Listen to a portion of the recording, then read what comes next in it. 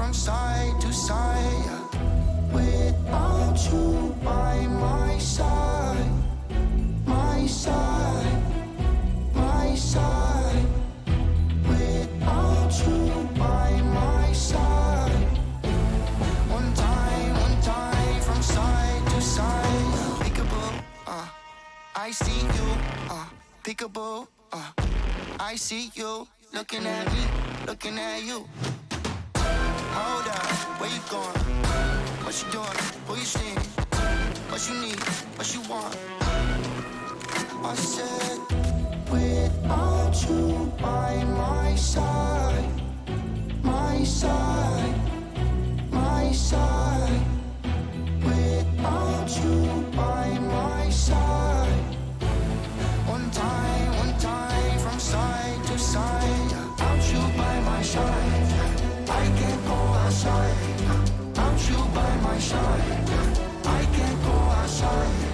Without you by my side, I can't go outside. One time from side to side.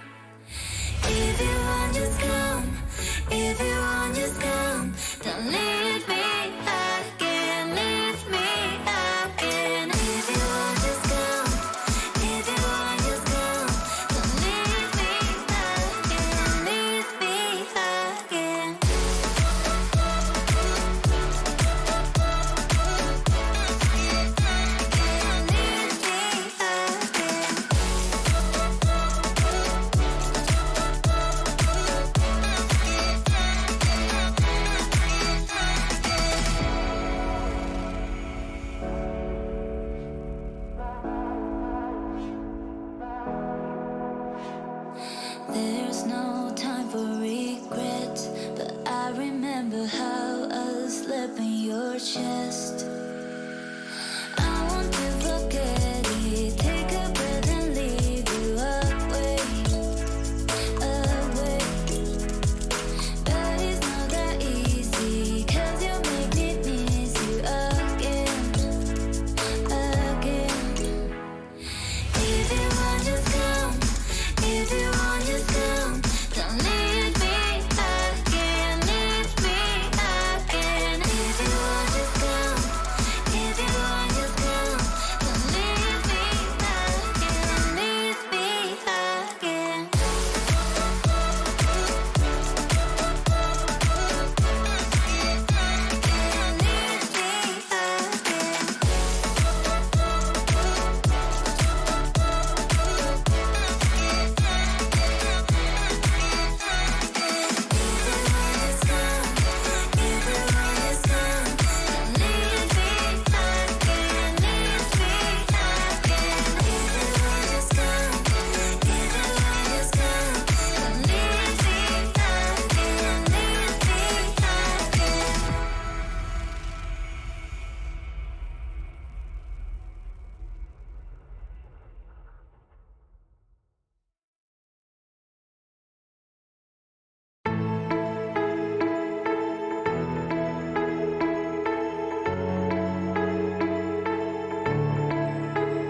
Try to be honest, I'm not good at letting down my guard.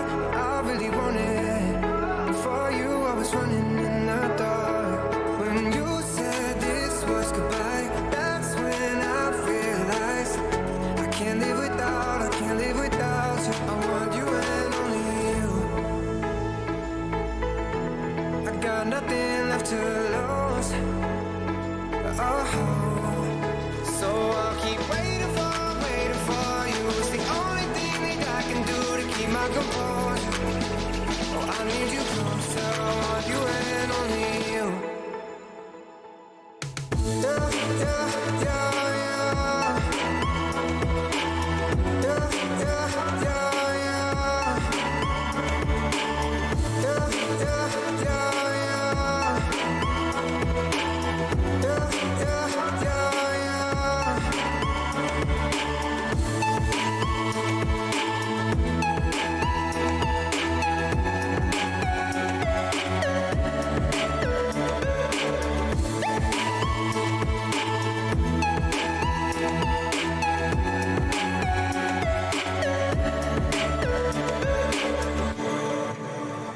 Try to be honest, I'm not good at letting down my guard. I really want it. Before you, I was running in the dark. When you said this was goodbye, that's when I realized I can't live without, I can't live without you. I want you and only you. I got nothing left to lose. Oh, so I'll keep waiting for you. It's the only thing that I can do to keep my composure. Oh, I need you closer. I want you and only you. Yeah, yeah, yeah, yeah. Yeah, yeah, yeah, yeah. Yeah, yeah, yeah, yeah. Yeah, yeah, yeah, yeah.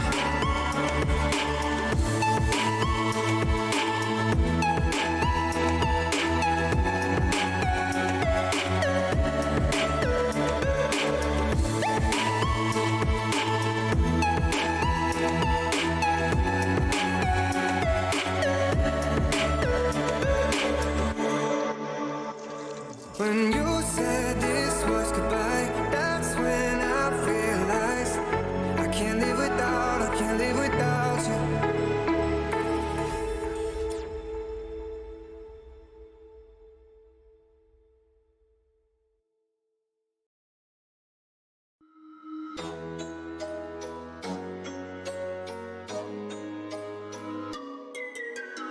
We don't have to last forever.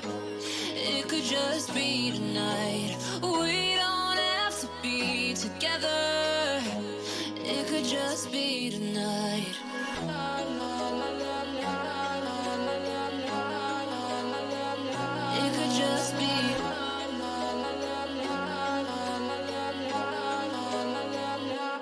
just be. It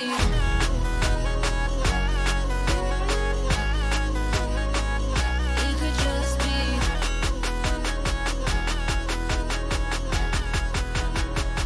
It could just be. It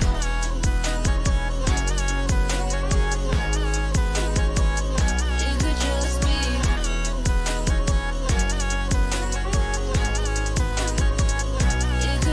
be.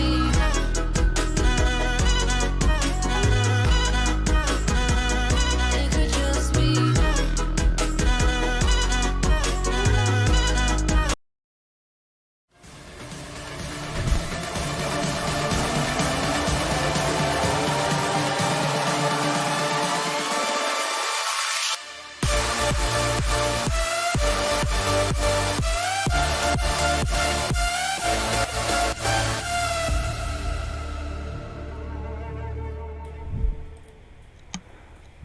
Hello and welcome to another wonderful day of Legend Esports, and none other than that, it is playoffs for the LRS Draft. Today we have the Tigers versus the Gators, or the Gators versus the Tigers, however you want to put it. But it is going to be a tough match today because both teams are especially really good. And I just cannot wait to see how these teams handle themselves on the Rift today. It looks like we're still trying to get everything ready. But I'm just super excited. You know, you have Can of Tin in the top lane for the Gators. You have Rouge Ronin in the I think in the jungle. And I think, let's see, if I remember correctly, I think Esmond is no longer mid, but he is now ADC. Let me check that. Let me figure that out.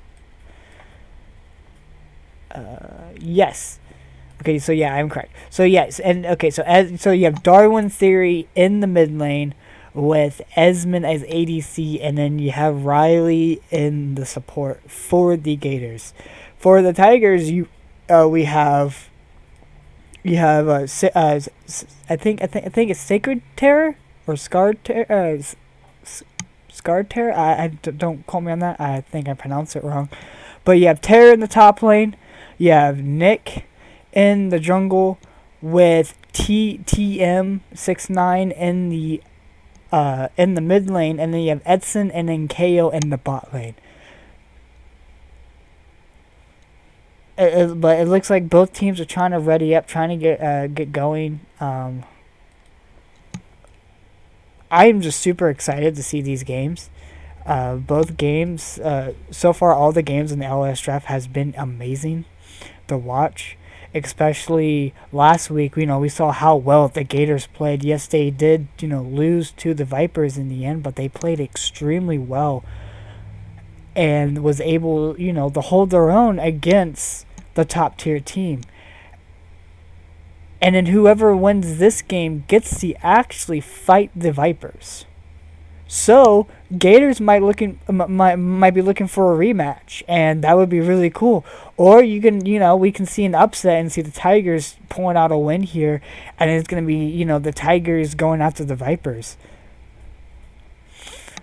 It's gonna be amazing to see exactly how these games go.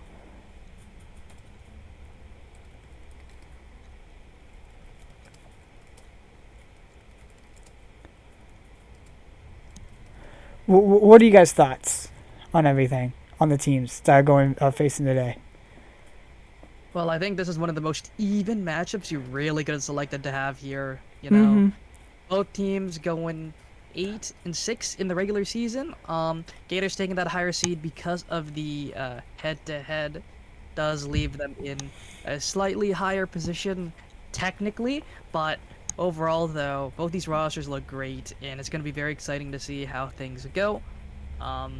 Overall, though, it's going to be an interesting match. We'll see which team is able to come out on top. How do you think the Tigers are going to handle, since they don't have I think his name was Zaushok? Yeah, Zaushok anymore. Do you think it's going to affect their gameplay, or do you think it's going to not affect their gameplay? I think Shellshock was definitely a big big part of that team. So losing him is going to be a hit to their playstyle for the most part. However, they'll try and think of something, moving around some players, maybe make something happen off of that. But we'll see how this roster change does affect them coming into playoffs here. Oh, yeah, I'm super curious to see how everything goes, how everything plays out. You have some roster changes on both sides. We have seen Darwin Theory in the mid lane. We have seen Esmond in the bot lane, and it's been working with the Gators pretty well. And then on top of that, you have TM. I think TM is now the mid laner for the Tigers. I think didn't TM started as top lane for the Tigers when we first started the split? I do believe so. Yeah. However, the role swap Is- has happened, and we'll see if it does work out. Right? Because TM is Psycho Dog, right? Yeah. Okay, yeah. So yeah, he started out as top lane, went the ADC, and now he is now the mid laner.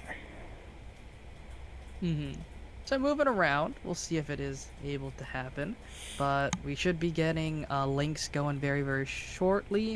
And we also are waiting for some substitutes, unfortunately, because of some weird circumstances here. Yeah, it looks like they might have to sub in a player. Just trying to look for a player.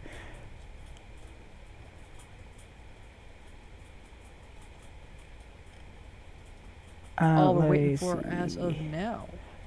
So it looks like there might be changes to the roster. It looks like the ADC is not up. Having a little bit of a nap. But we'll see how if they are able to find someone in time. Are they going to be able to make it work is the question here. Important day, yes, but it's not the end of the world, hopefully, for this team. We'll see if they are able to pull it out. But Well, whoever loses, it is kind of the end of the split for them, but this is, we'll see. yeah. Well, it might be the end of the split, but don't forget, there's always next split. True. There's always Yeah. next split to come back with a vengeance and be like, I'm gonna win this split, or I'm gonna get past the first round playoffs or something. But both teams, and also you have the Panthers taking on the Phantoms, and then that team is gonna face on to the Rattlers. Yep. I don't believe that's happening tonight. It's but not. it It's will be their game is not until the rescheduled, correct? 5th. Yeah, I think their game is not until the 5th. Right. And So- then yeah. But this game, whoever wins this game gets to face the top of the standings themselves, the Vipers. I'm excited for that. Last week we saw. Was it Gators versus Vipers? Or Yes, was so that Gators? it was Okay. it was Gators versus Phantoms, and then it was Vipers versus Gators. Yeah. So we've had Gators on stream like 5 times in the past 3 weeks. Yeah, we have seen them play quite a bit.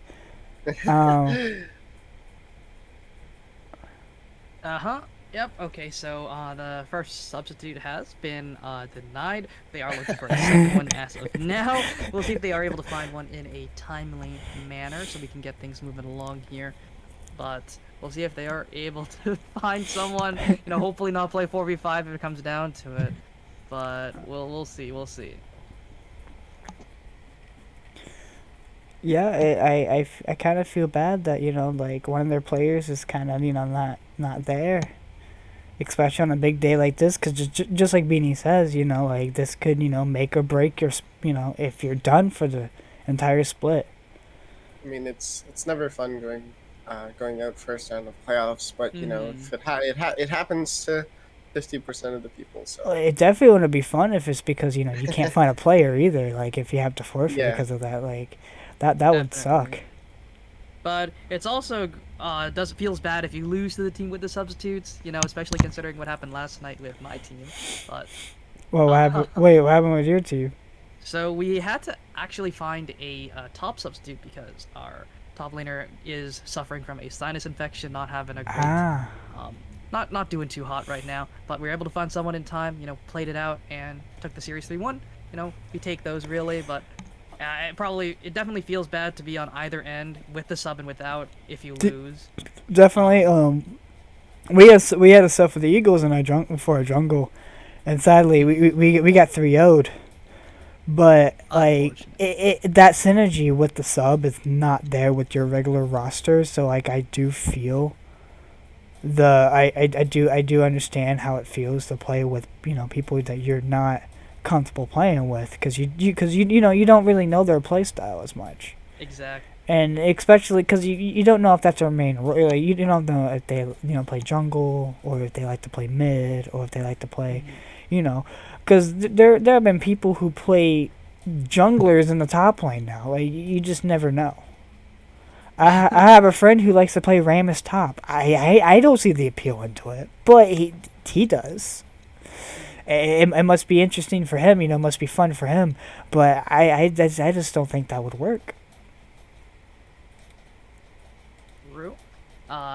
Generally speaking, some junglers really do have those low base stats because they aren't meant to be laning, they're meant to be sitting in that jungle, but that's why you've seen a lot of them move towards that solo lane position, like that Lee Sin, like the Nocturne. Even though the Lee Sin has been nerfed a little bit, he is still viable, definitely not as blind pickable as before.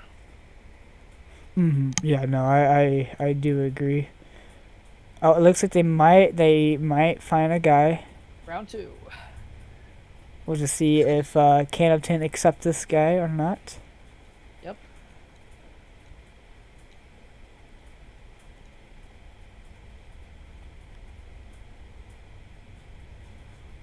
It looks like I think they'll take, because 2 people said yes, so I think they are taking someone. Okay, the Metro. Yeah. Metro is going to be playing. I have seen this guy play a lot of times. I played against him last night. Yeah, you did. And I love the way you said that, so.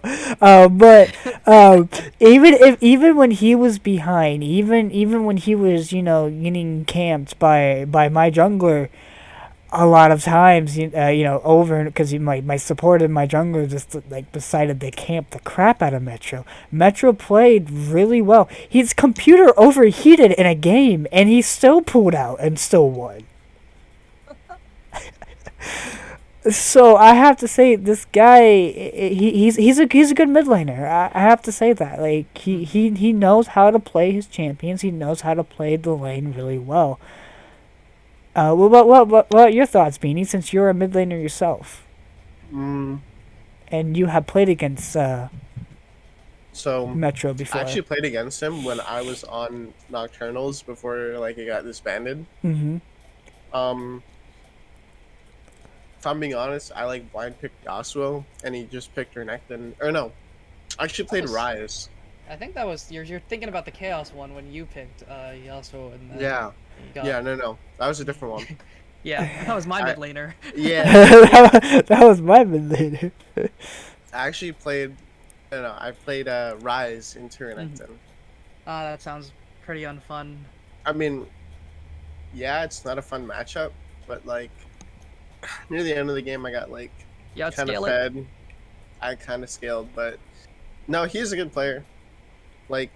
His champ pool is really weird. He plays Akali and Wukong. Akali is his favorite champion, and I have seen him play Wukong, and he says he likes to play Wukong into melee matchups. It seems like, and to be honest, it makes sense because Wukong, so most melee matchups in mid lane are going to be AD matchups, and with Wukong's passive, with the armor stacking, it feels so good because you could E in W and double Q and just weave autos in between that combo, and you'll just chunk them for half their HP at least. Yep, Wukong very good at those short trades and can take some decently extended trades, especially with the E attack speed, helps out with that. But we do have a substitute that has been confirmed, and we should be getting rolling very, very shortly. Yeah, that's a good sign. That is a good sign. That's a good sign. Good omen here. Should be ready to go very, very shortly. But other than that, how do you think Esmond is going to do against TM69. I have not seen TM. I don't think I've seen TM play in the bot lane yet. I don't think we have. He's playing mid. He's playing mid. So Yeah, is I it thought Metro playing bot lane? Oh, I thought- he's 80. Oh, it looks like they're already starting the draft. So let me just get you onto the draft and we can get started with that. Wolven, what is the lobby password? 1, 2, 3. So we should be. There we go. Nocturne gonna be the first one. Hovered here. 10 seconds left on the clock. We should be going very, very shortly. See how. Yep. Nocturne gonna be the first ban off the field. Akali followed up as well. Like you said, one of Metro Dragneel's favorite champs. That one's gonna be taken away, but because of the late start, the Tigers are going to be losing 2 bans, I believe. I think that's what's been confirmed here. No, they're actually giving them the bans. Okay. Yeah, they're not holding it against them. They're banning the Ezreal. The teams have agreed to not go through with that, but yeah. So Tristana gonna be taken off the field as well. One of those 80 carries that just loves to Goomba stomp things, Malphite ult in, and blow your face wide open with that little explosive charge there. And we'll see what the Gators do respond with. Gonna be interesting to see what happens here, especially because of this new sub changing the dynamic of the whole Tigers roster here. See how they do make it work. It is gonna be that Thresh taken away from Cow J, not letting him have that very good champ. Great engage, great disengage, and great peel overall. Just a great champion there. Very versatile, can do literally everything you need it to do. Also provides some decent shields with the Lantern. But last ban coming in from the Tigers, what is it going to be? What is it going to be? That is the question. And going to be that Kayn banned away from Rouge Ronin. Kayn, one of those champs that can get snowballing if allowed to. Also, hopefully no 27-minute forms here if Kayn actually does get through the ban phase someday. But we'll see what the last ban here is from the Gators when we get over to picks, and I'm super excited to see what we got. What do you think, Beanie? I think this draft is interesting. Okay, so Gators are putting a lot of respect on Metro, which is alright to see. 2 banning him every game is almost a must because those are his 2 best champions easily. From Tigers, it's really interesting that I don't see a Kai'Sa ban because that is Esmond's favorite champion. And Ezreal's also on the field too. Yeah. But with the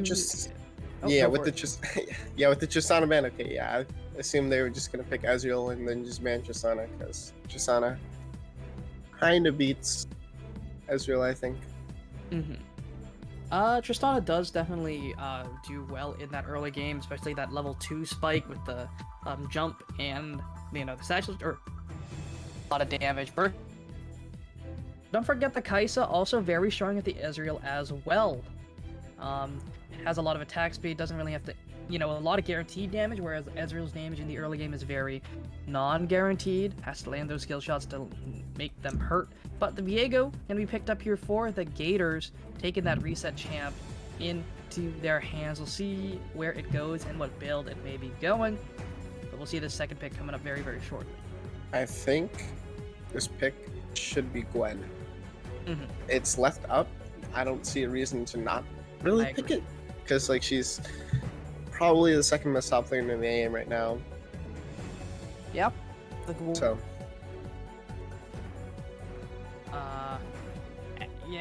great level 1 cheese as well. A lot of people don't really know about it just yet. Galio. I don't think I like that very much, if I'm being honest.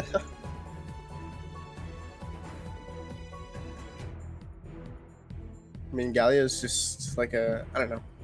He's good support and he's good mid lane, but he's only good as a counter, I think. I think he's still okay blind as a mid laner. as a support, you definitely do want to see what is picked up there before you do grab it up. Unless you are just going to lock in that Camille Galio combo or the or the Jarvan Galio combo, something along those lines. I think that's the only way to make it work realistically blind. But the Gwen's still open, but Tiger is going to take the Lee Sin here. Our B2, what are they going to grab as their last one? You know, Gwen's still on the table, guys. I really think one of you should grab it. Seriously.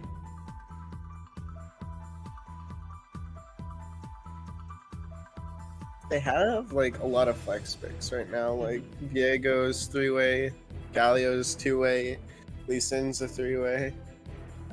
Yes. What?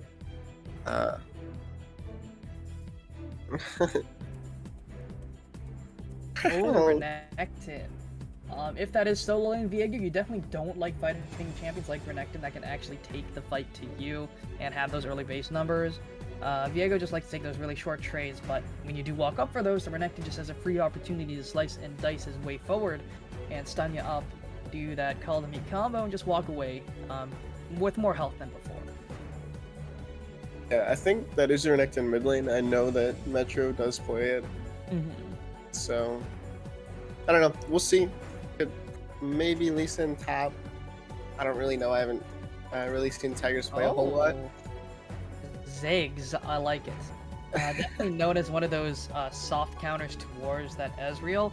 A lot of poke, a lot of damage. Like, poke is very good into Ezreal already, but Ziggs also very safe, can jump away as well, and has a pretty big ultimate that can match Ezreal's wave clear. You know, when Ezreal ults the wave, Ziggs can just do the same thing, and also very good at pushing waves and taking towers too. But the Karma ban also forcing combo of Ezreal Karma. I know that one is a strong one as of now. A lot of teams are picking up on it. But Kai'Sa taken off the field as well. I do think they're believing that is going to be a Ziggs in the mid lane. We'll see if it does go there. I do think it is better bot lane here, especially because, you know, it is that Ezreal that has been locked in. Going to be that Gwen taken off the field as well. You know, you don't want the snips coming through. And last ban coming in before we get to picks. And what is it going to be? What is it going to be?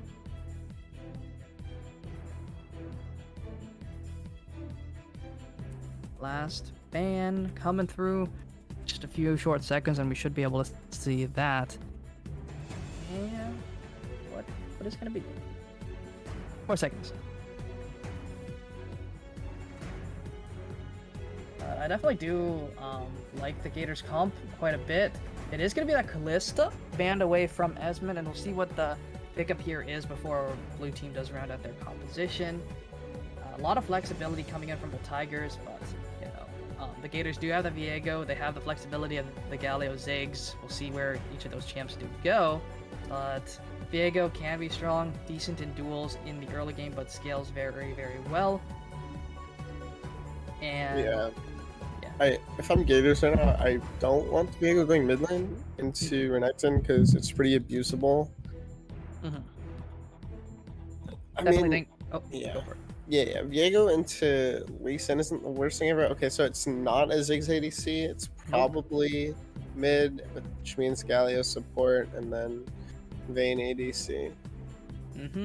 Galio does provide that AoE taunt, especially into double melee. Galio, I do feel, is really, really strong into triple melee comps, quad melee comps, just because that taunt is so wide. And if you have to run into the Gators comp, you can just CC them up, you know, guarantee that the Mega Inferno Bomb from the Ziggs there, and allow your Vayne to have some free time there to auto attack, get her passive off the Silver Bolts. But it is going to be the Leona hovered and locked in here for the Tigers. Definitely something I do like, especially into champions like that Galio. If you do blind pick Galio, if you have the Nautilus and the Leona on your team, you can literally just walk up, burst the Galio, because he's not nearly as tanky as either of those melee supports. He does more damage, yes, but he can also be one-shot, especially with like Ezreal Leona. Super strong combo, because Ezreal's able to proc the Leona passive very, very quickly, very easily, because he has so many rotations available to him. But we'll see what the last pickup here is from the Tigers before we do get into the last one from Gators. Evelyn. I don't think this Vayne is gonna have a very fun time because, Oh. like, if you look at Tigers, what they have, you're gonna get outranged by the Ezreal, and if you get hooked or like charmed or Leona engaged on, you're just gonna die. I don't think there's any way around that because your Renekton can just run on you, and there's not a whole lot of peel for her. Like there is a Galio with the taunt, like you just said, but like when it runs out, like what are you gonna do? So Hecarim locked in, I do actually like that a lot. I do think Hecarim's in a good spot right now. I think Hecarim's in a pretty alright spot. Is not nearly as oppressive early as he was before. He used to exit the jungle with during his first clear with super high health. That's not nearly a bit more than before. So not able to go for those super healthy level 3 ganks and just one-shot everyone while still being super healthy. It's also really great into the quad melee comp. You know, you just fear them all very, very easily because they want to run into you. The Leona, Lee Sin, Renekton, they want to go forward, they want to dive your team. And Renekton, if he has a good flank, if he has a good angle, can just fear them all away, buy time for your Galio and Ziggs to output their AoEs, and Vayne can just be playing the fight mostly front to back with Viego looking for resets. That's at least what I believe to be the game plan coming in from the Gators.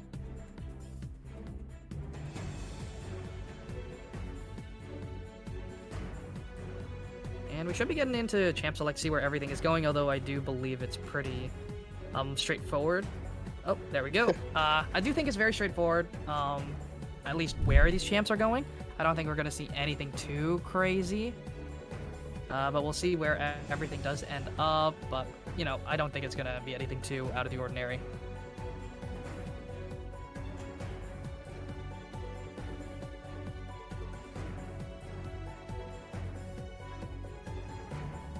Yep. All right.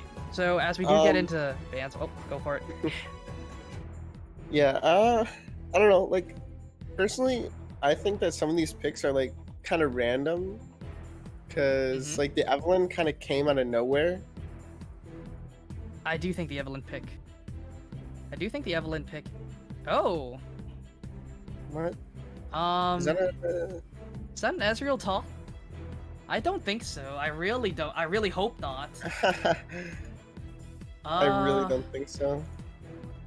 Okay, Ezreal top into Vayne top. Okay then. Sure. Well, let's go with that. Yeah, it's really good. Gonna be that Evelyn though in the jungle. Where is the Lee Sin gonna go? Is it Renekton mid or is it Lee Sin mid and the other one 80 carry? It's gonna be very interesting to see where it does go. Yeah. I do think it's just gonna end up being traded. Okay, you know, just gonna be the Renekton mid. And it's Viego mid actually. Oh no, wait, there's no way. Alright, Karma gonna be taken off the field as well. Oh. Maybe they put Vayne top and actually have that that Ziggs down in the bot lane, which allows Viego to go mid. I think it's actually viable coming in from the Gators. However, from the Tigers, I don't know how great, you know, the Lee Sin 80 carry is. I think it's definitely more feasible on the side of the Gators. It was actually played in LCS by 100 Thieves. It was with Senna though, right? Yeah, yeah, it was with Senna though. I mean, I guess Leona, Lee Sin, I definitely do think have the burst to just one-shot anything if they're actually able to close the distance. But the thing is, though, they're going to be poked out very, very hard. You know, Galio has longer range poke, or poke in general with the Winds of War. But the Ziggs just going to be constantly pressuring them, constantly poking them out. Nope, there it is. Okay. Yeah, thought so. Yep. But the Vayne, okay. Viego, yeah, okay, yeah. So it is going to be that. Back. I really think it would have been good to have that Vayne in the top lane. I think it would have been good. I actually do. But then the issue is you're forcing your Viego into like a not very fun matchup at all. Yeah.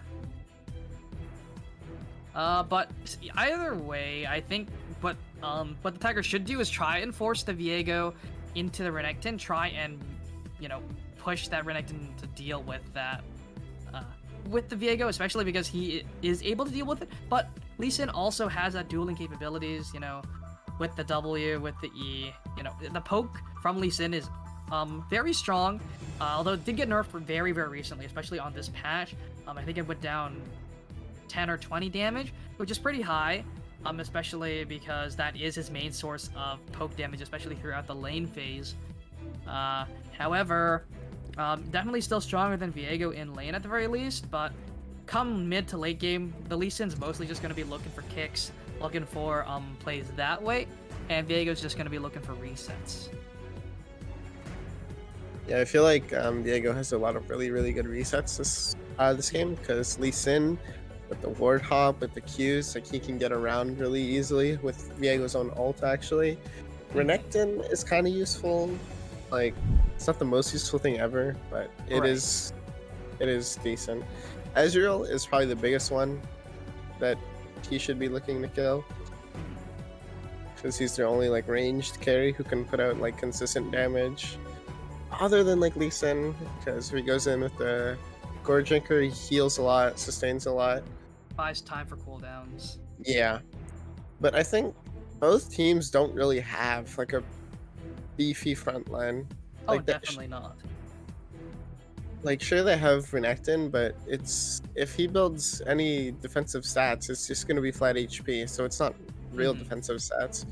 Galio, a lot of people like building Shirelia's Battle Song.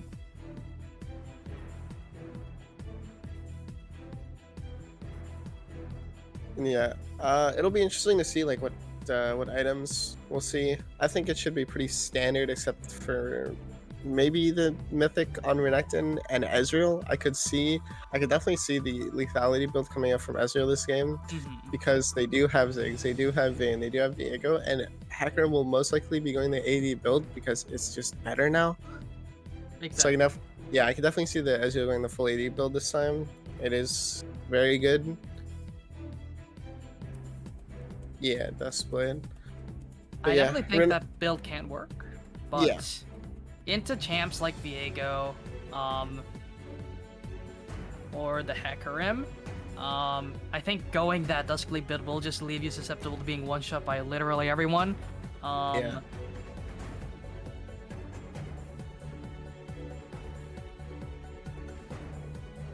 Although there is the issue of the Vayne definitely having that high scaling, it's Cocaine Cub's job to just go in and assassinate that backline realistically. I think that's why they slotted in the Evelyn, because they did see the Vayne R4 and we're looking like, hey, you know, let's just take this guy down. Let's take away that carry potential away from Esmond. But we'll see if he's able to play the fights well, and if Riley is going to look for those taunts. I think it's going to be peel duty for Riley most of this game, because you know, it's triple divers and an assassin.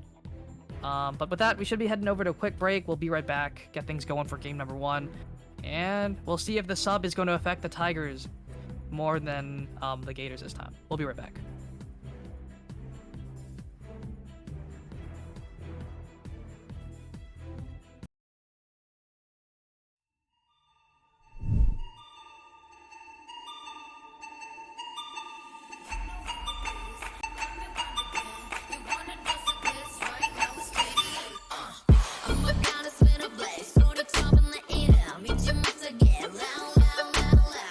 I could take it to the top, treat them like the demon. Nigga,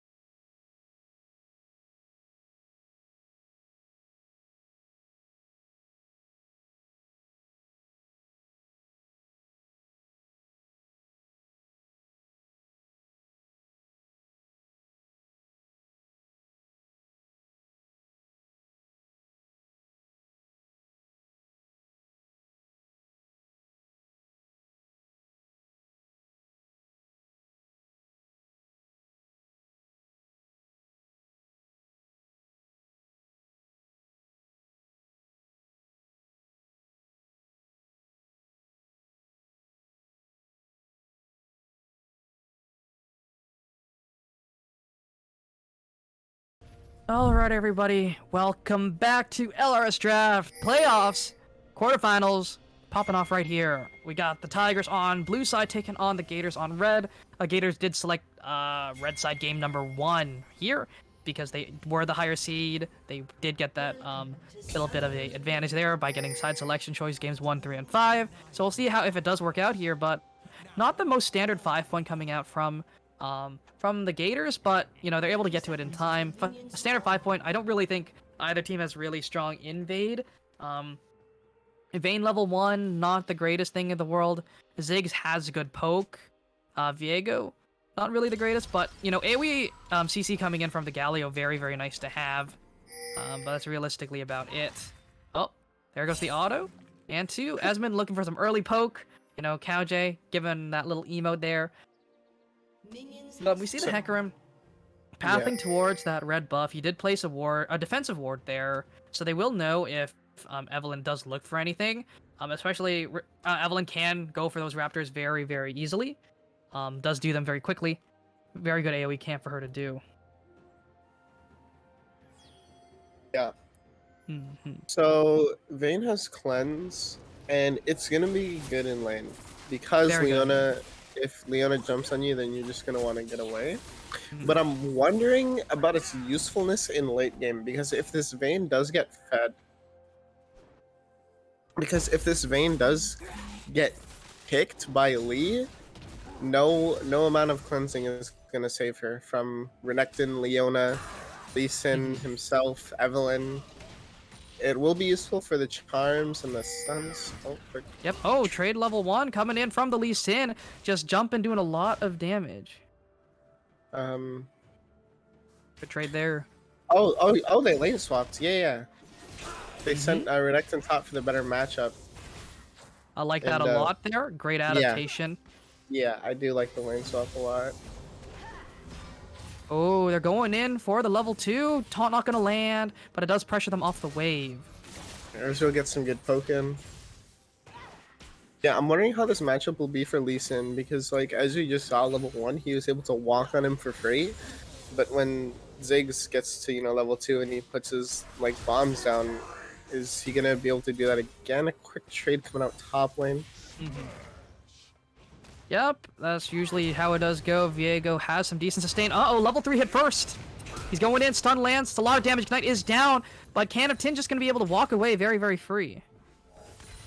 Yeah, Ignite burned and Flash for nothing.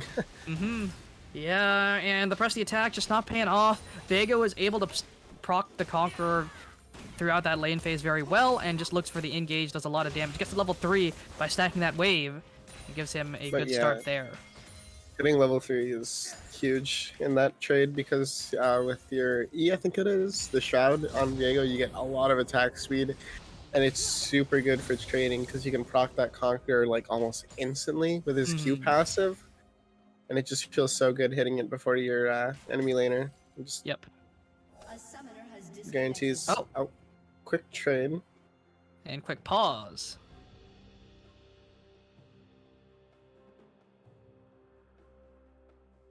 And we'll see how things go for the next little bit.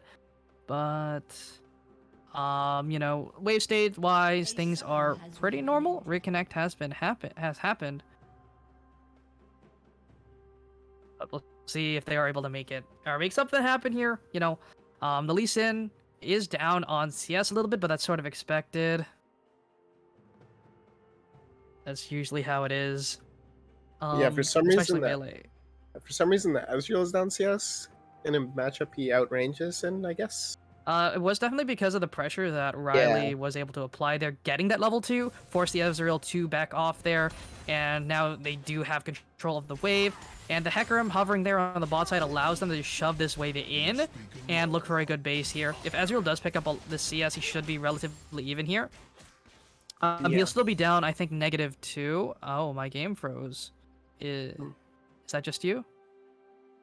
I'm frozen too. I think it should stay in sync. Hopefully. I think we have to pause. We're good. We're good. Okay. Yep. Okay, Right. we're good. Yep.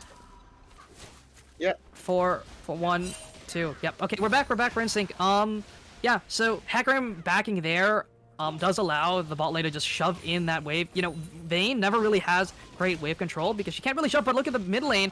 There goes Darwin taking so much damage, chunked to just quarter HP right now, and Sacred Terror just running this lane like no other. Able to just do whatever he wants, jump forward with that save, and playing it out very, very well. Yeah. Uh, 430. 2, 3, 4, 5. Okay. But yeah, Ziggs started tier. I mean, like That was greedy. it- That's very yeah, greedy. it's a greedy start because like look, now you're just like you're not really down CS because you are in a range versus melee matchup, but you are just gonna get chunked and forced off most of the wave. Mm-hmm. And he might have to force a TP here. I don't know. It depends if Lee Sin can land a Q under tower and if he decides to commit to the fight. Right. But yeah, Oh, like Lee look, Sin now goes he's in out of again. mana. Yeah. Is this a solo kill? When Auto does it and he's able to get first blood, backs off. And Renekton might be in a little bit of trouble there. Wave is definitely stacked against him, but Rouge Ronin able to claim up the wave, make sure XP does not go to waste. But well played there coming from Sacred Tear, burns the flash, and potentially the TP. There goes. Rouge Ronin, what a great jungler, but he has a 6. Oh, Lisa goes for the kick, not able to find it though, but he is going to try and walk away. Ziggs does not have that level 6, does not have the Inferno Bomb available. Viego is there. There goes the little bombs. Is it going to be enough? He does not have the flash, but the flash over. It's not enough from Viego. And Lee Sin might just be able to execute. Is he going to be able to get out? That is the question. And he's going for the TP to base. And he gets out for free.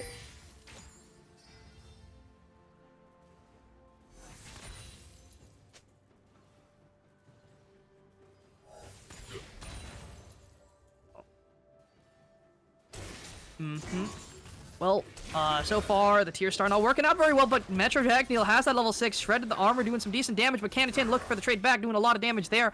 And Renekton has the 6, though, has that Dominus available if he wants to look for it, but Rouge Ronin wanted that dragon, but the control ward going to stop him from doing that. Yeah, the poke.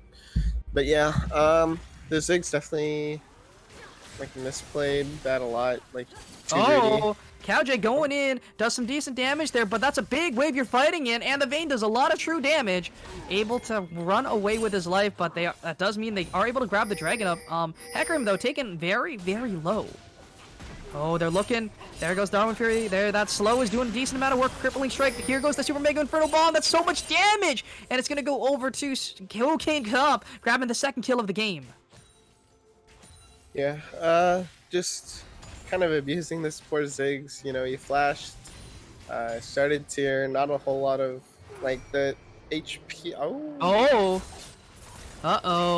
Rouge Ronin finds Cocaine Cop in his own jungle, but actually losing out on that trade. We do see the pings coming in from the bot lane, but Rouge Ronin taking that blast cone out to safety.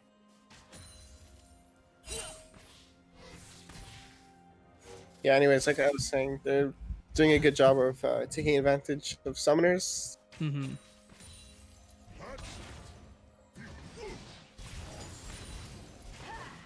Yep. All right. Overall though, other than the Renekton matchup not going as planned, everything is looking pretty good for the side of the Tigers, other than the bot lane CS gap too. The wave is constantly being pushed though, so that does make sense why they're down. But look at the Viego taking so much damage, forces the Heartbreaker. Ignite is down. Isn't going to be enough. Last tick is not there. And Canatin able to walk away without burning anything other than that Heartbreaker. Renekton has flash up. I don't know, like he I guess he thought miscalculation. Oh, Darwin Theory.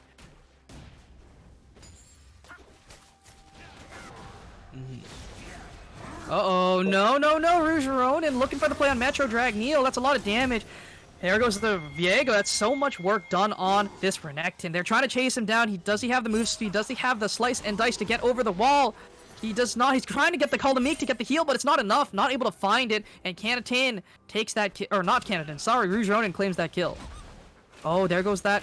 Oh, nope. Nah, the Ziggs just denies the engage. But unlike Ziggs, Lee Sin has an 8 sustain in his kit. Has that Omnivamp coming in from the Safeguard second portion there, helping him out a lot. Able to sustain through shield himself from a lot of that poke. And the lifesteal definitely helps out a lot there. Bot lane, Bot though, lane- not going to plan. Yeah, bot lane is relatively tame, other than Vayne having like a 15 CS lead. Mm-hmm. Yeah, that 50 Yeah. CS lead definitely not what you want to be seeing here from the Vayne.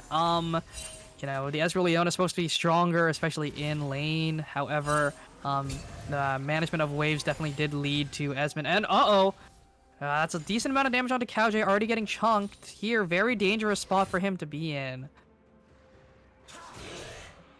Yeah, it's interesting to see that Metro got greedy and didn't like flash on the Viego and auto for the guaranteed kill because Mhm. you know he died for it, and now he has no flash, no ignite, no ult, and no kill, Yep. and he died himself. So Yeah, unfortunately, Greed, sin of the day again.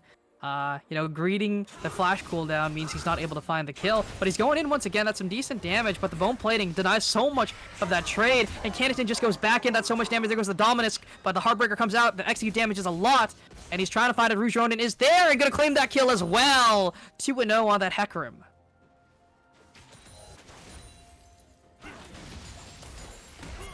Uh-oh. Darwin Theory taking a lot of damage once again from Sacred Tear. The Lee Sin pick paying dividends here in the mid lane. Flash forward. There goes the kick, and he's able to find it. Sonic Wave Resonating Strike claims that kill. 2 to the Lee Sin. But they're going in on the bot side. Cocaine Cop is there. Dash away from the Ezreal. Riley might have just dashed too far forward. There goes that. But the True Shot Barrage claims that kill in the end. And Esmond forces that ultimate. That final hour has been popped. And Cocaine Cop might just come around for a regank. yeah, really good. Good job waiting in that bush, Invis. Mm-hmm. Baiting up the taunt and just Galio kind of killing himself. Yep. It was a good look from the Galio, but you know you just gotta play like the Evelyn's there.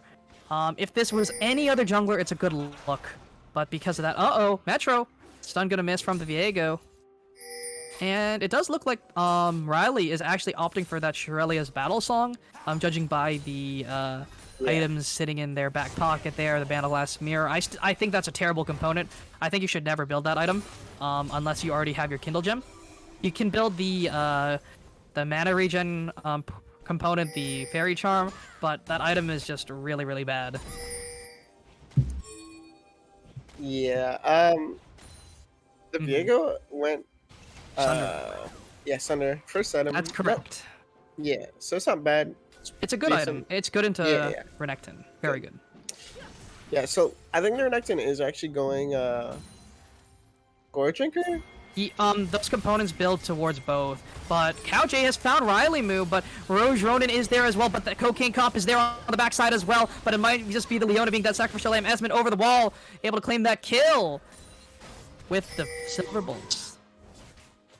He doesn't have a Phage yet. Renekton does not have the Phage, so we do not know where he's going to itemize just yet. We'll see where he does end up itemizing towards. Gore That's Gore Drinker. Drinker. Oh, can of tin. Metro Dragneel greeted once again. Is he going to be punished for it? Is the question. Stun not going to land. And Metro Dragneel able to walk away.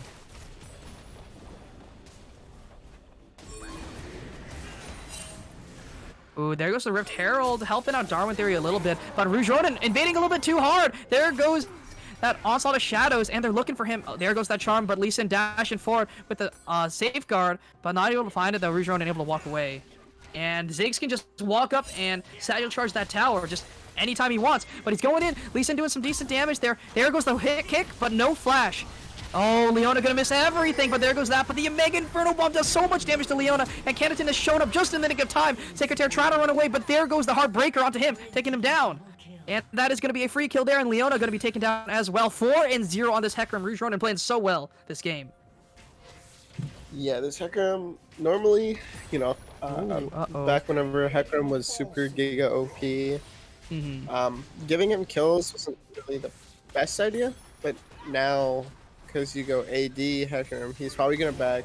He's going to have his Sunder. I don't know how much gold does he have on him right now.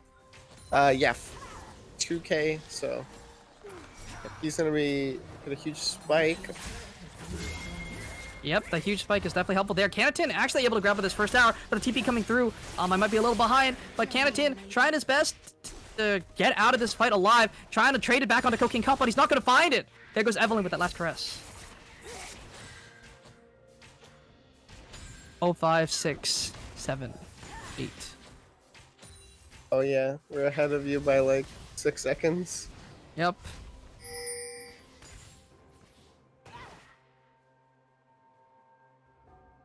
Pause at 14:30. Pause at 14:30. Yep. Okay. So we're just gonna sync 10 up really seconds quick. Mm-hmm. All right, there we go. Yeah. Okay, I'm at 14:30. If anyone.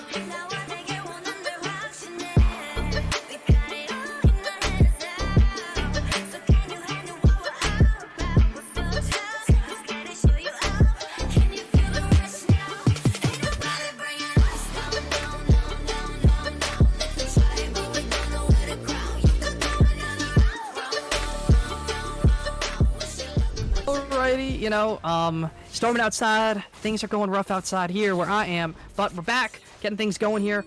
You know, things are going not the way I expected. You know, Viego actually doing a lot of work here, but Metro Neil going in, finding some decent damage on Darwin Theory. But that little satchel charge, gonna try and get him away. Does not have the stun available, but Darwin Theory already chunked out of his lane. Yeah, looks like Renekton did actually go the Gorjinker build. Diego's in the wings. They're looking for something. Metro Neil trying, gonna dash away, and there goes that bomb, forcing him off. And play goes well. At least they are able to burn something. Not able to burn much though, but does force that Renekton to not grab that first tower. Or sorry, first tower for blue side. Yeah, losing that mid tower for Viego, even though he died, I still think that's incredibly worth it. Not only because of the gold, but because of the map pressure. Because you have people like Galio, like Hecarim, who can get around the map relatively easily, that they can just collapse on someone. It's like, say, you know how Viego or Renekton's walking top lane alone, Hecarim can move and they can just pick up another kill. Right. Definitely helps out a lot there. Having that mid control, but Sacred Terror might be caught on a bad spot. Rouge running, going for the gank, but able to safeguard over the wall. But the Galio shows up. Great flash coming in to keep himself safe. Yeah, like, see, exactly like that. Like, it's super easy. Like, it just allows for so much more freedom to like collapse on side lanes or even mid lane. You know, he did burn flash and lived, but you know, still good. Flash is a big cooldown on the Lee. Yeah, looks like Mythic's coming out from just about everyone now. We got nothing too special. Shield bow from Vayne. Darwin Theory might... No, Riley moves there. Dashing forward, but they're looking for the Rip. Cocaine Cop has shown up. There goes the Charm. That's a lot of damage, though. Rouge Ronin does a lot. There goes the Galio ultimate. Hero entrance has been used, and they should be chasing this forward. There goes that onslaught of shadows onto 2. The fear goes through, but the Justice Punch gonna miss, which means Metro Neil is able to flash out, but Sacred Terror trying his best, not able to find that steal. He's gonna try and safeguard over the wall, able to find it. He's trying to get away, but he's down in enemy territory. Is he gonna be able to get away is the question. Cocaine Cop might be caught out here trying to do his Gromp, but Metro Neil has shown up with the flash forward. That's a lot of damage, and they're able to find Cocaine Cup, Rouge Ronin unstoppable. Metro Neil trying to get away, but Darwin Theory able to claim Sacred Terror on the back end of that fight. Neil trying to run away. And there goes the dash forward. Not able to find much damage there, though.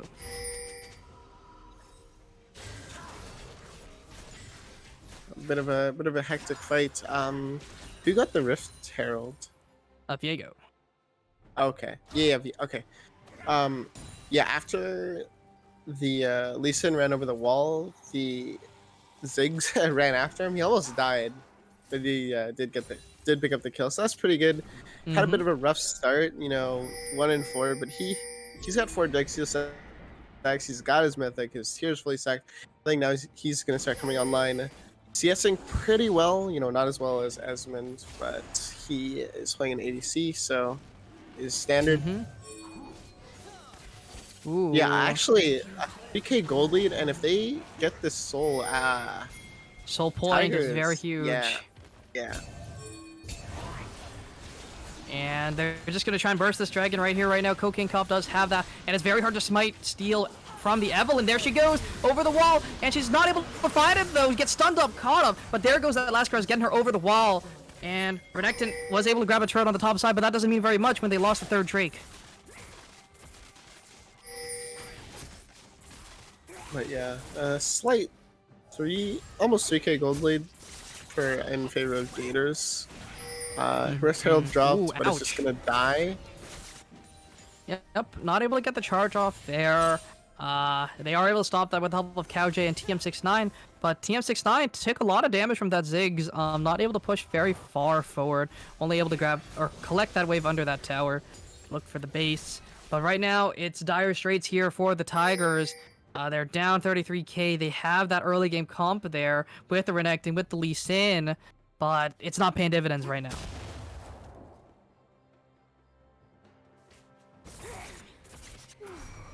Yeah, I don't know. The Renekton's 0-2, and when Renekton's behind, it's it's kind of painful because he doesn't really do a whole lot when he's behind. When he's Darwin Theory forces the flash.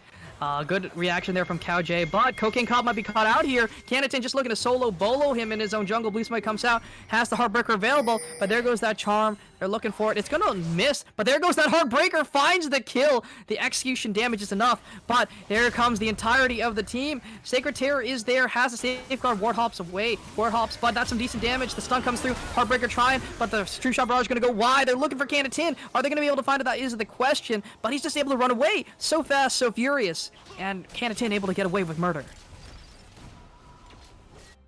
the Lee Sin kicked him closer to the wall, so it allowed him to Heartbreaker out, which is a little unfortunate. Yeah. And he was able to get that stealth going, able to keep himself safe and get away. Yeah, Hecarim actually on 2 items. He is going to be incredibly strong with... it's going to be very hard to kill him. Yeah. Full Sterax at 20 minutes. Very tanky. 5 kills as well. That's crazy. Yeah, Vayne hitting 200 CS, CSing very well. 10 CS a minute for Esmond there. That's what you want to see. You know, was able to win that lane surprisingly, considering, you know, most broken ADCs on the enemy team, realistically. Yeah. But, you know, able to find something there. And it's good work coming from that. The good CS. There goes the 2 items there on the 80 carry as well. Is the third richest on his team. She's going to start hurting soon. Actually, she's probably going to start hurting now. Yeah. Uh-oh, Metro Jagneil might be caught out here. Rouge Ronin looking for the solo bolo on the top laner, and Renekton trying, but that's a lot of damage from Rouge Ronin. There goes the Onslaught of Shadows, fearing him back towards the enemy map, but there goes the Dominance coming out. He's trying, but Rouge Ronin just able to claim that one, and that just wasn't even remotely close.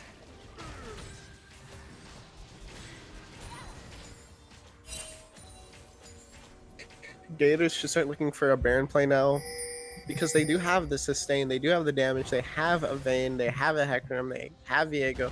All these champions have a lot of lifesteal. Yep, you know, they're going for it just as I say that. Yep. This is it. CowJ. Oh, Justice Push gonna go wide, but the taunt gonna land. That's just a taunt there. But CowJ going back in, trying to find Riley Moo, but the Aftershock is there to protect them, but that Solar Flare not gonna find very much, but Rouge Ronin very, very low. Does not have that Onslaught of Shadows yet, but CowJ just gonna be taken down by Esmond. And Sacred Terror trying to find the return kill. There goes that taunt. Super Mega Inferno Bomb doing so much damage there, Esmond. But on the back end, Cocaine Cop is able to find that assassination shutdown for him. But Canatin has shown up with the Heartbreaker's there. He able to find 1 kill, finds the reset, takes the Lee Sin, looking for more, looking for TM69. There goes that Ward Hop. That's some decent damage there. And he's trying. There goes that Resonating Strike, able to find Heartbreaker over the wall, claims the kill. And he's looking for more. He has the Ezreal dash forward, Arcane Shift. But they are able to find so much. And it's all on the back of Canatin doing so much work, and Esmond just DPSing like a madman. Yeah, very good. Oh, Metro Dragon trying to find something. Riley Moo. Cocaine Cop is there as well. Taunt not going to land on anyone. There goes that Condemn to force Cocaine Cop away, and they're able to walk away. Yeah, very, very well played by Esmond Cannington there. 10 with the resets. You know, playing Lee Sin pretty well. He didn't pick up anything more. He picked up Ezreal, but you know they did come out of that trade. On their side. And this is Soul. Oh no, not Soul. They're trying to deny it. Rouge Ronin not there in time. It's very hard to outsmite an Evelynn, but she does not have that last crest available. Do they know that is the question? Nope, they do not, and they're not going to go for the Smite Steal, but Cowjay might just be the sacrificial lamb, so they're not going to land onto much, only the slow, but Darwin Theory able to find some decent damage on Cowjay. Rouge Ronin trying, but Flash Away meets, Onslaught of Shadows into the enemy team, and not able to find much of the base was completed, and Darwin Theory trying to find a little bit more poke, but doesn't really matter. They are able to walk away there with the kill, consolation prize, instead of that dragon. We'll see. We do see the entirety of the Gators rotating up for this Baron. This could be the pick they needed. They were able to take out Cowjay, their only form of primary engage, because the Renekton is just so incredibly squishy. They're going for it right now. They do know what's happening. Ezreal does have that True Shot Barrage. Evelynn has that last caress. They're going to have to look for the play right here, right now. 5k on the Baron. Are they going to do it? That's the question. TM69 trying, but there goes Sacred Tear trying to find the kick. Kicks out, but the red team able to find that Baron. Here comes the Heroes entrance onto Cocaine Cop, on to everyone. Sacred Tear taken down. It's going to be a double kill for the Galio, and Riley Moo popping off in this fight. TM69 trying his best to do some damage, but the dash for the taunt not going to land, but Rouge Ronin is looking for TM69. There goes Heartbreaker over the wall. Darwin Theory trying to find something. There's the damage coming through, but they just have this Baron and they're just going to walk away for free.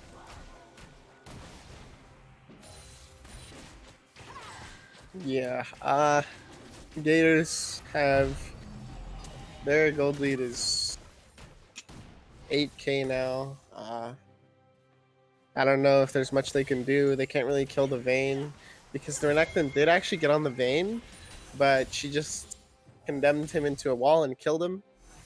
Yeah. Yep, and you know, the good optimization coming in from Esmond does help him out there.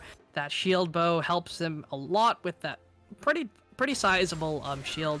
Renekton is able to insta-pop that with the Empower W, but you know, the Vayne did just condemn him into a wall, and he's not really allowed to play the game because he is not really having the greatest game of his life. Now Renekton does really need to be ahead in order to do Renekton things that we've seen a lot of players do.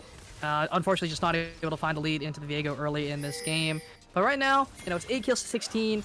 A big gold lead coming in for the Gators. They're just pushing, but Metro Dragneel, are they going to find it? They're looking for the engage here. They're looking for Canatin. He might be caught. There goes that Resonating Straight. They find something. Canatin just doesn't take damage, though. The Bone Blade doing a lot of work there.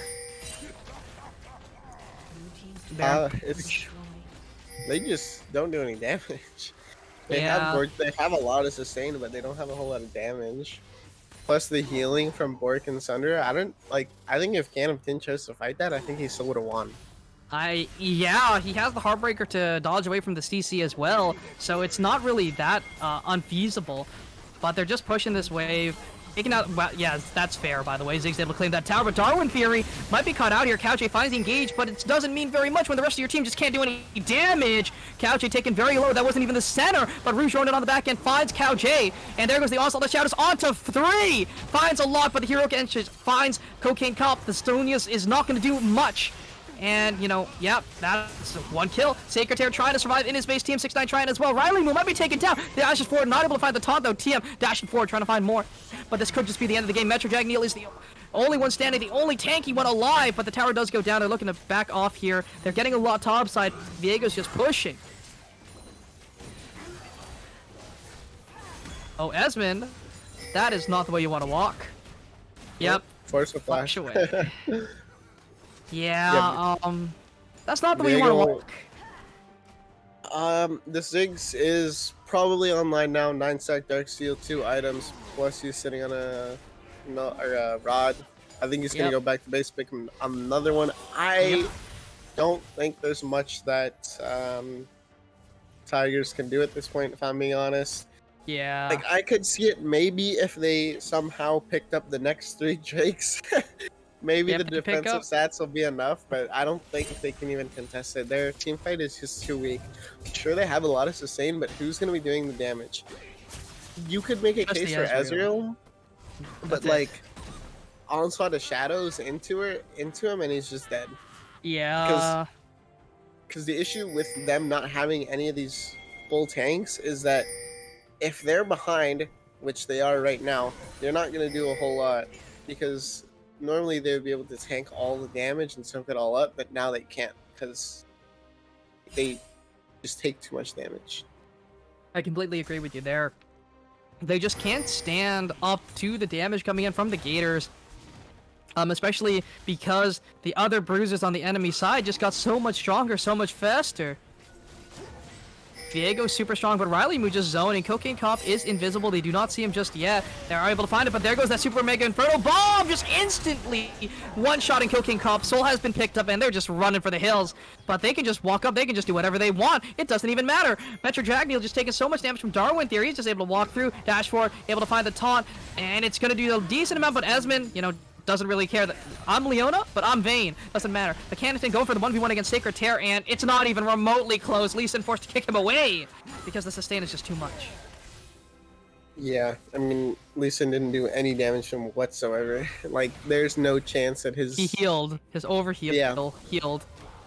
Yeah, I don't even think there's a chance that they practice their access game, but, you know, this game is just over now. They're looking Absolutely for Metro. Ezreal nothing. had to dash away, go into his tier 3, but Asmund looking for the kill. He's hungry, he's thirsty, and that is going to be Asmund claiming the kill. Heroic entrance onto 1, but Sacred Tear just going to be taken down. Oh no, Rouge Ronin! The bomb is going to claim that one up. CowJ has just spawned, trying to save the game. Is it going to be enough? Dashes forward, finds the Zenith Blade, but it doesn't mean much. Riley Moo able to run away. Rouge Ronin finds the kill as well, and this is just going to be the end of the game. Gators take game 1.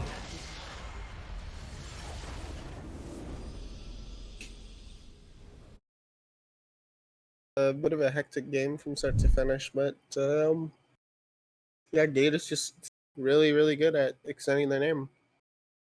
Yeah. The Gators just popped off there. You know, the Renekton matchup did not go to plan. Darwin Theory did give up first blood, but you know, played the game like a champ. Did have the most deaths on his team, but you know, Lee Sin is known for just one-shotting literally everyone in the early game. That's what happened a bunch of times. They were punishing that little squishy mage in the mid lane. Yeah, oh my god, that Ziggs damage. Jeez. Yep. The damage. Oh, wow.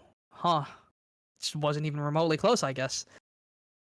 Yeah, a bit of a misplay from Darwin early, but he definitely made up for it late by you know, putting in the damage.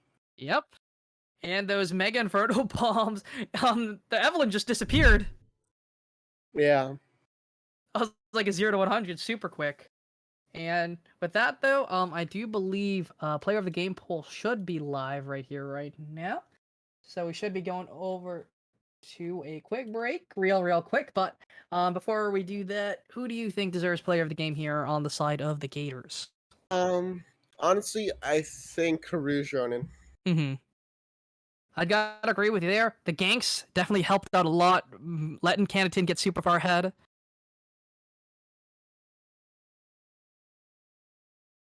Yeah, I mean, Rouge Ronin was just there a lot of the time, able to find some good ganks. That's basically what happened. But you know, Darwin Theory also may have died the most, but was able to put in the numbers, put in the DPM, and Esmond won a lane he was not even remotely supposed to win. So I'll just leave it at that. Yep, player of the game poll is open, so we'll be going over to a quick break as we got things set up for game number 2. We'll see who will take that, and if the Tigers are able to regroup, find their footing in this series. We'll be right back.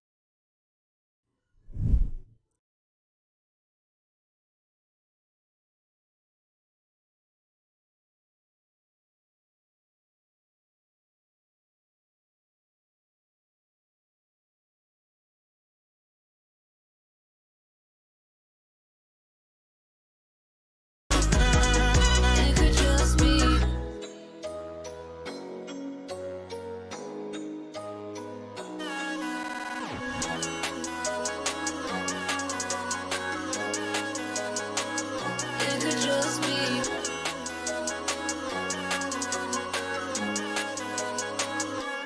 just be. We don't have to last forever. It could just be tonight. We don't have to be together. It could just be tonight.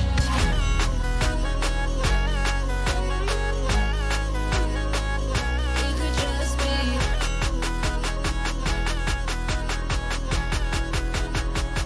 It could just be.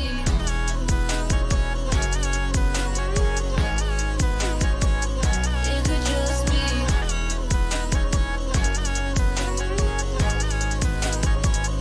It could just be.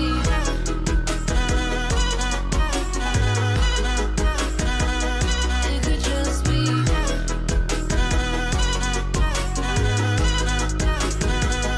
It could just be.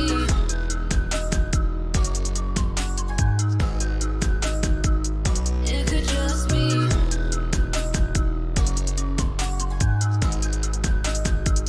It could just be.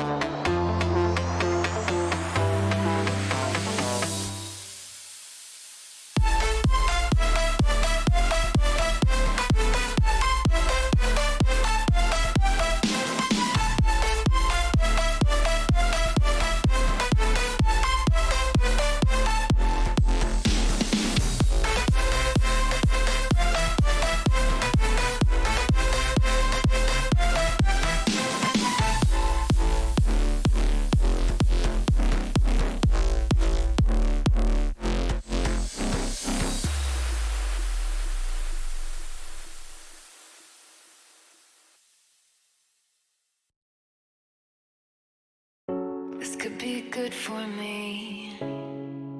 Lately I was feeling like I need a purpose. But when you talk to me, give me the impression that I won't scratch your surface. And I could walk for days, searching for your praise. But is it even there to find? Is there a chance for me to learn your memories? Will I slowly lose my mind? Will I slowly lose my mind?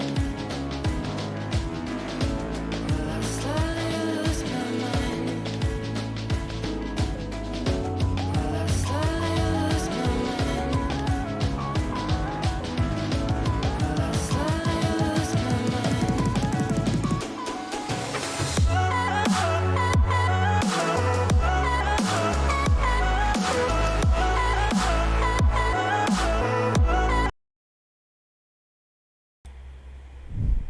And hello and welcome back to the analyst desk. Your player of the game is gonna be, surprising enough, is gonna be Riley Mugo going 2-2-12 on that Galio. I have to say, like, of all players besides, of course, Rune Ronan or Can of 10 or Esmond or even Darwin Theory, I feel like a lot of should go to the Galio, O'Reilly. He played really well. He did really good engages. He had really good taunts. But he just played extremely well that game. They warded really well. They had good vision. They had amazing pressure onto the Ezreal Leona because normally you're not supposed to win that matchup when you're Galio Vayne. You're Leona Ezreal's supposed to destroy that lane, but they played the lane extremely well to the point where they won Esmond the lane, and I think that's amazing. What are you guys' thoughts on that? Definitely gotta agree there. Riley Moo was a big reason why they were able to pressure that lane so hard. Because they got the level 2 first, they were able to force Ezreal away from the wave, and just from that, the pressure was constant, and good pathing from Rouge Ronin allowed them to play that aggressively, allowed them to play that far forward. That's exactly what you want to see from that. And, we should be getting a draft very shortly. We'll see what happens here. No more subs here for the Tigers. They were able to grab their original AD carry up. Ethos-Sun is back on the Rift. And we should be getting ready to head over to draft. Yep, draft is ready to go, so I'll send you guys over right now. Alrighty. Just one last note on this player of the game. I think you could have put any one of the 5 Gators on there and it would have been good. They all played amazing. Fair, honestly. All the Gators played this game very well. There we go. Ready check coming through. We'll see where things go, what adjustments are going to be made, and is this going to be a series on our hands? That's the question. And first ban coming through, it is going to be Gators on the blue side. Thresh going to be taken away from CowJ. Nocturne taken off the field once again. These bans are looking very familiar. Wonder if we're going to see an Ezreal ban from red side this time.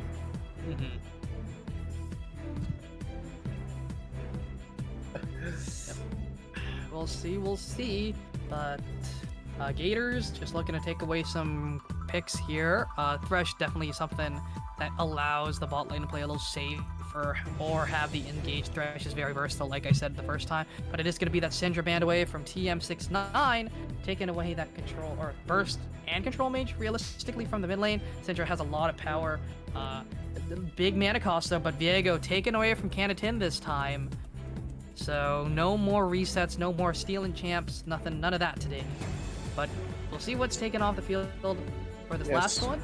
So right now, their Gators are probably in a really good spot because they either are going to ban Ezreal or Gwen. I think those are the only 2 acceptable bans. And Gators, they should take whatever isn't banned. Exactly. So I'm assuming it's an Ezreal ban, and then they're going to pick up Gwen. I think Gwen is really good right now. I don't think there's any reason to not pick her first, especially since Viego's gone.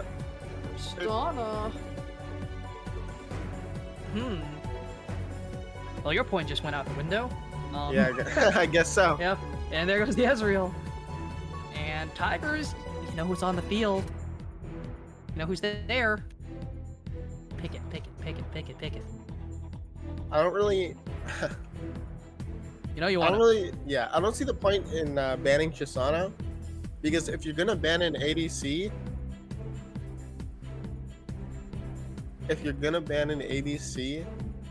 why is it not Ezreal? Because if you ban any other ADC, they're just gonna pick Ezreal. Looks like they're looking for a Lulu Jing. Oh.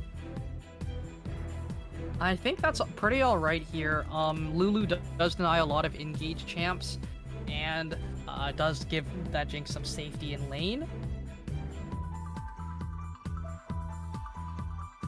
And overall, though, Jinx also just does a lot of DPS, outscales the Ezreal as well. Also has some decent range, not nearly as long as Ezreal's, but her damage is a lot more guaranteed. Ezreal does have to land those skill shots to be champion. But Lulu isn't good into Blitzcrank. I am wondering if we're gonna see someone that builds a Shield Reaver item, because I think it is so important that you buy that against a Lulu. Gotta agree with you there. Shield Reaver, very, very helpful, or the Serpent's Fang with the passive Shield Reaver. Very, very strong, especially because the Jinx is going to be so reliant on those shields to stay alive here. Just cutting through that like butter is definitely going to be very, very helpful. But don't forget, Blitzcrank also shreds shields instantly with his ultimate. Yeah, so, oh, the Kane. Okay, Rouge Ronin. Wasn't banned last time. It was the Viego that he was playing. Or, no, it was not the Viego that he was playing. It was the Viego that was Hecarim. Yeah. Oh, Yeah, response with the Hecarim as well. But yeah, Ziggs, man. Yep. But yeah, I wonder what form we're gonna see from Kane. I could see it going both, honestly. Mm-hmm. But I do love Blue Kane. I think Blue Kane is really in a really good spot here, but I don't think you can just choose a form right now. I think you do have to look at the rest of the composition and decide what you're going to do here. These 3 picks don't really telegraph what the Tigers are going for. Hecarim is just in a good spot now, provides good ganks, strong early and mid, and has some decent CC. Can also build a little tankier after the first 2 items as well to be a little beefier, help in that way as well. But we see a lot of mids being taken off the field. The Ziggs, as you said, was banned against the Gators this time, and Orianna also taken off the field as well. Don't want to have that control mage. Don't want to deal with the shockwaves that can come through. And we'll see what the Tigers ban here. It's going to be the Gwen. And Gwen is just making it through to second phase every time, I guess. Just taking off there instead. I'm just interested to see what Tigers pick for the rest of their team. Mm-hmm. If I were them, I would probably go Seraphine mid. Here, I think it's amazing. But yeah, set ban. Mm-hmm. Set ban. And you know, the mathematical build is lovely, lovely, lovely, but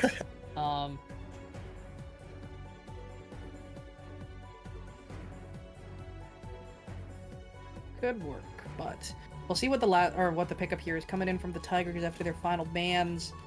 I'm expecting to see I'm expecting to see a mid lane. I think they do want to give Secretary that counter pick. He played the lane very, very well last time, especially up against the counter. So imagine what happens if he has that counter pick here. Mm-hmm.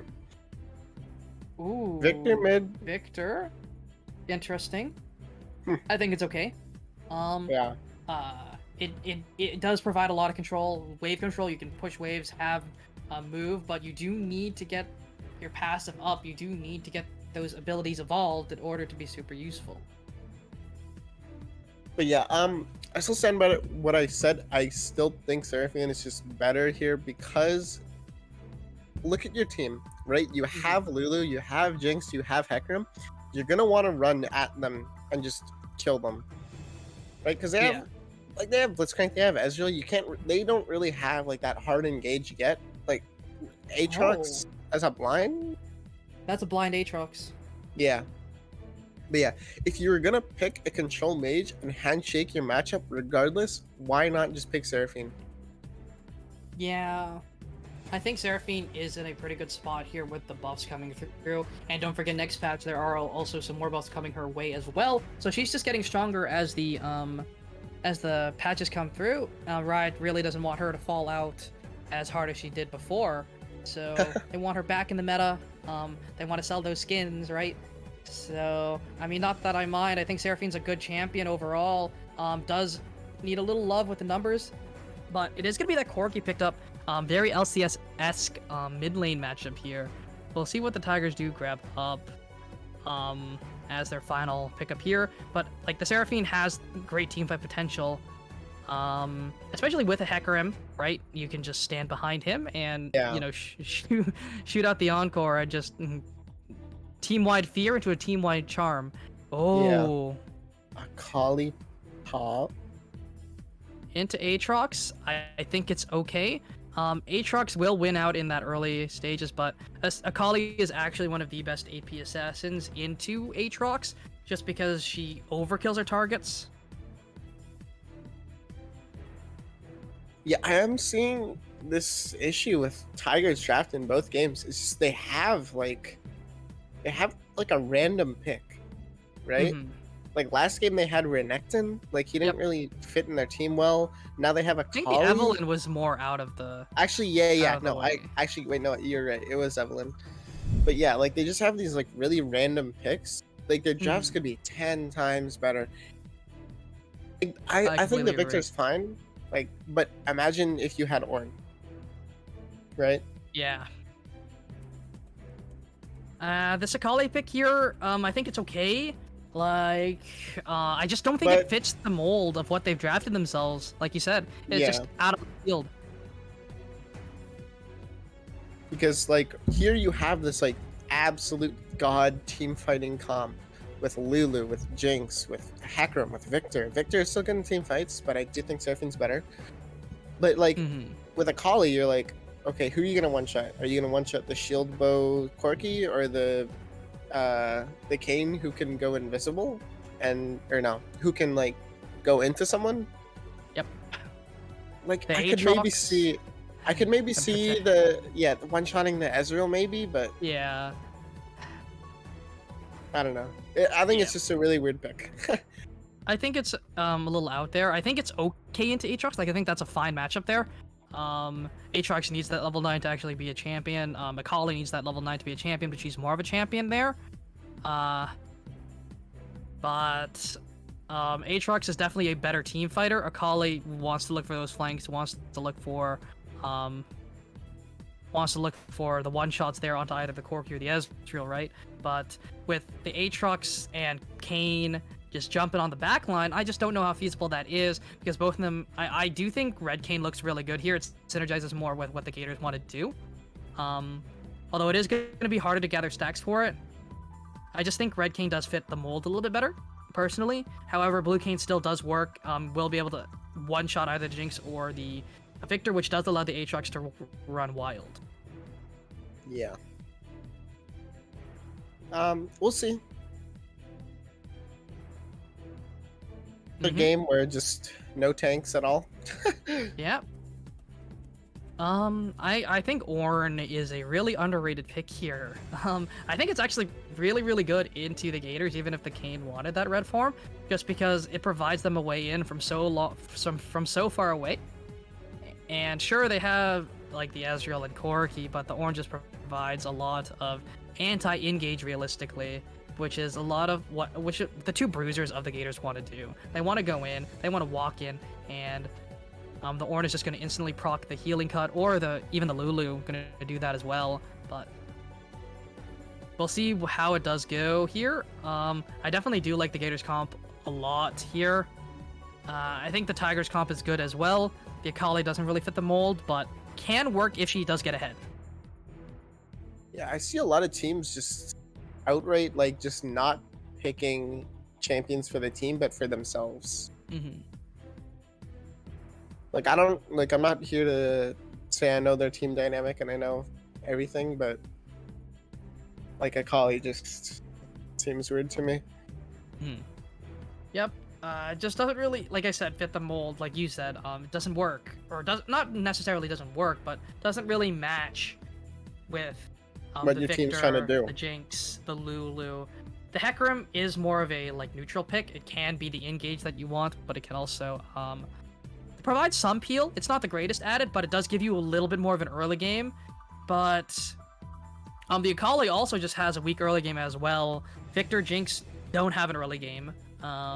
Akali doesn't have an early game, so your only early game you're relying on is that Hecarim. So if that Hecarim ever gets punished at all, it's smooth sailing for the Gators. Yeah. We will see, but I do think that Gators just have a better team. Mhm. I think they've drafted themselves a great composition. It fits very well. Ezreal and Corki both are able to go into a fight as well as peel back. The Blitzcrank can just look for picks on either of them. Not the greatest front line there from that support, but that's not Blitz's job. His job is to pull in a carry and silence them and make sure they get one shot. That's his job. Yeah. It's more of like the neutral pick, like the Hecarim. Has that job Yeah. that he can do, but can also flex into other roles as well. However, I just think the Akali I think it's okay. I think it's fine. Like, I really do. But it's not ideal, I'd say. There are definitely better picks if you wanted AP. You could have gone the Mordekaiser. Could have gone... I still think the Ornn is really good here. Is good into... Like, it's okay into Aatrox, but once you grab that Bramble Vest Sunfire, the Aatrox should just never be able to touch you. Like, sometimes, if you see a champ like the Aatrox, just realize, hey, I can pick a better team fighter than you. That's all you gotta do. That's my philosophy there. You see an Aatrox, you see an Aurelia, it's gotta recognize, hey, I can play the tank. I can just give up lane phase for a little bit and become stronger by buying 1.5 items. And I don't have to do anything because Sunfire plus Bramble is really fun to play against.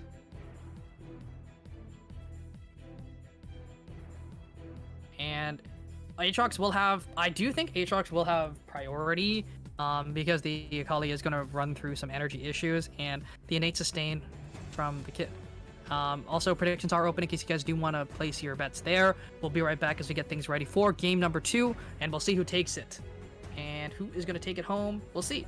And we'll be right back. Take care.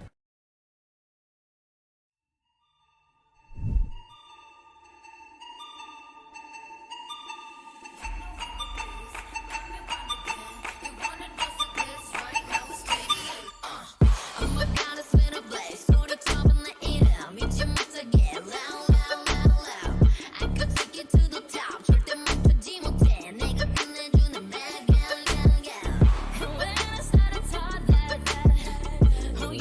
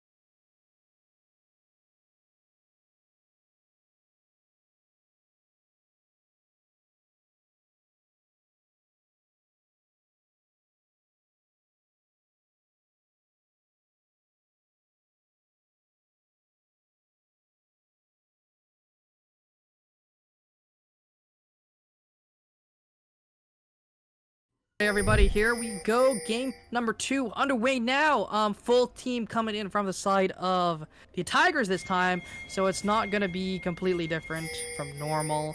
No subs this time, but we see the invade as expected. Oh no, Lulu, you should be with your team there. I don't like the 5-point. They should just 5-stack into a Blitzcrank. Yeah. And yeah, because this Lulu's just gonna be caught out so fast. We'll And it's see. fine if Blitzcrank burns his flash here. Flash up. Yep, that's worth. Burns the Lulu flash. And he gave it to the solo laner too. That's huge. That is unbelievably huge. Because that just means the Aatrox gets level 1 off of wave 1.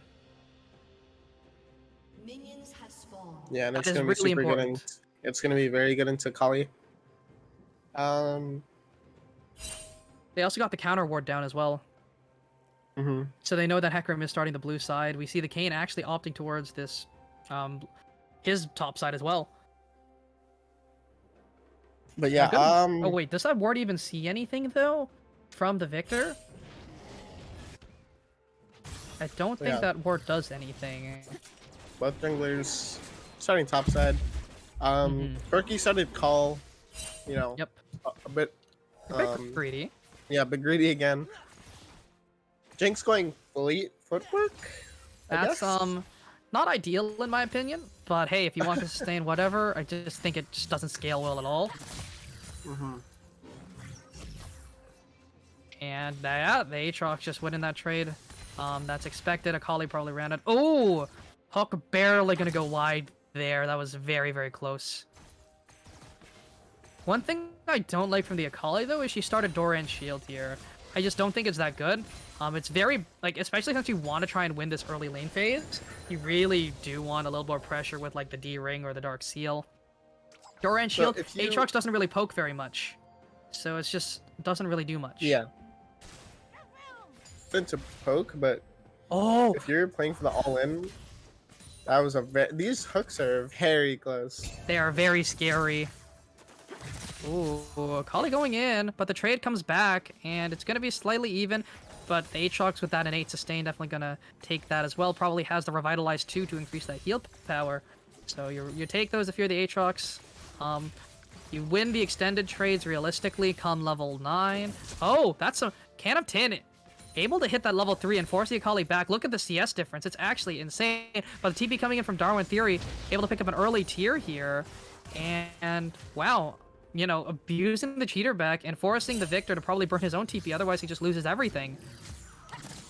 Yeah. This Corki doesn't have like a real starting item. He went tier and call.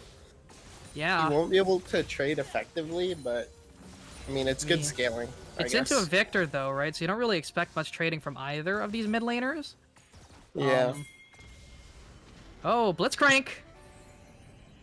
He's looking He's for looking. it. He's fishing.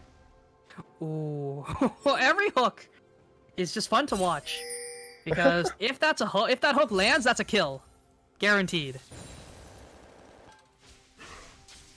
True. Reason why the Blitzcrank hook hasn't landed? No space groove. You know, skin diff, I guess. I guess so. And you know, Esmond, down 1 CS if they're able to deny everything here. But you're okay with that as the Ezreal Blitzcrank because it is, you know, Lulu, super strong in lane, scales well too.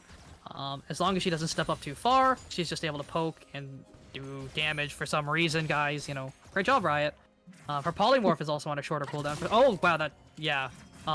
Sacred Terror might just be dead here. Oh, that's Conqueror's proc as well, but they're able to find the hook on the couch. Ignite is down. Heal has been used, but Ezreal not able to dash forward. No Arcane Shift available because of the root. And the heal might have to be popped here.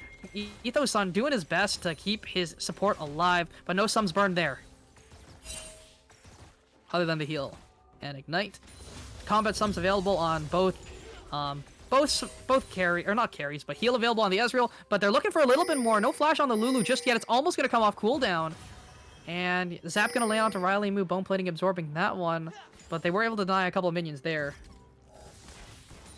Yeah, it's a shame like the Blitzcrank didn't capitalize too much on burning the flashes because they're both up now. Yep. Sure, Blitzcrank should really heal- potion up here. Yeah. Yeah, heal is down for Jinx, but of exhaust. Oh my goodness. I think that was a little ambitious, not gonna lie. Yeah. Oh wow, the Akali just actually hard winning that trade. Does have the item lead there. So yeah, definitely winning out on that trade. Very good work from her. And Aatrox just trying to shove out this wave here, trying to get a base off. Is 10 CS up, but should even out as this wave does crash. But Cocaine Cop is taking this opportunity to go to this dragon. Take it, you know, has that early game advantage. So gonna grab that one up. Aatrox has the level 6 though, taking a tower shot though. Sacred Terror very, very low. But doesn't mean very much. As, you know, wave states go back to normal. But does deny a little bit, and Aatrox looking for that base now. Yeah, really good job getting the Drake. I do think that maybe if Rouge Ronin timed his recall better, they could have contested because they do have the TP advantage top lane. Right. It's whatever though. First One Drake, dragon, it's it's a cloud dragon. Yeah, Don't really it doesn't care all really that mean a much. whole lot. Next Drake Oh. is an ocean. Yep. We Chaos could see Storm an used to shut the Infern- wave. Yeah. Yep. So we could see an Infernal Drake this game, which would be... Oh? Yeah. Oh, Sacred Terror can just freeze, or Yeah. not Sacred Terror, Canaton can just freeze the wave. Yeah. If we... Oh, they're looking for more. Ethosun taking very, very low. A lot of damage there. But Riley Moo might just be taking the worst end of this trade. Esmond able to trade back, though, denying a lot of that. And Cocaine Cop is there. The ward is going to see him. But the reason why they can play so aggressive is because Rouge Ronin is just hovering permanently. Yeah, they have the Ignite back up, so that's really... Oh, he's... Oh! Lulu Flashburn once again. No summoner needed in exchange this time. And Jinx was also forced to burn her own, but Sacred Terror going in. And is he going to be able to get out? Yes, he is. The Aatrox still hasn't hit that level 7, but still winning out on that trade. Yeah, almost all sums down for the enemy bot, or Tiger's bot lane. Meanwhile, Esmond and Riley have both their sums up. Look at the blue buff. It's being taken. Oh yeah. He's Right in just his taking face. it. Oh! Oh, he This got might it. come through. He's able to get it. Yoink. Mine now. Thanks for the leash, I guess. Yep. I'm expecting to see an all Yeah, CS lead coming very, very out. soon. Yeah. CS lead coming out from Darwin. Not really expected. I would have expected this him to sort of abuse the fact that he didn't have a real starting item. But I guess Corky's early trading is really good, especially because he brought Fleet. But Has yeah. a lot of sustain there with that fleet. But the Yeah. Ezreal also has a sizable CS lead as well. 70 to 63. That's quite a decent lead there. Yeah. But yeah. Soul this game will be Infernal or Mountain. If it's Mountain, it's a little boring, but if it's Infernal, it's absolutely huge for both teams because they do have a Victor definitely. with No blue for you, Victor. Blue not coming through for that champ. TM69 also getting low on mana.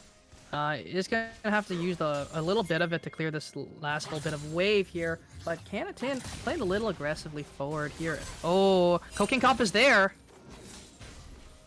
But Rouge Ronin there in the back end as well, in the back pocket of his team. They're looking on Riley Moo. Here comes Cocaine Cop. He's looking for something. Esmond has to dash away. Arcane Shift backwards. But True Shot Rush is available. But Rouge Ronin, level 7, doing some decent work. But the Onslaught of Shadows. But the hook comes through. Cocaine Cop might just be taken down. First blood to Esmond. KJ trying to get his way. But here comes Aatrox. Single kill for him. Not able to find a little bit more flash forward. There goes the Umbral Chains. And that's so much damage. Riley Moo steals that one away. And that is 2 kills for the side of the Gators for free.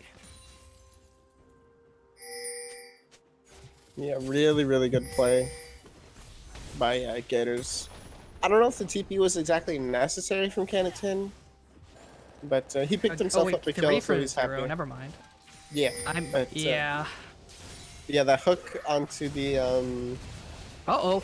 Mid lane, Darwin Theory might just be caught out here. Forces the flash. Is it going to be enough? TM69 able to find a solo kill in the mid lane.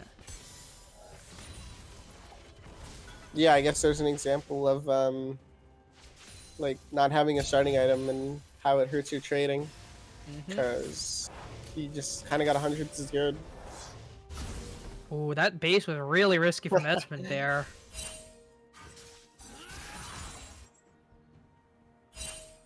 Yeah. Well, that's a lot of work there But yeah, coming in from Root and very successful early game.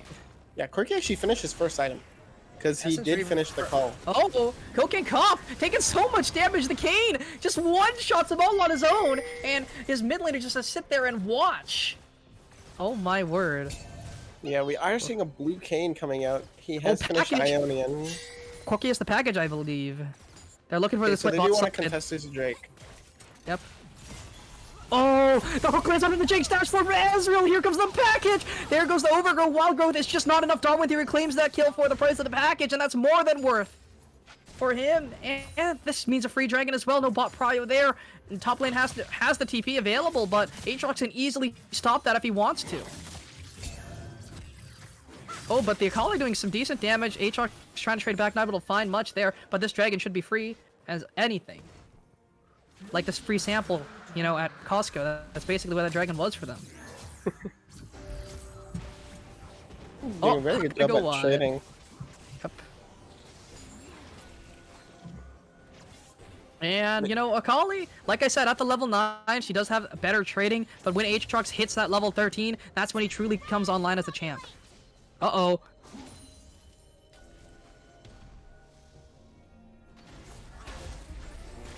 Uh-oh.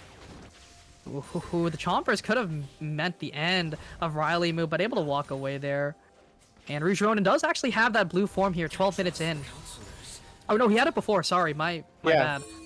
He had it when he killed Hecarim in the river. Right. So, Rouge Ronin very, very strong right now. Should just be able to one-shot every carry. Darwin Theory, stop stepping in! No, don't do that, that hurts. Stepping in the second charge of yeah, looking for a hook. Uh-oh.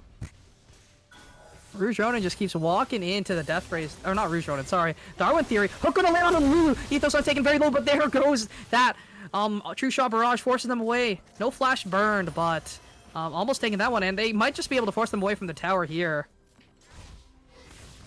Everyone's very low on the bottom side, and Cocaine Cub is just nowhere to be seen on this top side, though. Aatrox clearing up this ward. And, you know, there should just be plates for the Ezreal. SCS leads from jungle and bot lane, and the other two lanes are even. Yep. So very good. Turret plating will fall. Oh, well, yeah, almost a 1k gold lead, or just over a 1k gold lead coming in from Ezreal there over that Jinx. Lane partner not doing too hot there, but, you know, well played there. TM69 could look for something there to Corky. Walking up a little too far, eats another death ray to the face. Yeah, this Corky needs to stop tanking those. Yeah. You know, we've seen what's happened to 80 carry style champions against victors before, you know. Yeah. It's not completely unknown. Oh, Cannington finds the play and forces the flash from TM69. Yeah, Mythic's coming out from Ezreal and Victor.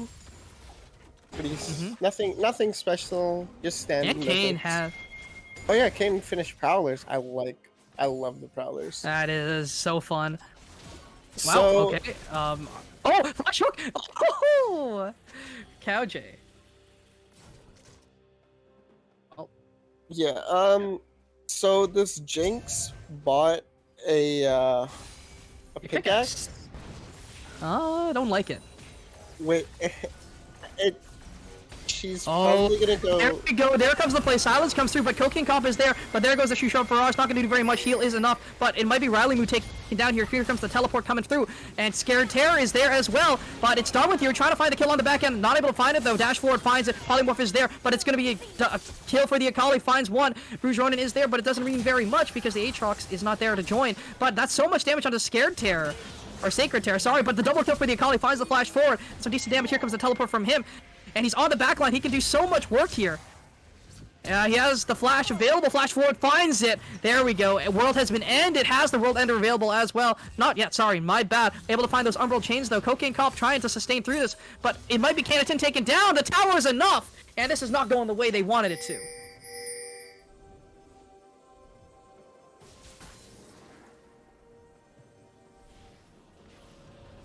But yeah, pretty hectic fights from both sides. Gators coming out a bit short. Wait, that Q just insta-proc Guardian. Ow. Yeah. Ethos Sun just not having the best end of this trade. Ooh, Chompers. But Riley Moo. Oh my goodness, the flash was burned from Ethos Sun. Wow. Okay.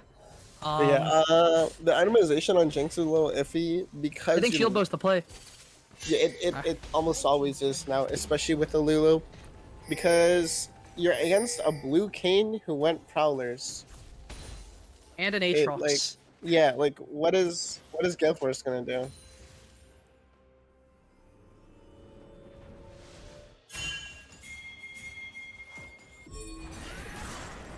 Oh.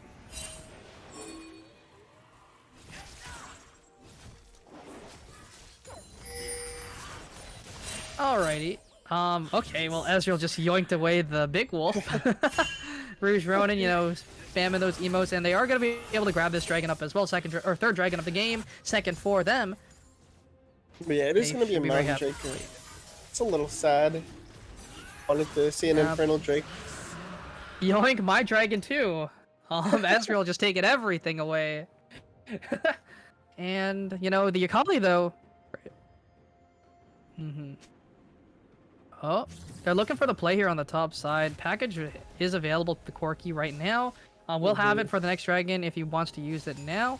So, you know, should be happy to grab that up right there. Or might not have it for next dragon. I'm not too certain.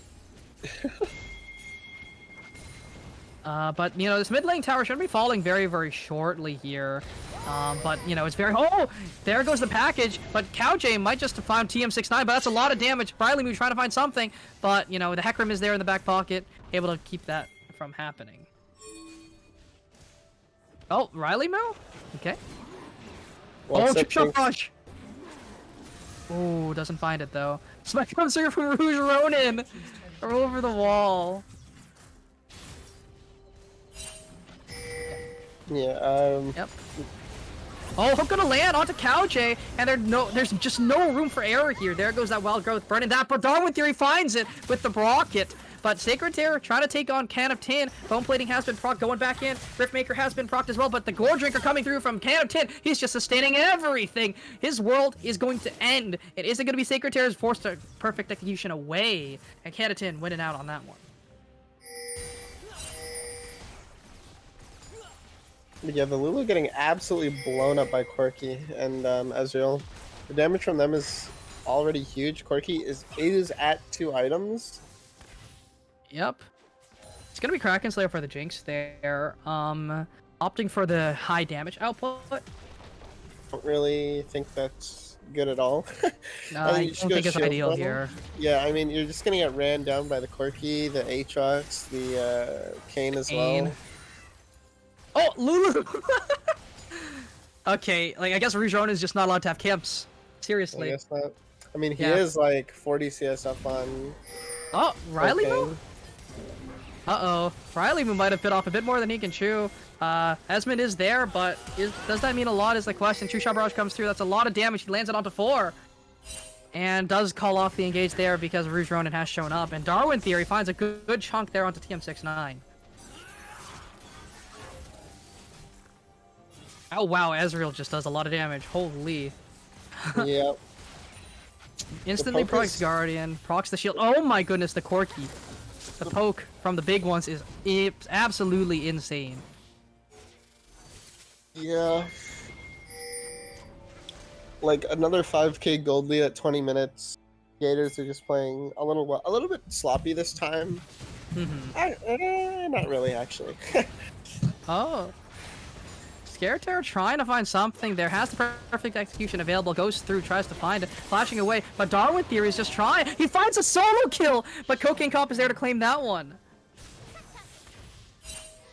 Oh my goodness. That was, wow. I did not expect that, honestly.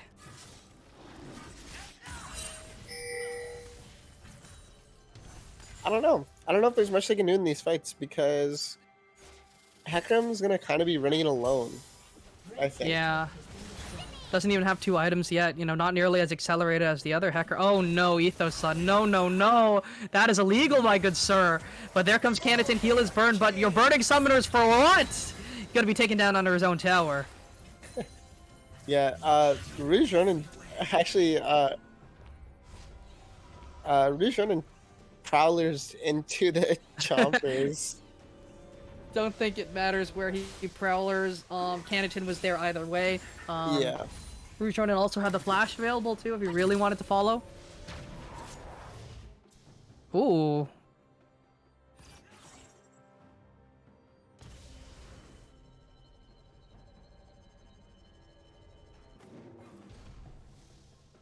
He prowlers towards the Jinx. Yeah, Shield Reaver coming out for Kane. That is ideal. I like it. That is Serpent's really Fang, good item. Really good item. I'm expecting a Manamune third. Just gives so much AD, gives your attacks just a little bit more oomph, or your abilities. Uh-oh. Oh no. Well, okay, man. Okay! Oh. That's fair, by the way, I swear. The Jinx just taking half her HP from a single W from the Kane. Yeah, guys.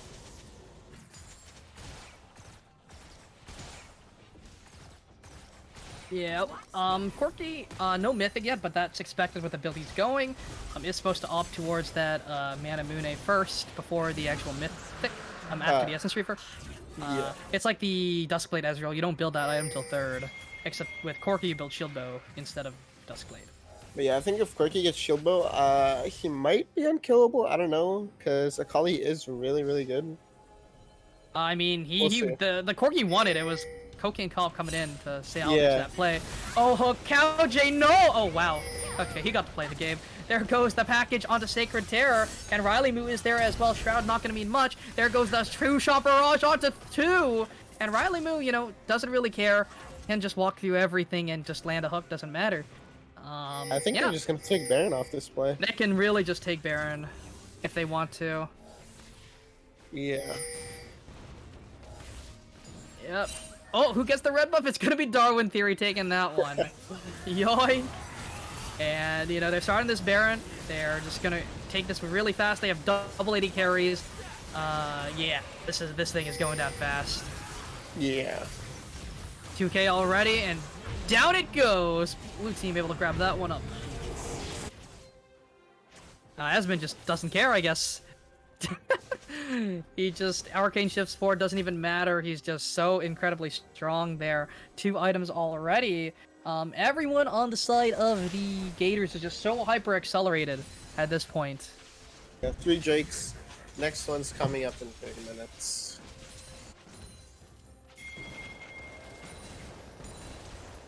But yeah, Esmond and TM69 farming well again.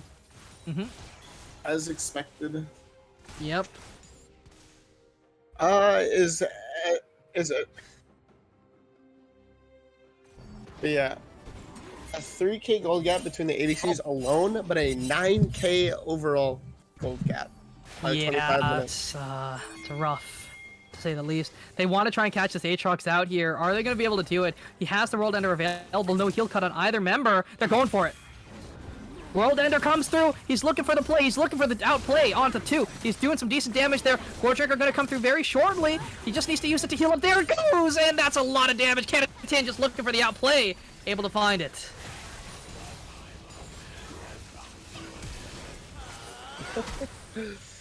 Yeah, I Aatrox mean- healing plus Gore Drinker is just incredible. You know what you need to buy against an Aatrox on your first base? You need to buy an Oblivion Orb if you're the Akali. But yeah, another pretty.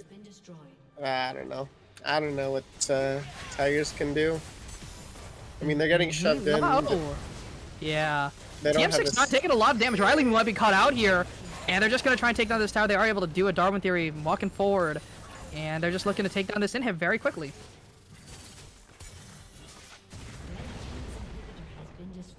And so this game is just not going the way of the Tigers, looking very, very not ideal as of now. Ezreal wants this blue buff very, very bad. An over 10,000 gold lead at this point. Yoink. Oh, Sacred Terror looking for it. I don't think you can take that fight, my friend. Oh, he's going for it. Oh, that was not the play. Yeah, I don't know about that one.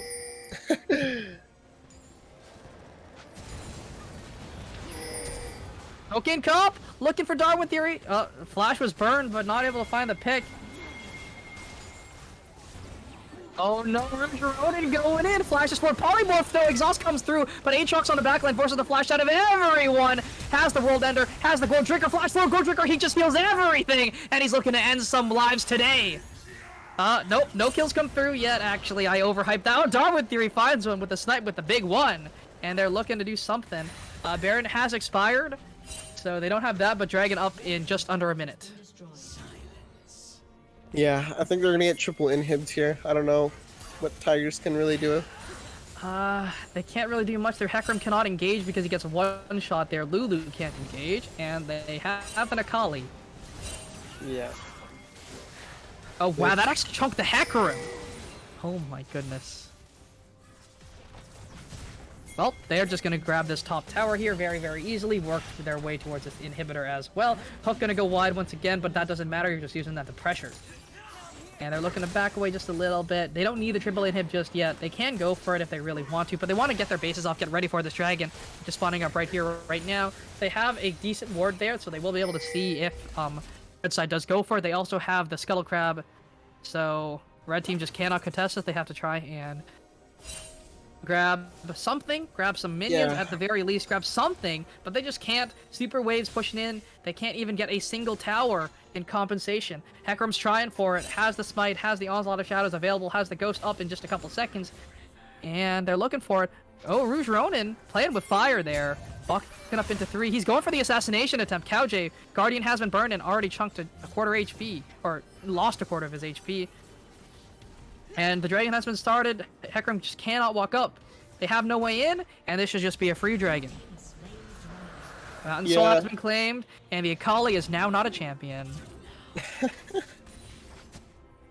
Yeah, 3 items coming up from almost everyone on Gators, and Victor and Akali. Oh, Corky's going. Oh, wow, okay. The Lulu just blew up. And we just see them pushing. Oh, they're in the enemy base, and it doesn't even matter because they can just do whatever they want. They have double super waves. Rouge Ronin go. Oh, okay, man. Like, chill. That's a lot of damage onto Ethos, son. Burn the flash immediately. Okay, Cocaine looking for the play. Not able to find it though. Onslaught of Shadows comes out, but doesn't do much. Rouge Ronin might be taken down, shut down for the Akali. Able to find that one. Looking for more Esmond, though. Very tanky, very strong. And it's going to be a lot of damage. Rishon Barrage is not able to find it, but the hook does. And Esmond claims that one. Darwin here dashing forward. Valkyrie forward. Able to find one more. But TM69 is able to find the shutdown under the Corky. But the Aatrox has the world under procced. He's looking to end some lives, take some worlds. Able to find one. Esmond takes that one instead. But he's stunned up by the Victor. But is he going to be able to find it? Cocaine comes dashing too far forward. Taking down Aatrox. Claims his first. And the reset comes through for the world. Ender Cowjay. Oh my goodness. 611 damage on the third Q. That is so much damage from the Darkin himself. And this is just going to be the end of the game right here, right now. Looking to take this one down. Yes, I've been slaying some dodgeball there, but no skill shots to dodge against in the fountain. He's the one throwing the dodgeball. Yep, this... Huh. Okay, and Ethan's son is popping off. He's going for it. But the Aatrox is there. Wow. Okay, Esmond claims that one, but Sacred Terror, run away, Esmond, run, get out of there. Oh, TB comes through. Corky's looking to end this game right here, right now. Canaton. Oh, minions end. Perfect game for Esmond. Yeah. Well then. Well, that was a game. That was a very fun game to watch. It was fights. Healing reduction, guys. You need to buy it a little earlier if you're playing into the Aatrox as the solo laner Akali. But other than that, yeah, the bot lane just got hooked over and over again and died.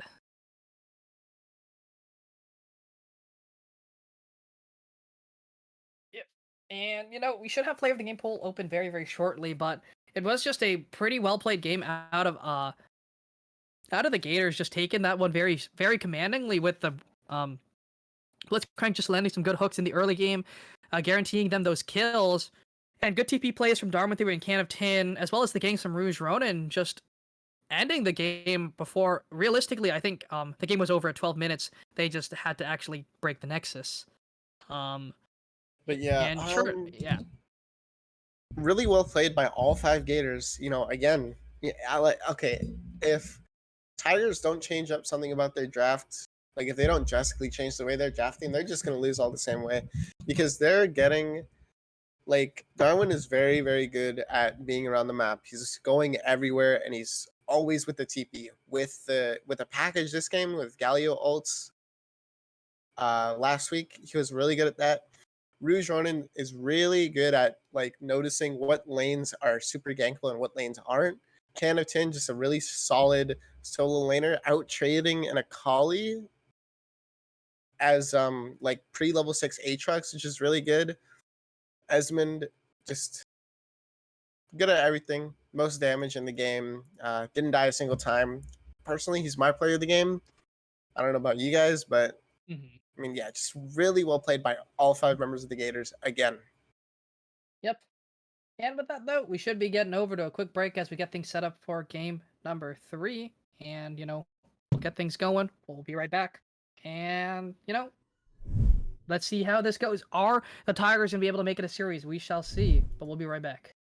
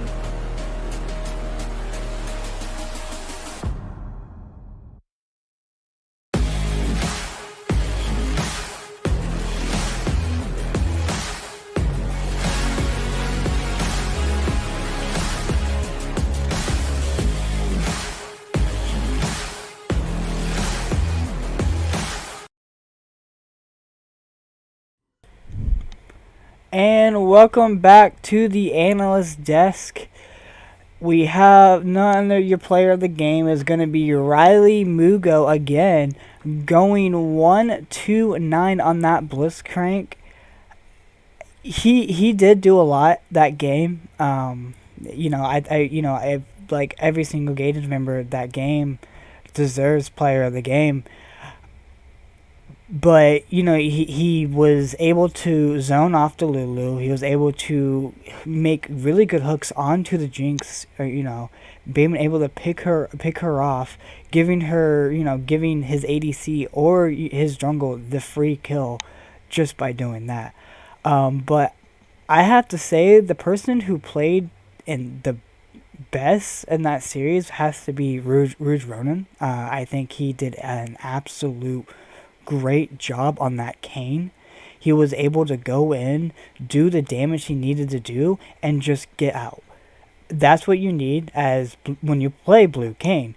And unlike red Kayn, we can just go in there and you can just be in the middle of the team fight and just heal and just out sustain people and just be that tanky DPS that your team can have. Blue Kayn's a little more tactical where you have to go in and out, but you have to make sure that you can land your abilities, and that's what he did. He went in, landed his abilities, and most of the time secured the kill, and then just get out. And I think he did an excellent job that game by doing so. What are you guys' thoughts? Oh, they're not in here yet.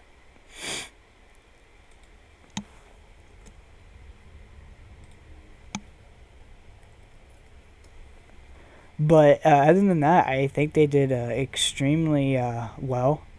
It looks like both teams are getting ready for game number 3. Now the question is, can Tigers pull out a win? Can we see a game 4?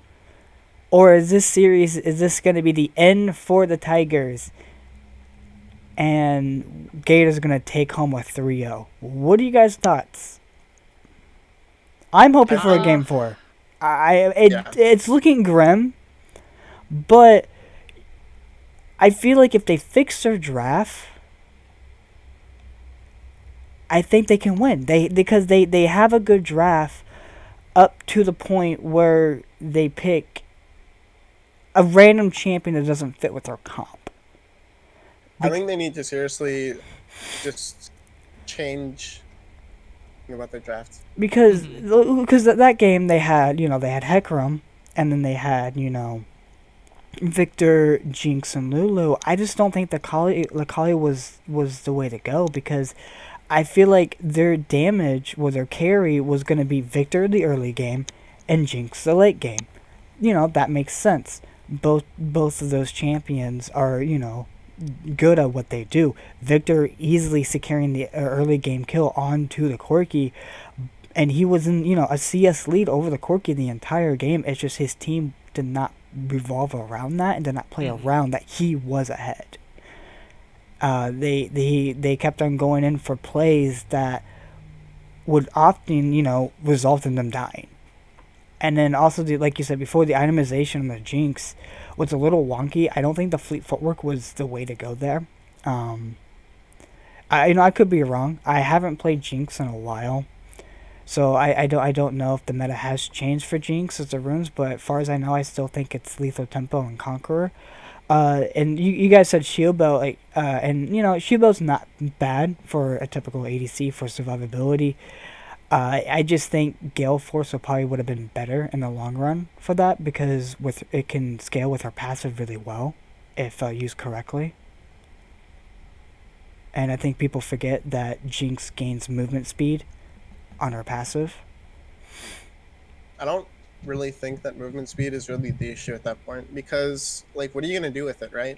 Well, you can use what you do with the Gale Force is that you can't run away from a quirky package. You just can't. You're slow to oblivion with that. Well, yeah, true. True. That is chains true. as well. Yeah. It's just not gonna do much. It's just Shield Bow. It's just from my personal experience from trying Shield Bow out, because I tried Shield Bow out on a lot of ADCs. You feel it's like taking Shield Bow on Ashe. You feel useless, I guess you can say. You feel like you're not doing enough damage. Well, you're not the only I mean, damage you're source with on a your Lulu. team. Yeah, With but a You're with a Lulu. Lulu. but with the you're with a Lulu, that Victor, makes you're with, sense. Yeah. Kali. Yeah, no, I do agree. With the comp they had, Shubo could have would have been good. If you're not the only damage. I source, so just don't don't think Kraken was the play there. Absolutely not. That's the worst one. But I still think they played well. They kept on CS for quite a while until until Esmond just say, hey, Ezreal's busted still. Like, guess what? I can still half healthy with 1 kill. But other than that, like, I think if they come in to draft with a plan ready, stop trying. Like, I feel like picking the champions against trying to pick the counter picks against Can of 10 is not the ideal play here. Canton has shown that he's a really extremely good player. Even on champions, I have never seen him play Aatrox before. Never in my life I've ever seen Canton play Aatrox. And he just said, oh, guess what? I can also play Aatrox. So I feel like they should come in with a draft in mind, and they should be able, like I said, they have a good start on the draft, but I think Tigers can pull out a win. I think they can. I believe that they can. Yep. But it looks like both teams are getting ready. Looks like they are ready for the draft. So let's get on the game 2, and I want to see this win, Tigers. I want to see it. I want to see a game 4, possibly a game 5, maybe a reverse sweep. But let's get started and send you guys over. Well, we'll see if this series does pull out to the Silver Scrapes right now, but it is going to be that Tristana band coming through once again, up against Esmond there, one of his most played this split. Going to be the Thresh band in response. Once again, KowJ, not allowed to play that champion at all this series. We'll see what the other bands are coming through.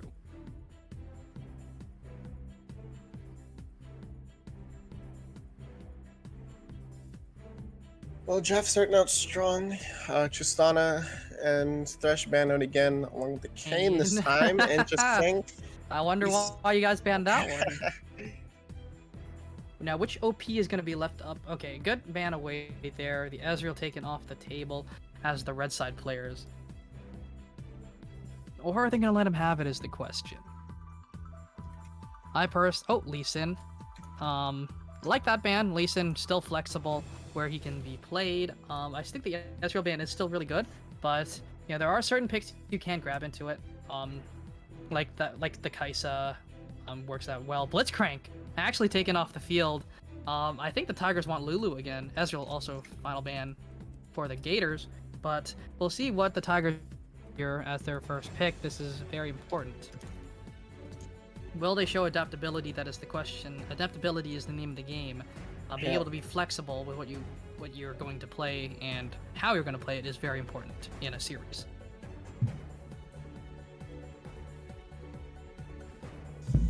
We'll see if Tigers hopefully change anything from their draft this time. Looks like they are choosing to ban champions from last game, which is good, I think.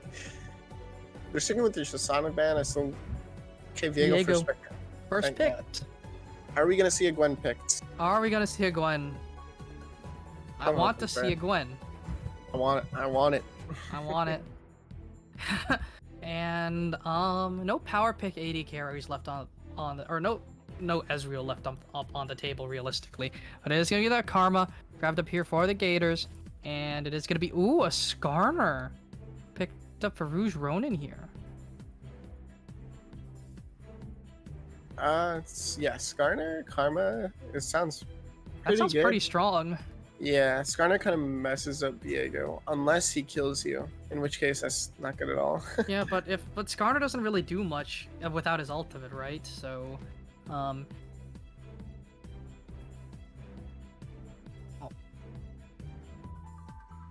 we'll see. But it is going to be the Nautilus here picked up as that support for KowJ, grabbing up the big hook man himself, the anchor user. But we'll see what else is grabbed up here for the Tigers before they do end off this pick phase.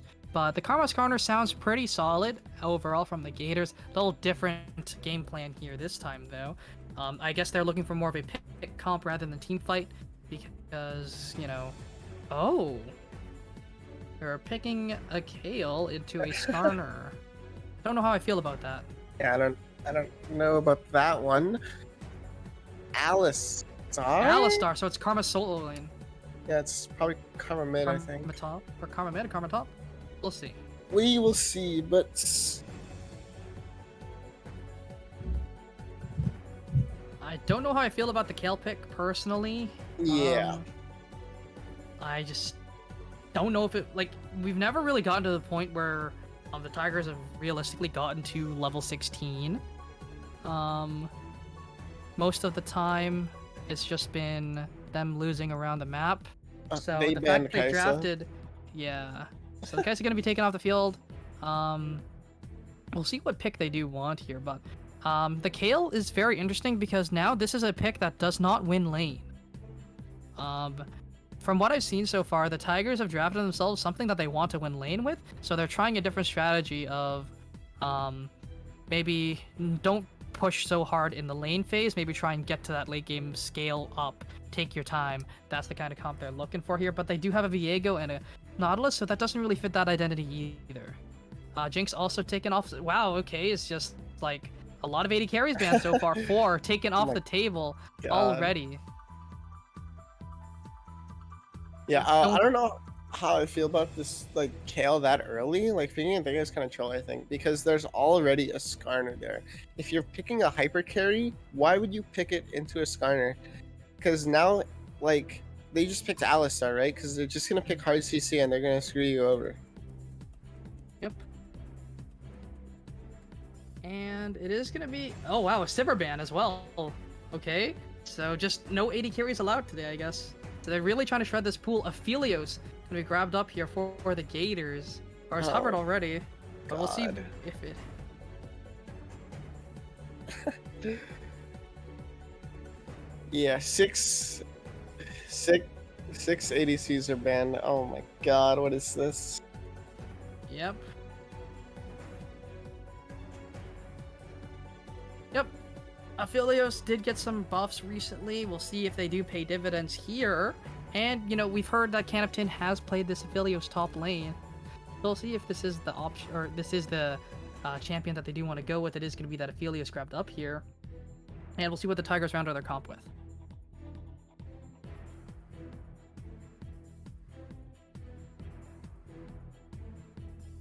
Yeah, Philios did got buffed recently, I think, yeah. So maybe he's a little bit better. Yep. And we'll see what they do end up rounding out their comp with. What do they want to take into this? This Aphelios is the question. Yeah. It could maybe still be a Philios bot lane, but yeah, no clue yet. Jin? Okay. Jin. So Jin gonna be grabbed up here, a counter pick to the Aphelios. So good in lane, but I do think Aphelios does have a great late game that's very, very hard to deal with.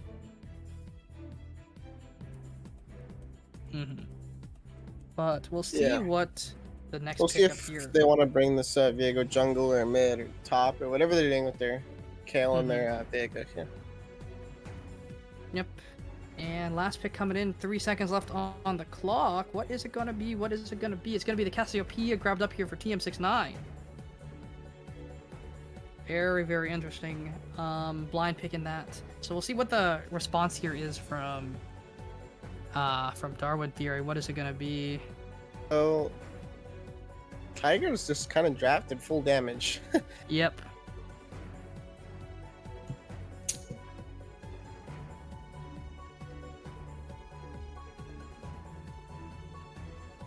And Gwen actually is left up on the table. Are they gonna grab it? Yasuo. Yasuo! Now that's a banger of a pick. What is that? Oh my god. Gators are egoing a little bit here with this last pick. I would have liked to see the Gwen here. I think the Gwen Gwen just looks so good here, and yet they're not picking it. So very interesting to see. But- Draft's like a little wonky to me. Yeah, but I think this is more just an ego pick here. And with how well the Gators have played so far, I think they're more than happy to just take a game here if they can ego it out. Yeah. We'll see where these champs actually end up going.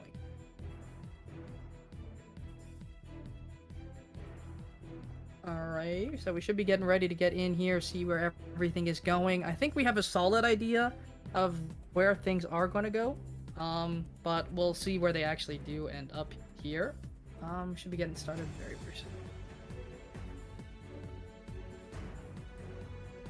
Yep, so we see the bands coming in as per usual, but what I'm more interested in is where are these lanes going to go? What are the actual lane assignments? That's what I'm very excited to see here. Yeah, I mean, interesting. This Aphelios top actually goes through. That'll be funny. Mm-hmm. Yasuo ADC, perhaps? Potentially. It's actually not bad with Alistar. Yeah, with Alistar, but But it struggles until level 3, though. That's the main issue behind it. Yeah, they're gonna get hard outranged by Jhin, so it'll just be pain. Oh, definitely. And they're also very susceptible to getting one shot before the Windfall does come out from the Yasuo at level 3, because it is going to be that ranged matchup there.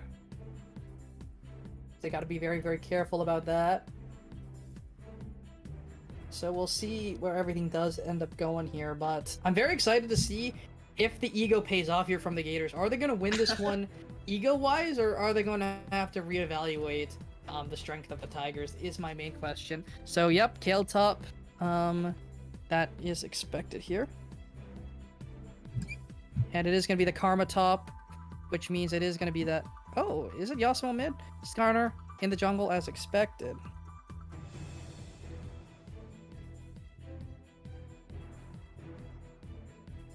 And we'll see what the final pickup here... Or not final pickup, we'll see where everything is going for the side of the Gators. I think their comp is very flexible, and we'll see where everything actually does end up going.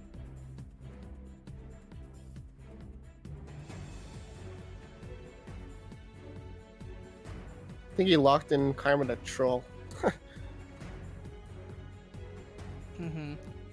Yasuo mid. So it is going to be the Aphelios in the bot lane. Counter matchup there for the Jhin. Does stay true here. No Yasuo in the bottom lane. So we'll see how the Gators do off to play this one out. Are they just going to stay safe, use the Alistar more so for peel? Or are they going to look for engages with that Skarner? But they do have to wait for that very key level 6 from that Skarner, because that Impale is just so imperative to what their comp wants to do. They want to grab picks here. Their comp is very good at skirmishing. They don't really have a true front line. So I'm very, very interested to see how they do execute on this composition here. Yeah, another game with no real front line. That's fun. Yep. Supports do get tanky, but unless they're like super far ahead, they are definitely very susceptible to getting one shot. That's just how it is. So we'll see, if they are able to take advantage of the early levels here, because that's what the Tigers really need to do in this bottom lane, in this mid lane. That's what they need to do. Take advantage of their range. They need this Jhin to get ahead. They need this Cassio to get ahead, because they are very susceptible to get picked in the late game, or late/mid game. Even the Kale as well, but the Karma's gonna win that lane. There should be no reason that the Kale ever does win that one. Yeah, okay, so yeah, the trade went through. Aphelios is on can of tin. Yeah, it'll be interesting to see how this game plays out, because Tigers have a really late game calm with Kale, with Viego, with Cassio, with Jhin. But can they get there? Can they is the question. I mean, we've seen Viego pop off there in the game 1. Is very strong. If he can get those resets, it's very, very, very helpful there. There are, I think it's good to grab up the Yasuo and good to grab up the Aphelios, but or even the Alistar as well. But the Skarner doesn't really do all that much without his ultimate. That's the cooldown he has to play around. And the Karma doesn't have access to the mantra when he does take it, because, you know, no ultimate means no ultimate means no special abilities there, so no empowered abilities means that Karma doesn't really do all that much. Yeah. Excited to see how this game plays out, though. Because, I mean, they do have decent early game power with Jin and Viego. Yeah. But, I mean, like, they have Karma, they have Yasuo. Like, if Jin not, like, die to these... If Jin not die to Yasuo Ali, like, I don't know, because Yasuo doesn't really have a major threat. Oh, actually, he does. They have that Casio. Yeah. That would be that major threat. That is their... they also do have the Kale, so if they are allowed to scale up, those are the picks that they have to worry about there. Those are the scary ones, but... Are they going to be able to get to that late game, though?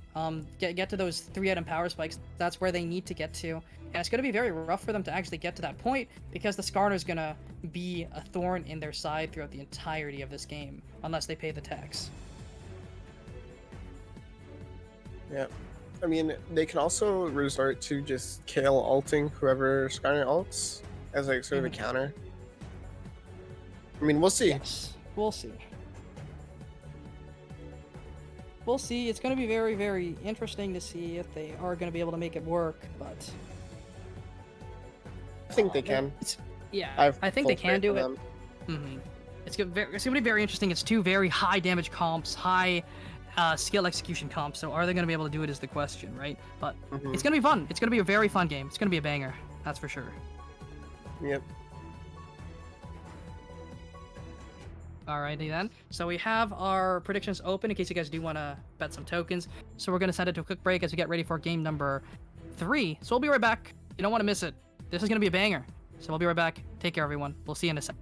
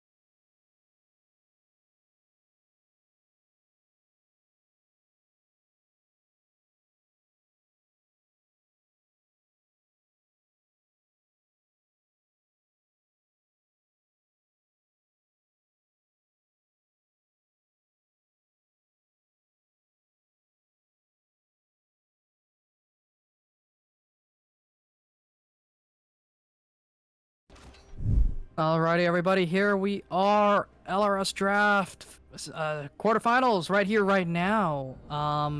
Game number 1, or no, sorry, game number 3 here, on the board. It is going to be the Gators in the lead, 2-0 as of now, and we'll see how things go here. We do see a 5-stack coming in from the Gators here, moving towards this brush here. What are they going to look for is the question. Maybe if someone walks up a little bit too far, the Alistar Flash. Look for the play that way, but I think that's the only thing they can look for. I think they're expecting the invade. From the Nautilus? Yeah. Yeah. But, Are they? cleanse on Jin. Jin. Really interesting. Yeah. Exhaust on Yasu, which is really good. Mm-hmm. I like it. Cull on Can of Tin, greeting, but it is into a Kale, so I mean... Minions have spawned. Yeah, sure. That's gonna work. Yeah. Yeah, pretty standard buys from everyone, except no tier on Cassio. Kind of troll, I think. I think that's the champion you like have to. I don't think you have to start tier. I think you can't really afford to start tier into the Karma. You're just gonna get poked out of lane. No extra HP to deal with it. I don't know. Like, Cassio's poke is really, really good if you, like, land your Qs. But if you don't land your Qs, then it's ass. That is very, very true. But, you know, Karma Poke is just a little bit better. Yeah, Mantra Q with Comet, or I guess in this case... Airy. Airy, Get the poke yeah. with the auto. Oh, Esmond. Yeah, those Q's not going very well, but doesn't really matter. You know, they're just looking to chill there until they get that level 3. They don't really do all that much until that point. Yeah, you know, it's first wave. Yeah, first wave. But Canatin just abusing that range advantage that he does have. Okay, you know, you gotta back away there, Sacred Terror, when that happens. No, or you're just gonna get poked out really, really hard. Level 2 has been hit for side of the Tigers, and they're looking for something. Yasuo trying to get this level 2, but is he gonna be able to... Wow, okay, Sacred Terror just getting chunked to half HP already. And they're just zoning this Yasuo away, zoning him away from this minion. Oh, is able to grab that one. And level 2 has been hit. The roam coming in. They're warding that one just so that the Skarner can't come in for anything cheesy, but I don't think he really wants to. He just wants to get that level 6. Yep. Top lane is just there for the scaling. Mm-hmm. Except maybe Canatin. Looks like he's there to fight. Yeah, you know, the 4CS not doing too hot there for Sacred Terror. The Affiliate should be able to grab a cheater base right here. More than happy to grab that one. But yeah, you know, they're just looking chill here. Oh, Aqua comes through. There goes the headbutt backwards. And they're looking on CowJ. Ignite is not just used just yet. Oh, NATO goes wide. Exhaust comes out. And they're looking to ignite him. There it goes. It's going to pop. Flash. Q flash from Ezreal or from Yasuo? No. But Riley Move was to flash away. There goes. Level 3 has been hit. Riley Move going back in, looking for something. Probably has a combo available. Rouge Ronin is very, very low. Taking down Dharma 3 is going to be there first, but they're looking to take down Ethos Sun. Able to flash away, stay safe. Esmond is looking for a little bit more there. Skarner able to walk away, though. Cocaine Comp is there, but he might be caught out here. Darwin Theory might be caught as well. No, not able to flash, but Cassio has no mana! There goes that root coming through. They're looking for a little bit, but Darwin Theory might be, nope, able to walk away, and this Scuttle Crab is the Gators. Kind of a all-around skirmish. Like a Yeah. all over the place. Cassio running out of mana, so she was unable to kill the Karma there. Yeah, looks like Karma... Yeah, like she's just gonna walk up with Skarner. With Skarner, they can't really push the wave even. They can't get this base for the Cassio here, and they're looking to contest the Scuttle Crab here. Aphelios has priority too. Yeah. Oh, who is it gonna go to? It went towards Rouge Ronin, gets the double Scuttle, and oh, Cocaine Cobb just not having a good time here.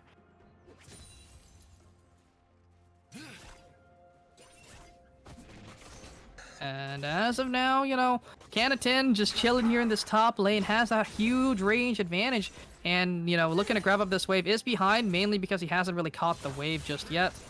Yeah. And I mean, he took a cheater recall. He's sitting Yeah. on this gigantic wave. He's more than He's happy. feeling good right now. He's chilling, he's happy. Got boots and a dagger on that base, actually. And Esmond, just happy on those Zerkers. Greaves has the Q cooldown. So, you know, just going to be slashing, dashing, sliding, and gliding. Looking for some plays here. Looking for this level 6. That's when their dual bot lane really comes online. Esmond looking for something. Finds the knock up there, but doesn't really do all that much. Just a little bit of chip damage.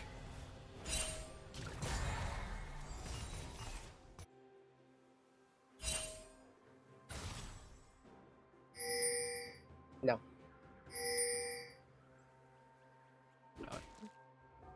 And the Alistar just clearing up some vision there, making sure that those pink wards aren't fully there. Yeah, it looks They like aren't going to grab Karma, that Skarner Spire. Yeah, Karma is going to go the support build, which is standard. I think it's good here. Yep. Gotta agree I don't there. really, yeah. I don't know. I don't really like the damage build on Karma. Like, I like the damage build on Seraphine mid lane because she can actually do a lot of damage, and her shields She's- are like AoE and really good. Her damage also scales incredibly well. Karma, very reliant on her shields though to be useful, I feel. So does need that support build. Kenaton doing really good trading here. Esmond's building up a huge wave and this is gonna Oh crash wow. it with Beautiful some minion. NATO. yeah. Even if that hook does land, the also with that beautiful NATO would deny that. Oh, Couchy. Oh, Riley Moo might be caught out here. Oh, but beautiful, beautiful wind wall stops that engage from coming through. Riley Moo not even punished for that overstep. Yep. Bot lane after that initial kill is just kinda unplayable. Yep. Can of tin here. Is looking for some decent trading here, but Oh, oh wow, the Kale actually is able to trade back very, very handily there. Does have that burst trade there. Yeah. Has the item advantage in my opinion. Dark Seal and HP or Amp Tome very, very strong as a combination of items. So definitely gonna win out on those trades. No damage coming in from the failure. See that TP comes through. Oh, doing some decent damage. Dragon has been claimed up, and he's just sustaining everything. Oh, he's looking for the play. Forces the flash forward. It's Kenaton grabbing this solo bolo in the top lane. really well played by Kenaton, and they got the Drake too, so Yeah, that's good. Yeah, plays on top and Making bot good side use of were his bot. made. yeah, making good use of his bot laner's prio.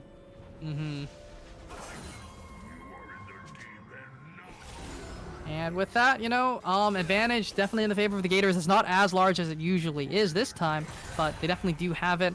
The bot lane that should be down 30 CS is just down 1 or down 4. If they catch this wave. I mean, this is Do they? No, the Alistar based is the question. Uh-oh. Oh, Can of Tin. Kale has the R. She's going forward, but Can of Tin has no flash. But Rouge Ronin might be there. Is it just going to be the... Oh. wait. She might die to the Darwin minions. Theory. Yep. If she dies to minions, it goes over to Can of Tin, but Darwin Theory happy to grab that kill. So it is going to be the solo dive there coming in from Sacred Tear, but does give up his life to do so. And does miss out on a couple minions, but, you know, did also burn that very key cooldown of the Kale ultimate. Is on such a big cooldown early game. So, low in that for the kill. We'll see if that does end up being worthwhile.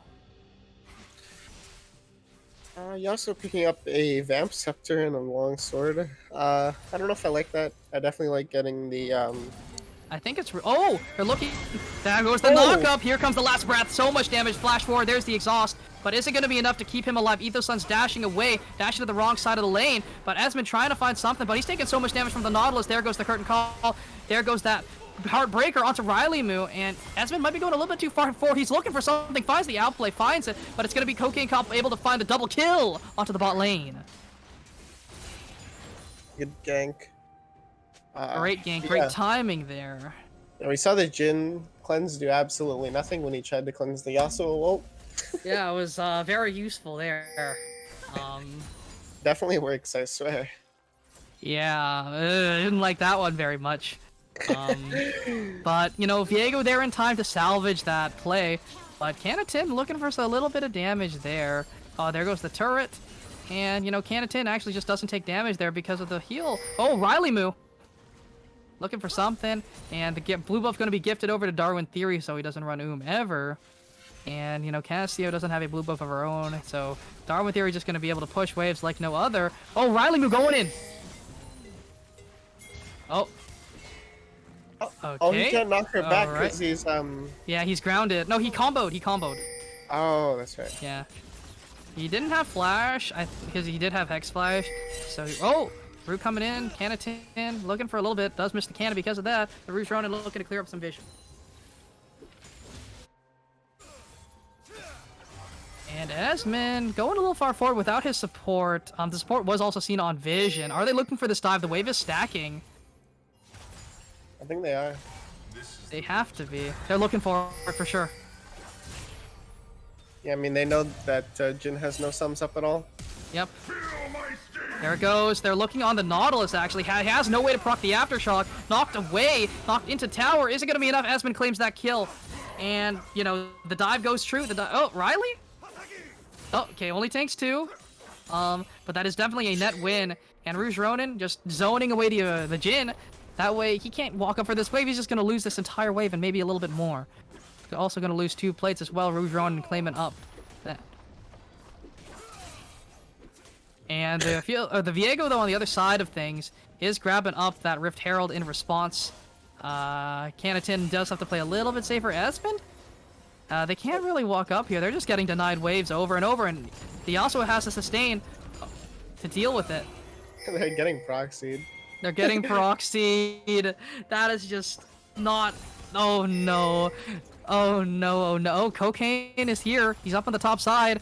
Oh, they are able to catch this one. Oh, he's looking for it. Finds the hook. But there goes the knockup onto J. But does that really mean much? The last breath doesn't really do all that much. Just yet Ignite comes through onto J. But Ethos-sun is trying his best to do something. Riley Moo very, very low. Here comes the curtain call. And he's just going to be taken down by the trap.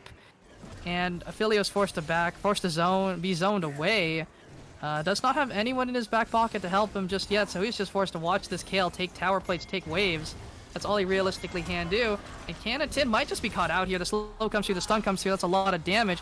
And there goes that Kale ultimate, the Divine Judgment. Cocaine try and flash forward. It's going to be Sacred Terror claiming that one. And they're also able to grab the Dragon up on the bot side. This is definitely the position that the Tigers want to be in.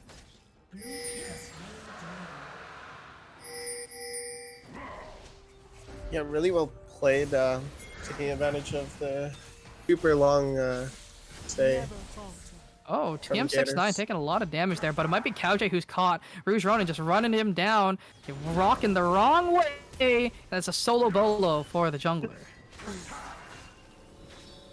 A little too ambitious on that one. That was very ambitious there. Don't know how I feel about the pathing on that one. But, you know, the Aphilio's top actually at a severe disadvantage here, down a whole 1,000 gold here. Not what you want to see. Riley Moo? Those plates getting picked up was pretty huge. Mm-hmm. Definitely It's a helpful cow. there. Accelerates her. She already has that full Nashor's Tooth as well as that, as well as the Berserker's Greaves. So she's going to be auto attacking incredibly fast and doing a lot of on-hit damage as well. Oh, wow. That was so close. Yeah, We do see Mythics coming through for quite a few of the champions there. Divine Sunder on. Oh, wow. Solo Bolo. The cleanse. Yeah, yes. Useful. Oh, but the knockup coming through from the Nautilus might mean the death of Esmond. He's looking for the outplay, but he's not able to find it. Shutdown, though, goes over to the wrong target. Goes over to the Nautilus. That's not what you want to see. Yeah, the cleanse, again, doing absolutely nothing. You gotta Yeah. wonder, what was he thinking when he took that? Yeah, that was definitely not ideal. TP was used to salvage that wave up in the top side because of the TP down to bot. So they are able to grab something in return. Esmond did fall, but the shutdown went over to the wrong target. A Sacred Terror, though, is definitely very strong this game. Something you want to watch out for here.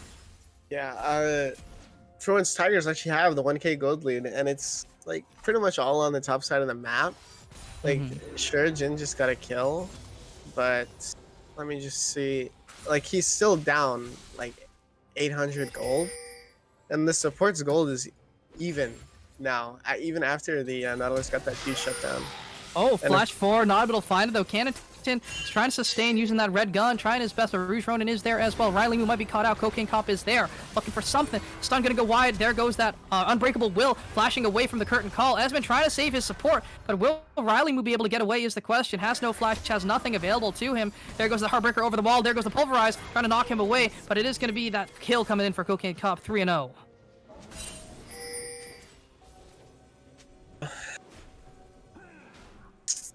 Yep. A lot of Eco ults. picks. A lot of ults used there. Curtain Call was used. Canatin has that Gale Force now, though. Should be able to dodge away from a lot of the bad skill shots there. But Sacred Tear is there in the mid lane. I'm gonna be poked out, but Cowjay's there, so is Cocaine Cop. Flash forward, finds the hook, finds the dredge line, flash away, but it's not enough. Sacred Tear's trying to find Darwin here, but they're looking on Rouge Ronin.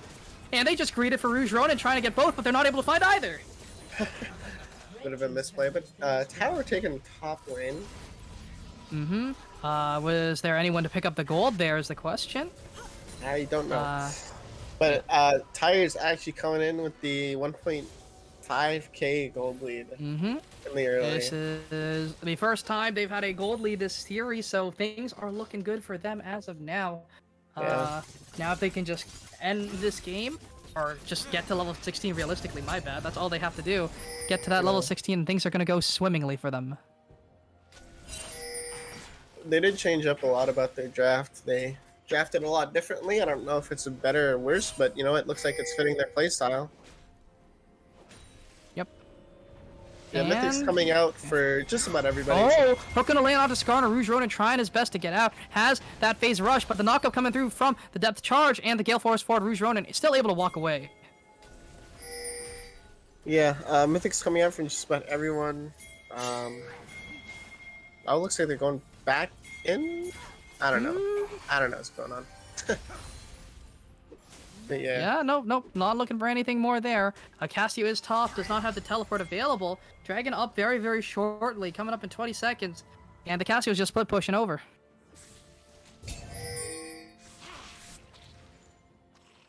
It is a 4v5 here down on this bot side.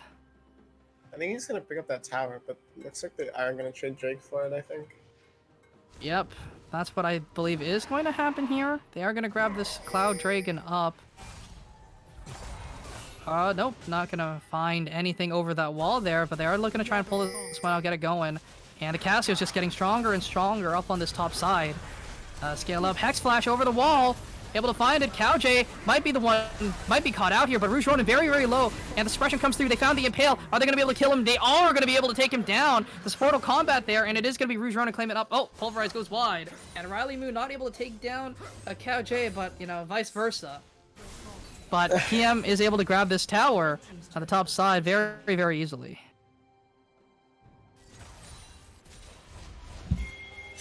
Yeah, they're kind of extending their gold lead, so good on them.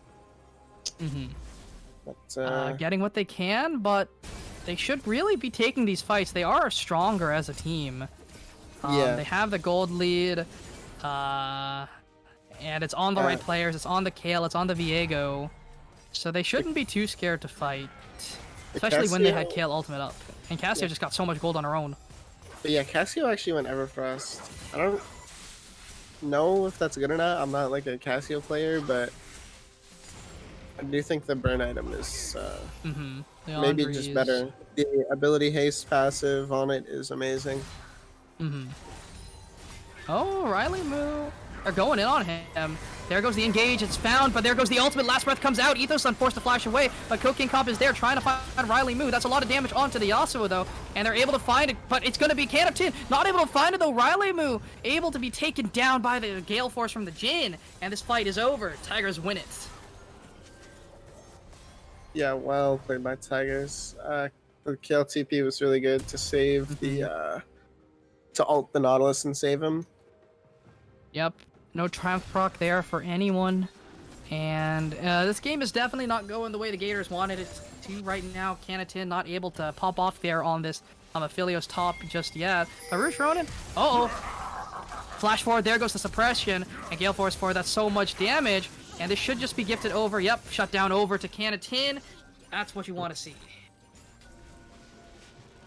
And Kale burned her flash as well, which is definitely not the ideal thing, you know.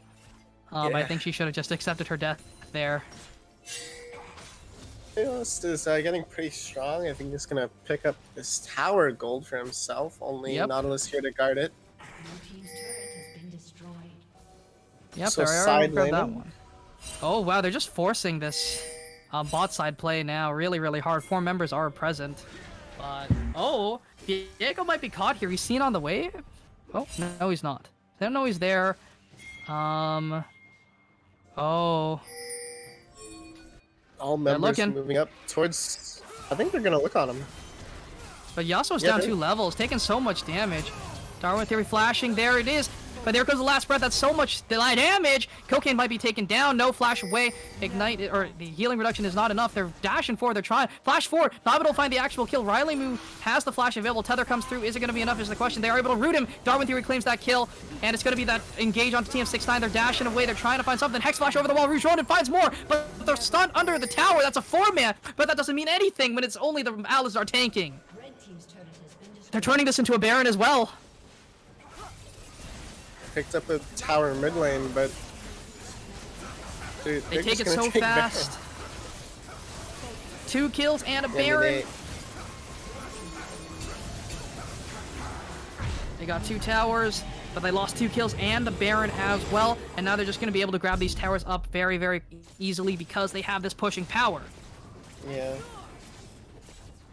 Looks like good towers. Just take some gaps. He is at level 14 though. Very, very strong there on that Yeah.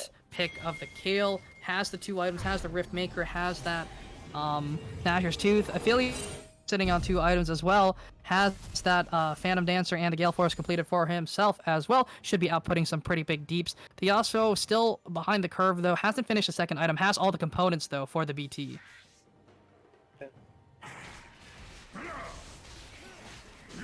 But And- yeah, Yasuo going Bloodthirst a second I think is He completely wants to troll. sustain. I mean, someone has to deal with the Aphelios, and the Yasuo wants to be the one to do it.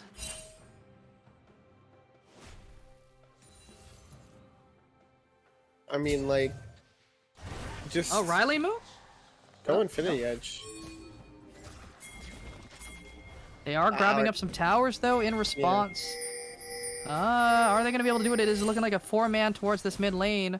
Darwin Theory walking up a little. Riley Moo might be caught out here. Oh, finds the combo over the wall. Trying to find something, but it might be Kauji who's a sacrificial lamb. Cocaine Cup has been stunned out. Does have the Heartbreaker to get away. Does not use it yet. The ground comes through from the Cassiopeia. The Miasma doing some decent work. Root comes through onto Asmund, but does that really matter? No, it does not. Dragon is up. Are they going to do it is the question. Philios is trying to split push towards this mid lane. Or not split push, but push.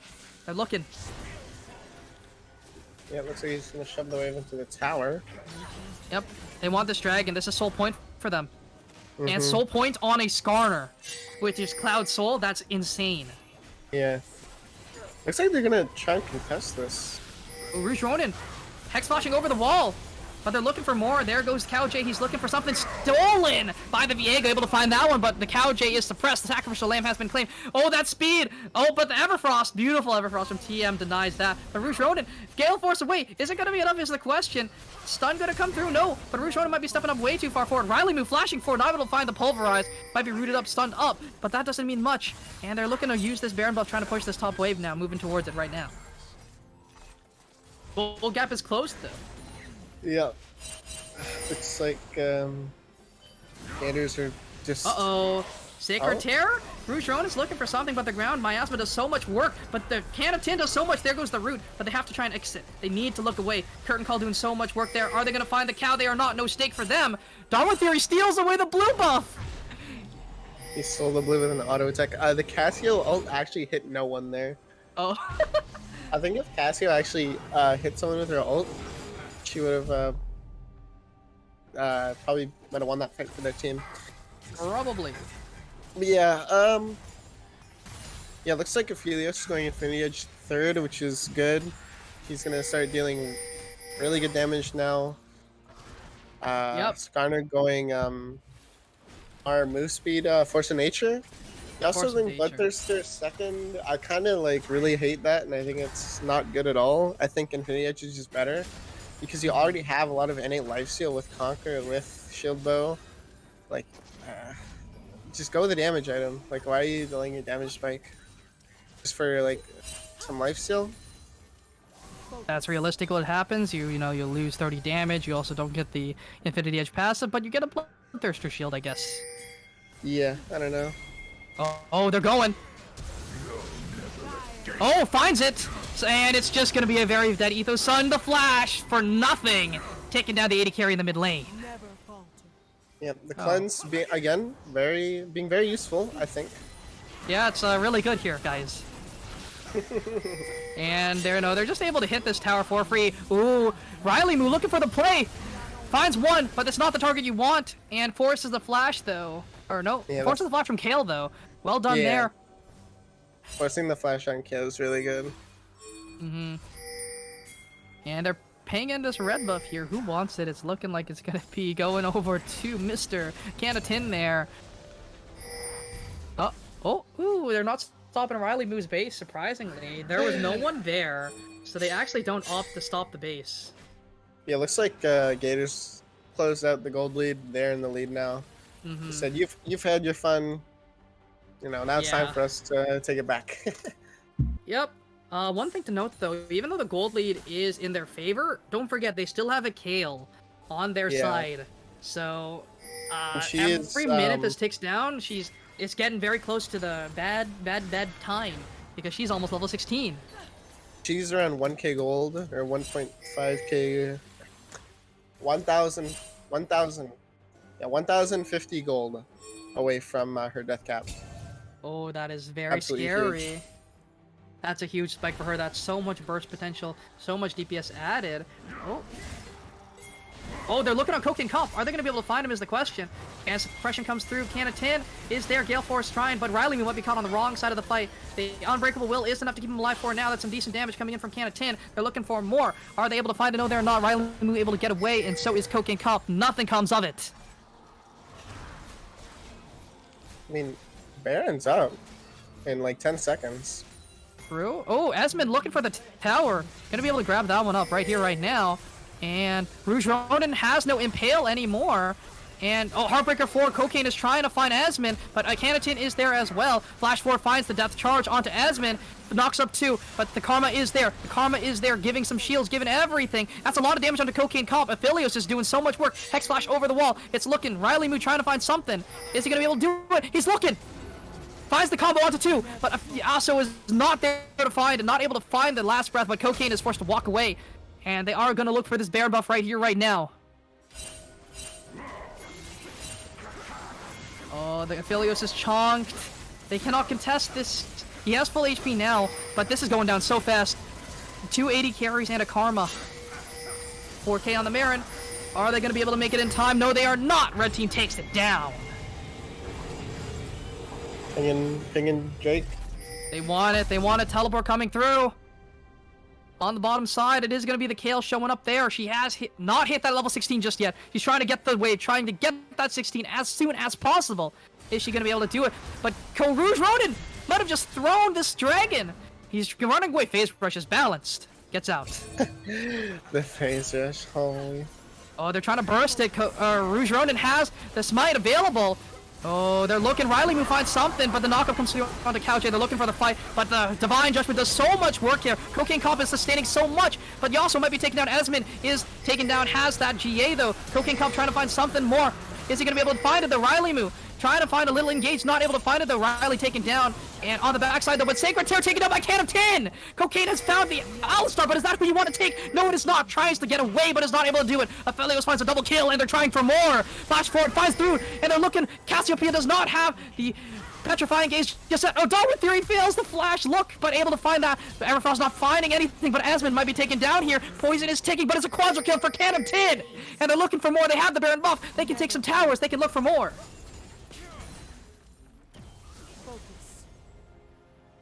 Wow. What an absolute brawl that fight was. Really, really well played by Can of 10 though. Yeah, Can of 10. It's working out very well. Can they end the game 10 seconds on Sacred Tear? They're looking for something. Now they gotta back off here. They cannot do it just yet. Yeah.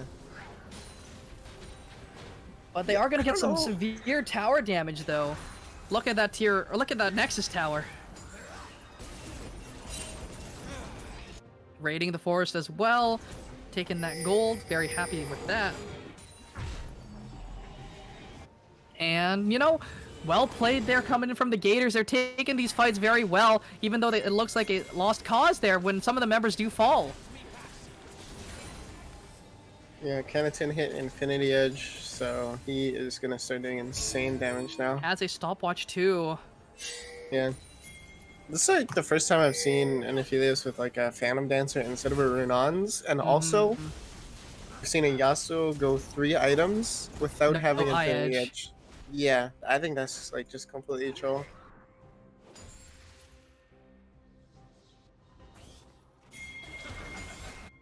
Yeah, I mean this I guess the Yasuo used GA and like Bought He was time really- for Aphelios to DPS.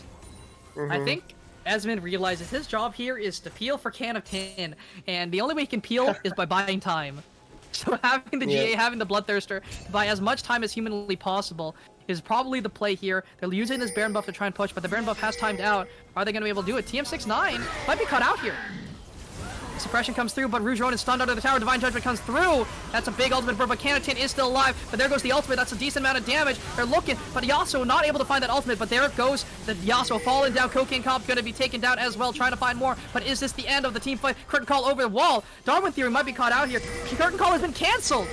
And they're looking for TM69, able to find a triple kill, looking for more, but the Collector comes through. Ethos Sun popping off in this team fight. Zonia's comes through. Hourglass is out, and they're looking for more. But Canatin, not able to find it. Sacred going to be taken down. Rouge Ronin finds one on the back end of that one, and it is going to be a 4 for 4. Sacred Terror able to find that one on Canatin, though, but Canatin has that GA available to him now, so he's not going to die next team fight.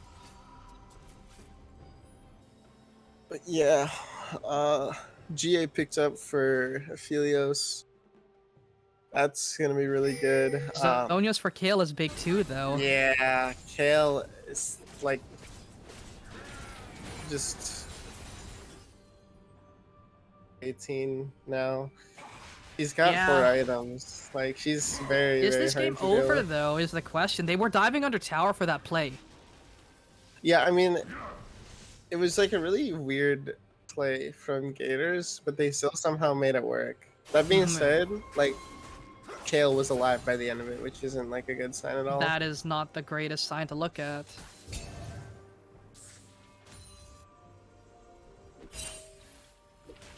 Need to time.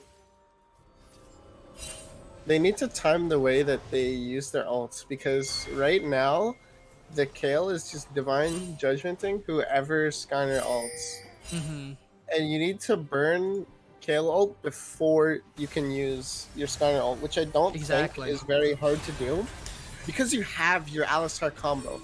He can go in, do his combo, and then the Yasuo can ult off that, and then maybe if they're in that much danger, then the Kale will ult, and then the Stunner can go in and do his thing.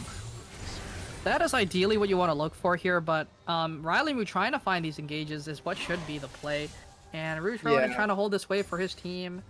Cocaine Cop was spotted there on that ward.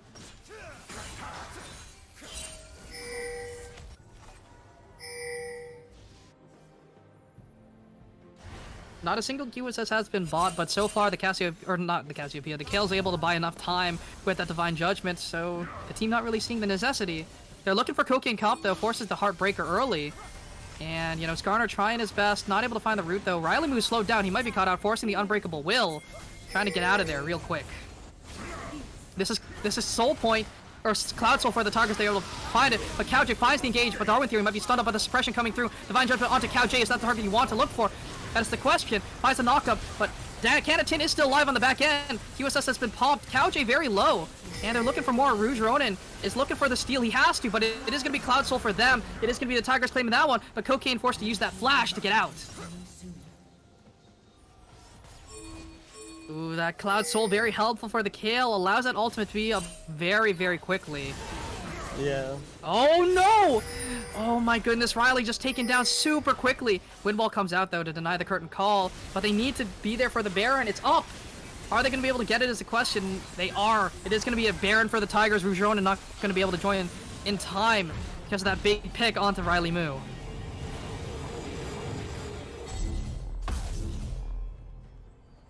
Gold is 200 apart there. Tigers have taken the lead once again.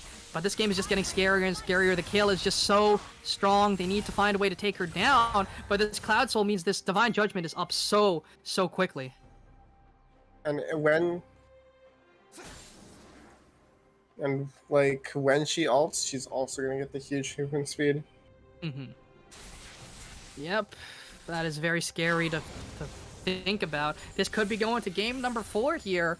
This looks like a very strong game coming in from the Tigers. They found what they want. They're looking for something here, and this could be it. This could be the game. Yeah, this Kale getting insanely strong. It looks like Canatin is actually gonna go for Wit's End, I think. Getting that MR to help out a little bit there, and the on-hit damage as well helps out a decent chunk. But this Kale is just so strong there. Sitting at full build there, 9 stacks on the Dark Seal. Magi's now. Medjai's. Oh, sorry, Medjai's, yes.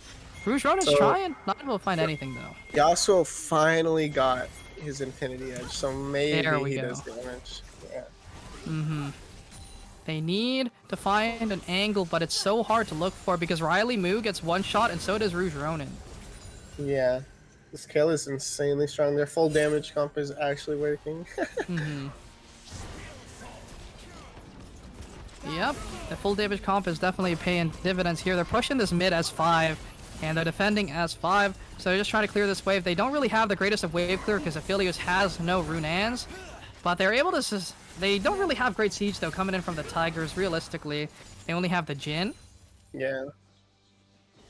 The Kale doesn't really want to walk up all that far. Jhin has the best poke. Yeah. And they're just trying to push in waves here, but good defense coming in from the Gators, as they're not really letting much happen here in the ways of pushing power from the Tigers. Yep, there it goes again. And the wave just disappears. Looks like they're just playing a game of Pong. The waves. Baron buff ends in 30 seconds. They're not getting much off of this Baron buff, though. This Baron power play, not really netting them. Oh, but Riley might be caught out. Oh, he's stuck. Grounded. And he's going to be taken down. Heartbreaker comes through. But Riley moves healed. He's surviving for so long. Pro King comp, though. But it's going to be the Collector who claims that one. Darwin Theory trying. But it's a beautiful stun coming in from TM69. Canatin trying his best to kite. But it is going to be TM69 taken down. GA is popped. But this is a double kill for the Jhin. Ethos is able to claim more. Aspen trying to slide, glide, and find his way through. But the Collector comes through, able to claim up that GA, and this should just be the end of the game here. Has been trying! Is he going to be able to do it is the question. He's trying to sustain, but it's not enough. And this should be the end of the game. Tigers take a game number 3 here, go into a game number 4 very shortly.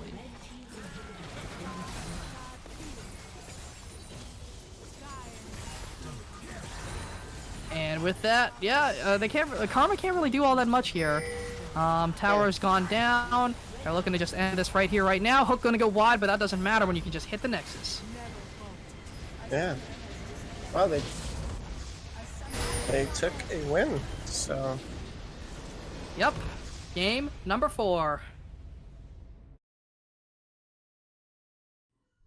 And with that, though, Tigers playing a good game there, you know. The full damage comp, we had our doubts, but they were able to pull it off there, buy themselves some good time, and ended up winning this game. It was they definitely had control of the early game, did end up losing a little bit in the mid, but that doesn't matter when you scale so hard. Yeah. Well played from them, but, you know, Tigers win. They take home game number 4, or game number 3. We're heading over to game number 4 very shortly.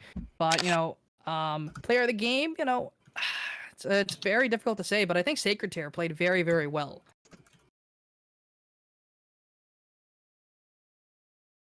Yeah, TM69 played not the greatest, but I mean, Cocaine Top played really well early. Sacred Tear played late game amazing, with his ult saving his teammates. Chaos with like that literal game-winning hook on the Alistar Yeah. was really good.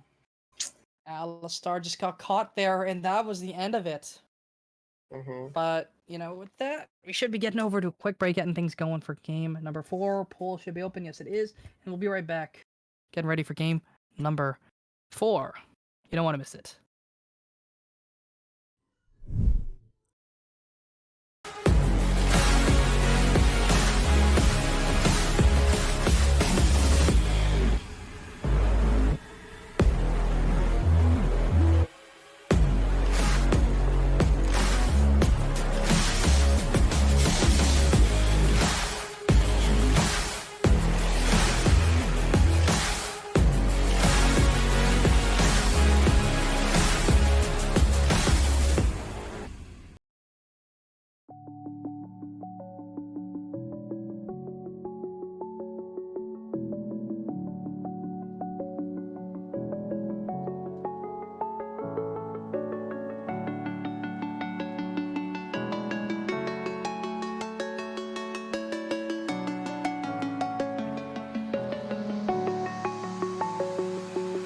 I'm alone, I'm a broken home. I gave you all the bricks that I own and know. I'm letting go, I'm breaking these walls down, breaking these walls down. If you want adventure, then fly to home. But if you wanna travel, then go alone. Yeah, what's the point in us if I never know? Yeah, if you're gonna leave, I'ma let you go.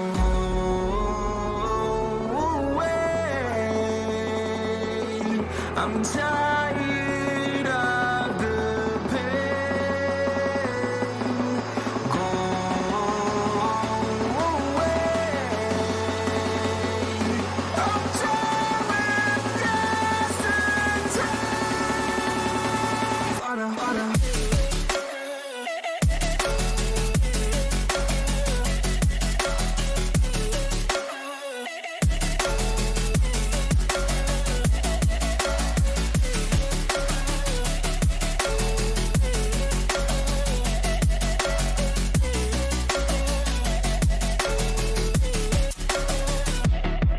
I fell where my demons dwell. My own little nightmare, I call it hell. Oh well, it's time to get back up. Climbing and climbing, I'm done with this ride, is what I tell myself, so I could feel something else. Yeah, I guess I had my bad days, but it doesn't mean I lost my style. Darling, where were you when my heart was on the ground? I thought time would prove that you would stick around. I guess time stood still, a king without his crown. Now I'm breaking, you're faking, girl. You never made a sound.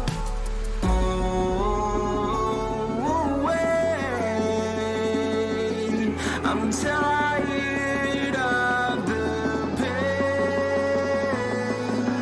Go away. I'm tired of guessing time. Harder, harder.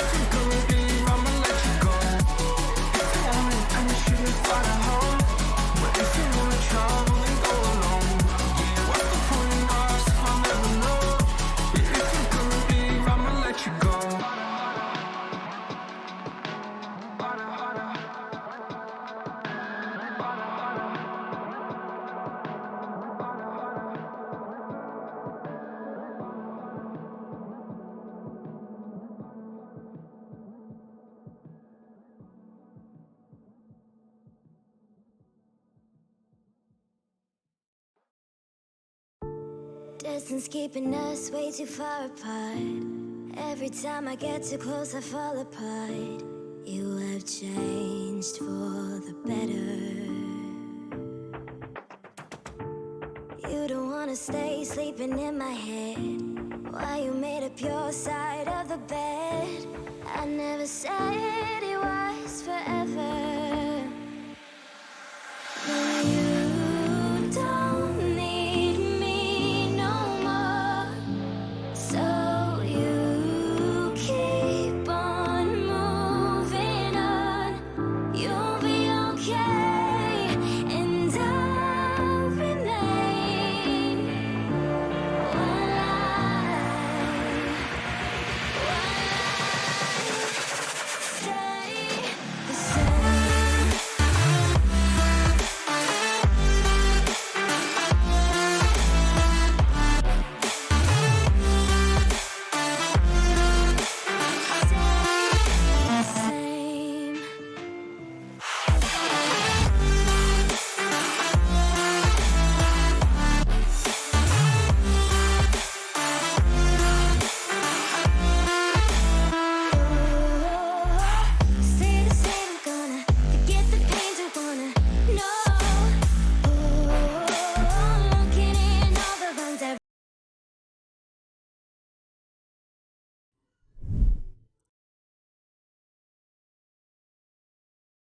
Myself here. Okay, welcome back, and your player of the game is going to be none other than CowJ, going 1-7-16 on that Nautilus for the Tigers. I have to say it was either between him or Sacred Terror. Both of them did so amazing today. In that game, CowJ was landing really good hooks. He was trying to be that engagement for his team, trying to be that pretty much that front line what they need, so Kale can just peg them in the background, and scale and become Kale in the late game. And it looks like both teams are almost ready to get going. But before then, what do you guys' thoughts on those games? I think the ego picks coming in from the Gators just didn't pay off here. They didn't pay dividends. It looked good in the early game, but they just weren't able to close out in time, and the comp of the Tigers came online, and they were able to end it. Yeah, it didn't work, but it was entertaining. Yeah, it was That's really, entertaining. especially you seeing Aphelios, go like 10 something, but in the long run, it's between Aphelios and Kale who scales better, and you have to say Kale because Kale is just an insane champion once she hits level 16 with her items. Honestly, if Kale just builds a Void Staff like anywhere in that build, that game would have ended like 10 minutes earlier. It looks like they are both ready, It had so much MR. I'm going to send you guys over real quick, and then we can get game number 4 started. Yep. And, we see the Kane band coming through once again up against Ronan, not letting him on that one because of that pop-off game number 2. Oh, nope, it's going to be the Tristana taken off the field, and the Thresh once again for the Gators. Yeah, pretty standard meta picks getting banned away early in the draft, as you'd expect. Oh. Interesting turn of events there. That the Gators actually going to ban away the Kale this time. Don't want to let Sacred Tear on that one. Kane once again taken off for Rouge Ronin. He's not going to be playing that pick. And the Blitzcrank deny from Riley Mugu once again. No hooks today, apparently. Nope. I mean, there was the Nautilus who was picked up last game. We'll see if it comes through once again, however. The Gators, though, might be a little shooketh after what happened last game. They had a good position, they had a good foothold come mid-game, but they just weren't able to close out in time. And that's what happens when you don't close up against a Kale. It is going to be that Orianna banned away, no control mage there. And we'll see what the Tigers' first ban here, Ezreal, left up here. And yep, just as I suspected. Yeah, pretty standard, popular champion. Sundera did get nerfed recently, but Ezreal's kind of everyone's favorite champion. So Yep. even if he's not super optimal, people just want to kind of pick him anyways. Yeah, I don't But, think... Yeah, that's basically what happens. Viego coming out as well, another champion that's been heavily contested in pretty much all levels of play. So nothing too surprising so far. Let's see if the Tigers have any more tricks up their sleeves. Kaisa picked up another pretty strong ADC at the moment. And relatively strong into the Ezreal, guaranteed damage, especially in the early game, is very helpful. If she can land those isolated Qs, it does mean a lot of damage comes through there. Nocturne was left up this time, actually. So it is going to be taken off the table. Or not taken off the table, sorry, grabbed up there by potentially a Soul Lane or Cocaine Cup. We'll see where it does end up going. But it's a super strong flex and does a lot of work as well. And turning off the lights is definitely very, very effective. Yeah, Nocturne is probably the best champ on this patch. I was just taking a look, and he actually has the highest win rate in 2 roles, and I believe he's second in mid lane. So the new Stridebreaker changes hurt some champions that don't have an actual way to dash onto you, like Darius Set. But for champions like Nocturne who don't need any extra help getting on top of you, the 90% slow is just ridiculous. It's I wouldn't be basically a surprised. stun. Yeah, another flex pick here. And I wouldn't be surprised to see the Gators take away the Karma. I would have liked to see the Tigers pick up Karma on B3 or B2 there. It's a really good lane with the Ezreal, and it's one of the best champions in the meta as well. Definitely. Karma, super strong. Yeah, Karma, this meta is just all about flex picks. But we're gonna have Corki in the mid lane, so kind of plays out like a control mage. Yep. So looks like they do want some scaling on their side. So, and then we do have that Viego that can flex into, well, it looks like it'll be top or jungle. So we'll see where they go with that. And Nautilus banned away. I'll be really surprised if neither team bans out Karma. Definitely. I think the Karma should be taken off as well. Super strong can be flexed as well. I don't really think it's necessary right now, but I think it should be a red side ban, or because it's good in both solo lanes as well as a support. And you already have taken off the Nautilus as well, so that just makes Karma that much more stronger. Can't really get engaged on. And it is actually going to be the blue side banning away the Karma. Yep. Leona also. Wow, okay. Just no engage, I guess. Yeah, Leona ban is definitely to be expected. We're not engaging today, guys. No fun. Yeah, bans definitely make sense. Karma getting all the way to second ban phase is pretty not something I would have expected.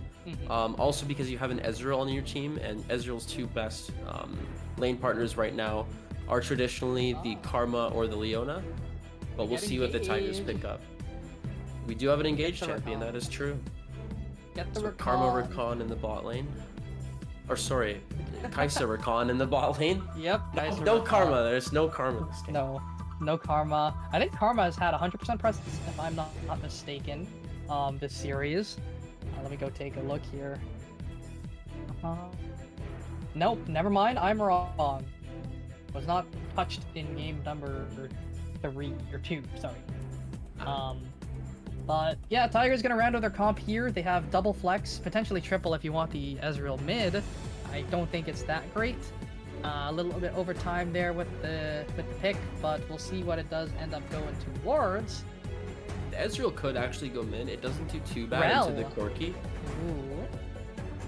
But another engaged champion with Ezreal is never a bad idea.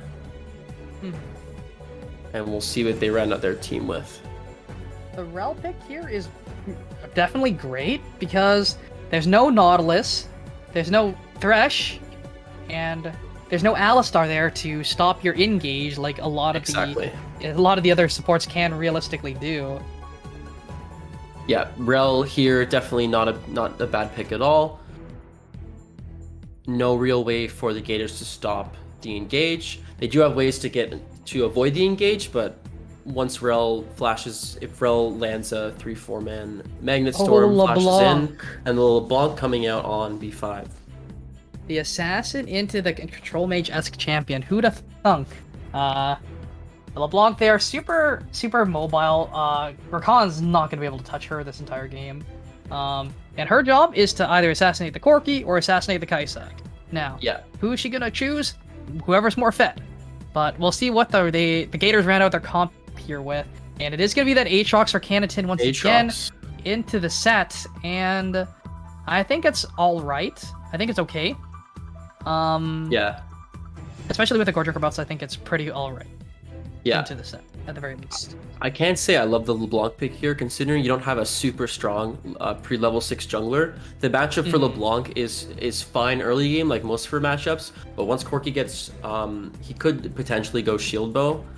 He probably will. Yeah, he probably will go Shield Bow after the Sunder nerfs. Once he gets Shield Bow and more points into his Q and his R, the wave clear difference is just going to be really insane.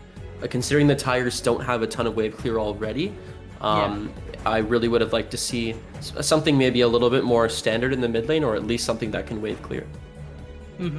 And the Gators also do have themselves some pretty safe wave clear if they ever do end up losing a Baron with that Corki. The Kaisa also has some decent wave clear there. Aatrox kind of does suffer in that respect. One of the worst champions into super minions or buffed up minions in general. Yeah. But the Gators do have themselves a pretty solid composition there, and they actually their identity is very solid. They want to just go in, dive the backline, take them down very, very quickly, because they have a Rakan, they have a Corki with package, they have a Viego, and they have an Aatrox. And I think realistically, the Gators should just play for first pick, and then Viego pops off. Yeah, absolutely. And the Tigers, with their composition, is really all in on the early game. They do have a pretty strong mid game with the Ezreal. Ezreal in the mid game will be a little bit stronger considering if they were to be, even. Ezreal is going to be a little bit stronger than the Kai'Sa and the Corki in the Spikes mid really game. hard. 2 But items. once once Corki Kai'Sa start getting 3-4 items, the Gators are just going to have too much wave clear for the Tigers to handle, and no one will die. Or at the very least, very safe wave clear where they can just push waves, run away, not have to worry about anything. Realistically, the Tigers don't have a really, really strong trigger to pull with the Rel engage followed by Nocturne or turning out the lights first. Either way, they definitely have a super strong way in. But it's also the Gators who can capitalize on a misstepped engage because Rakan can follow up there very quickly if the Rel does overstep her bounds, charm her up. Might not be able to land the knockup because of the pull, but at the very least slow her down, stop her from getting onto the Kai'Sa and Corki so they could just follow up and do what they want. Yeah, exactly that. But we'll see if the Tigers have a little bit more gas left in the tank. But they're going to have to snowball early game, and they're going to have to snowball hard. Yes, and the thing is, though, the games 1 and 2, the Tigers did draft that strong early game comp. The problem was they just lost the early game and were not able to capitalize on the advantages they did have.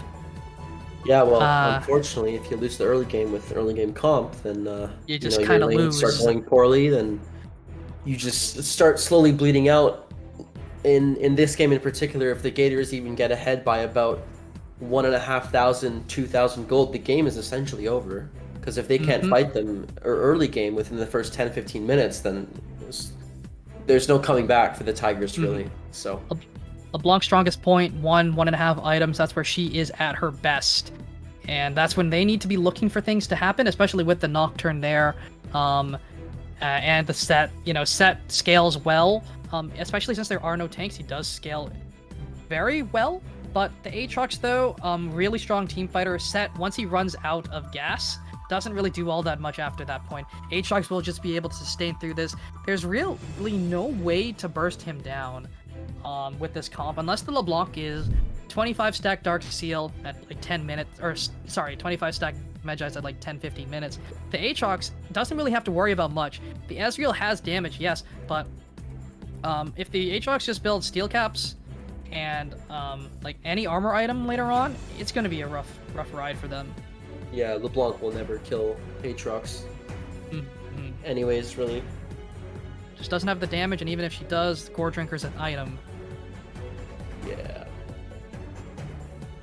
And realistically, the LeBlanc should just be looking for Corki and Kai'Sa the entire game. But how are they realistically going to be able to look for that with the Rakan, who realistically should just be sitting very close to both of the carries, to just press that R button when the LeBlanc does go in, so she does get charmed up. I think that's what he should be looking for. Viego looking to capitalize on any overstep like Viegos do. They just want to play for first reset, and the champ just does Viego things, gets resets, becomes untargetable, does the same thing over and over and over again. And the Gators also have good ways out. You never want to use the Heartbreaker to get out, but you can if you need to. The package or Valkyrie can be used as a way out. Kai'Sa has a lot of mobility with the Killer Instinct, able to reposition herself there and able to dash away with the Invis. Rakan, one of the few engaged champions who actually has a way out of fights. And Aatrox, is very mobile, has that Umbral dash very up very often, and it's very, very good to have. To just be able to move and have options as a team. The Gators definitely have drafted themselves a team with options. Meanwhile, the Tigers, they have one thing, and they're betting all their coins on this early game. Yeah, they've got to win the early game, whereas the Gators have definitely a very more well-balanced composition. They have range, they have mobility, they have AoE, they have wave clear, they have team fighting. They're not extremely tanky, but the Tigers aren't either.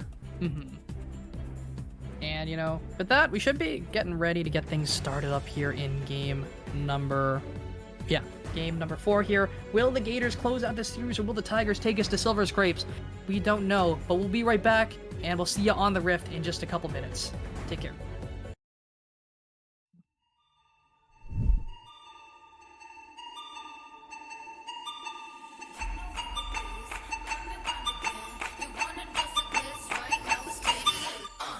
I'm a kind of spin a blade, sort of top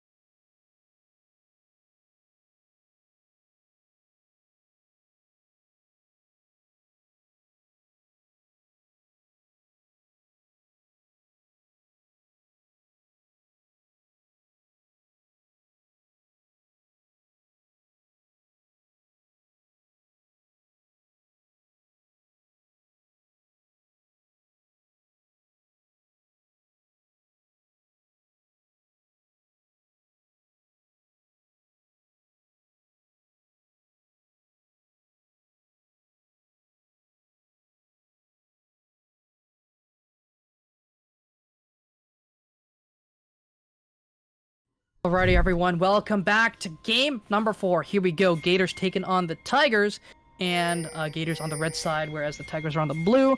And we see an invade ping coming in from the side of the Gators. They're looking to find an engage here with the Rakan Grand Entrance. Are they going to find it is the question, and we'll see. I guess we will see. The best way to beat an early game comp is to get that early advantage. lead. So see if they can get first blood, set themselves up. Rakan goes first. Rakan goes first. There it Looks goes. like Rel's gonna get caught here. Oh, Grand Entrance. Ooh, great reaction there from Cow J. And, you know, Rel also wants to start that W, or start that W anyway, so no harm, no foul there. I mean, it's good to look for that early advantage so they can take advantage of that weak early game, or, you know, get away from that weak early game that they already have set up for themselves. But we'll see if they are able to make it work here.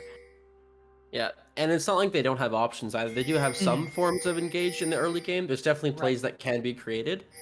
Another thing I want to point out, the Rel having exhaust, especially running a comp like this, just shows that they're kind of scared.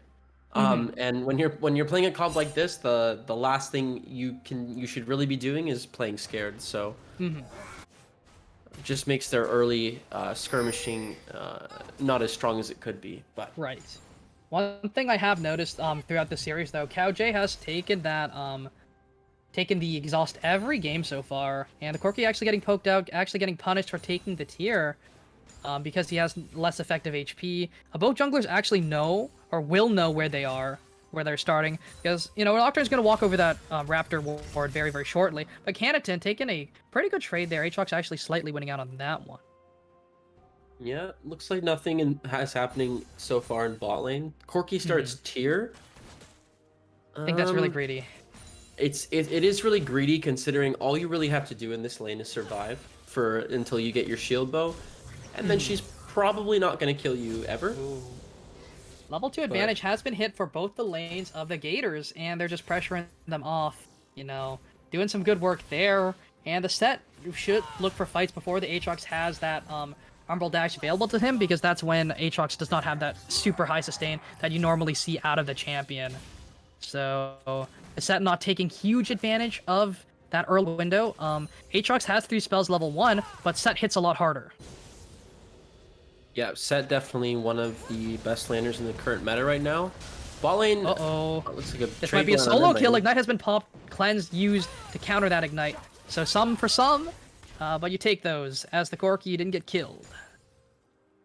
Yep, gets away on that one. They trade their Ignite for the Ignite for the cleanse. Corki's still sitting pretty low HP, so he is going to have to be careful, or he could be open to getting dove. Looks like bot lane is keeping quite a lot of pressure on here. Definitely. Just trying to deny as much as possible. Yep, just poking them out, forcing them away. Both the laners from the Tigers just sitting at half HP, and that's definitely what you want to see here. The Kaisa, again, has guaranteed damage, whereas the Ezreal does not. He has to land the skill shots to actually deal the damage. He does. Yep. And that's Ooh, like he one misses reason why there. I do... Oh! But a nice Haymaker does deny a decent amount of that damage coming in from the Aatrox. And, you know, in extended fights right now, the set does win out just because he definitely has a lot more in his kit, because Aatrox does not have any CDR. No, not quite yet.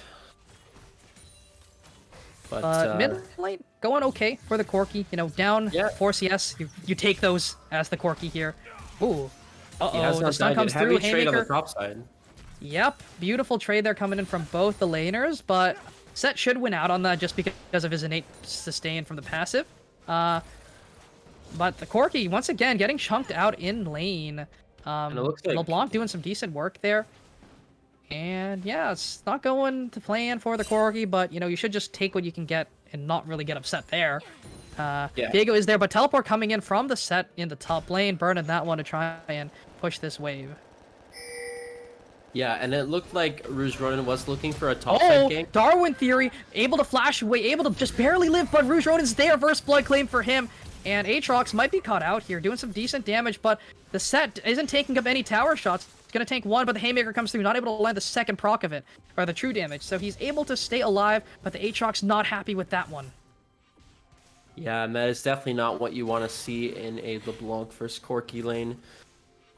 Gonna get the Yeah. cull now as well, Wow. being very, very greedy for his build. Oh no, So- can of tin, but that's some decent damage. Haymaker though, not able to find the true damage, but that doesn't really matter because that just sustains so much more passively. Aatrox has to deal damage, and I don't like can of tin actually opting for the Doran's blade in this matchup because that is going to look for those like short trades, and you can make more use out of the Doran's shield when he goes for those.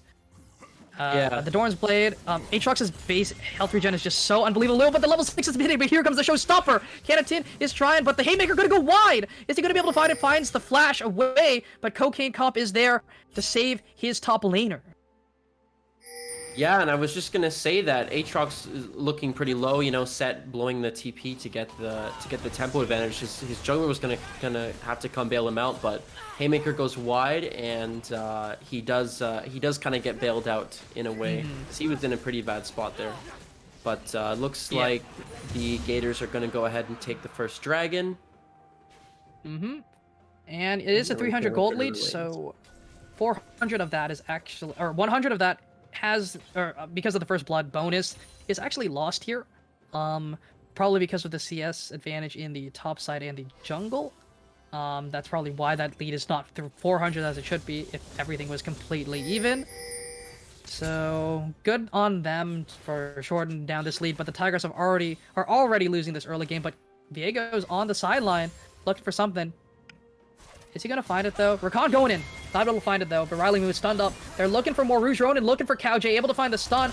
And Rel is slow. Here comes the Heartbreaker, forcing the flash from Cow J. Exhaust is down, but it's gonna be enough. Here comes the Paranoia. It's landing, and the Fear is gonna come through. The Spell Shield is enough to keep him alive, but Ethoson finds the kill. Cocaine Comp is looking for more double kill for the Ezreal, and Asmon is just gonna be taken down. Triple kill for the Ezreal. That's a triple kill for the side of the Tigers, exactly what they needed. Really great counter gank from the Nocturne there. It looked like Rel was about to die. That was she made a pretty short flash, but Nocturne just in the nick of time comes, and Ezreal getting all the kills is exactly what this team comp needs right now. Yep. He is going to be their most reliable damage source come the late game, so he needs to be strong. Can of Tin, getting sort of punched out here, you know, left hook, right hook, and the Haymaker goes true, the true damage comes forward, and that's 203 true damage. Yeah, Canopton in a bit of an awkward spot right now. It is looks like diveable. Viego is coming up to give him a hand, so Sacred Terror shouldn't play too aggressive. But yeah, definitely not a fun matchup in the top side here. Yeah, the Set does hard win out early. That's just how that matchup goes. Set, like you said, one of the strongest laners in the game. Does not really lose into anything. I think the only ooh, wow, that electrocute. Sorry, does a lot, but he's going back in. The cleanse is available. It is going to be popped, but is he going to be able to find it? No, he is not. Flash cleanse, burn from the Corki, and the LeBlanc is not able to find the kill. Really good trade from TM69 there. Almost killing the Corki. I definitely would have liked to see Corki get some lifesteal in the early game. It looks like he's gonna finish his Manamune first and then opt into a Sunderer. I think he's going for Essence Reaver because last time he did play the champion this series, did go the Essence Reaver. Oh no! It might just be disaster. Rouge Ronin able to use that Heartbreaker to get himself to safety, but is it enough? That is the question. No, it is not. Cocaine Cop claims that kill. Another big kill on the top side for the Tigers. It looks like they've got some fight left in them. This series is not over just yet. To Game 5. Silver Scrapes, they may be in the works. And Rift Herald has been started up here by Cocaine Cup. Looking to try and take this one down quickly. Viego unfortunately got caught out there. Beautiful showstopper to stop the stun coming through from the Viego. And that was just a nice pick there. And Esmond, you know, not too happy about what happened with that prior engagement. But here comes the package. They're looking for a little bit. Are they going to be able to find it, though? Darwin Theory does a lot of damage, but so does Ethoson. Yep, good attempt there on the bot side. And yeah, if the Tigers can just keep up this tempo and close the game out rather quickly, then we might be looking at a Game 5. Uh-oh, here he comes. Cocaine Cop is there. There goes that Fear. And that Haymaker just does so much damage. Cocaine Cop claims that one up with the red buff burn. The Nocturne is absolutely everywhere. He's gotten a kill in mid, bot, and top in the first 10 minutes. and he's got a pretty substantial farm lead as well. So definitely a lot of momentum in the jungle here. Yeah, oh no, the TM69 is He looking might go for the down. play. That's Oh. so much damage. You know, I'm surprised he went back with his W there. A few more auto attacks and another one of his abilities come up. I think that's just a kill, but he could look for the flash W and get the solo kill there. Doesn't want to burn that summoner just yet. Wants to save that for a little bit later. But, you know, a lot of gold going into the set and the Nocturne. 2-0 and 3. Got some plate money as well. And a substantial farm lead, as you said. But Riley Moo looking for something. Not able to find the flash grand entrance. Beautiful reaction from Ethan. Yeah, really good patience with the E on the Ezreal there to wait to see where the Recon W was going. And But- I think that's really ambitious, though, coming in from Riley Moo. No matter, like, even if you're on the Recon, even if you flash, you still gotta respect the fact that the Ezreal can hold his spell. Yeah, and you know it's not a bad attempt. Dragon is about to spawn, and if they do get that kill, the Dragon That is very true. should be free if they do pick off the ADCs. So not a bad call, just didn't quite get the Pan out, execution right. yeah. They should be able to grab the Scuttle Crab, get themselves that guaranteed vision. And they're starting this up right here, right now. Aatrox has the teleport to be there, so does the set. Ultimate's available, almost available on both top laners. But it is going to be Viego claiming that one, and, you know, Aatrox looking for some trading here, but the Haymaker is available, and not able to find the true damage, actually wins out on that trade, but Darwin Theory able to dodge away from the chains, but TM69 finding the better end of that trade.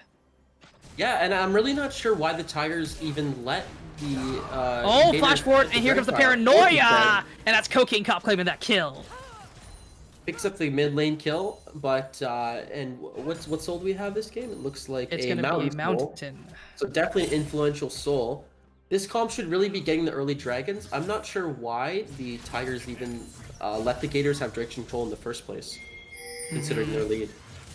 Another big trade on the top. Canopton able to dash away from that. Conquer is available on both champions. Oh, Riley Moo? Dashing forward. ambitious. TM69's there. He's Oh, dead. there it goes, but he's tanking the tower. Stunned up in the minions, though. Canopton gonna be taken down. TM69 finds another kill. Or finds his first kill of the game. I don't know.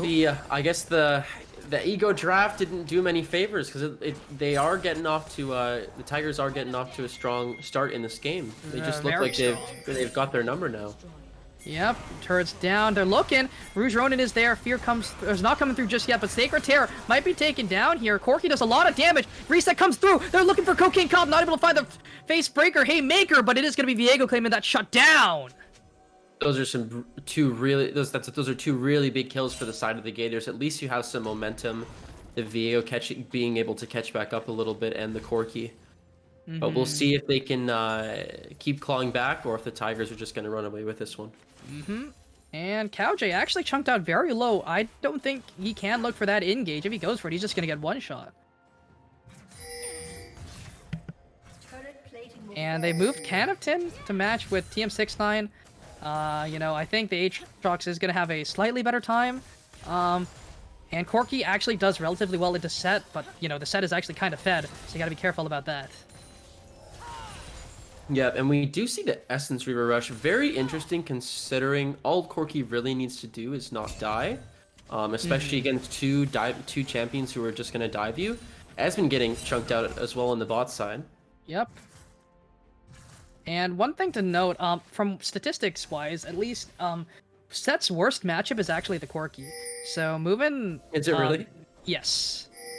I mean, So- yeah, I mean, I guess it makes sense. You know, it's a ranged champion. But however, that is with the Divine Sundara. Ah, yes. Oh, they're looking! And Esmond might just find the solo kill onto Cow J. True Shot Barrage comes through, but the Paranoia down onto Kaisa. Heal his burn. The teleport coming through on the back end. Set is looking for a little bit more, but it's Cocaine Comp claiming one kill, and it is going to be Ethosun claiming the other. 2 kills for the side of the Tigers. Yeah, that's a positive trade for this side of the Tigers. Esmond getting a kill is also not the worst thing in the world, considering all he really needs to do, as well as the Corki's scale. But yeah, they're going to get the more momentum going in the bot side. Yep. Rouge Ronin, you cannot save this tower, my friend. Yep, that's going to be taken down. Uh-oh. Darwin Theory? Nope, not going to look for it. No more action just yet. And Kraken right Slayer now, picked up by gold the lead. Kaisa. Yep. Look at that gold lead though. That is massive. Yeah, that's Almost getting or just that's over becoming- 4K. That's becoming a pretty big gold lead. Mhm. But they're gonna need to get some of these dragons, because if the game goes another 15 minutes or so and the Gators somehow get Mountain Soul, then this game becomes actually quite challenging for the Tigers. So we'll see how it plays out. That extra shield coming in from that Mountain Soul definitely hurts LeBlanc's burst potential, and the extra resistances also don't hurt as well. However, you know, Mythic's completed on a lot of the champs so far. Nothing on Corki yet or the Aatrox, but Stridebreaker has been finished for both the Nocturne and the Set. Have that slow, you know, the 90% really fun. And the 400 HP definitely not nothing to scoff at here. But Cowjay chunked out. Has been looking for a lot of damage. Wow. Aftershock does a lot. Yeah, chunks him out there. Cowjay getting caught out a few times this game. 22 seconds till Dragon. Corki actually did not. Did use the package a little early, so gotta be careful about that. Yeah, not great timing on that one there. Oh, they're looking. Cowjay getting caught. Oh, Heartbreaker's available, taking the Rel body. Looking for the jump. There it is, but it's not enough. Cocaine Cop forced to flash away. Heartbreaker is used, but Canatin is there, and Sacred Terror might be in a bad spot. Riley Moo might also be caught out as well, but Darwin Theory doing a decent amount to Ethos Sun. They're trading pretty evenly here in this mid lane, but they're looking to start this dragon up. TM69 looking for the assassination onto someone. Who is it going to be is the question. Trying to find Canatin, not able to find the damage though, but Suppress comes through. There goes the Showstopper, and off to the back line goes Cocaine Comp, but that is a beautiful haymaker. Ezreal finds another one. That's just so much AoE, and this team fight is all Tigers. Rouge Ronin trying to run away, gets over the wall, has no way out, smites, no flash, and TM69 trying to take him down. Has the electric, but the beautiful knockup comes through, and Rouge Ronin able to live. Yeah, and they somehow managed to win the fight. Ezreal only really hit the ult, and then the fight was over. But so that was essentially 3v5. I guess the three members that were in the fight were strong enough to turn it. So good decisive decision making there. Yeah. I was gonna say the Tigers are playing well, but as soon as the Dragons involved, it just seems like all the stuff hits the fan. But they do make a good play in this instance. Definitely there. Great play coming in from them. And, you know, it's just looking like the Gators have lost their footing. They've lost what they needed to figure out here. And it's not going to complete plan anymore. Ezreal 5-0-1 already finished that Manamune, looking to finish up the full transformation very, very shortly as well. Most Ezreals have their Manamune fully stacked by 21 minutes. That's when they usually like to come online. Or that's usually when their builds come online. However, this Ezreal is a little bit accelerated, just a little.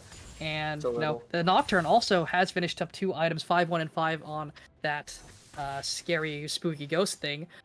Finished that Stridebreaker and Sterak's super strong now, and a lot harder to blow up, too. Yeah, Ezreal gonna be very, very, very strong in just a few minutes. Once he finishes his Mirror Mana, but yeah, he's already gonna be hitting like a truck, so... Yeah. Sunder are putting in some numbers already, and the double Stridebreaker just means it's so hard to escape from the tension. Rouge Ronin doesn't know he's sitting on a ward. So he's just chilling there. Cocaine Cup going to grab up this. And Viego's actually looking for something. Not able to find it though. Yeah, probably won't make a play happen right about now.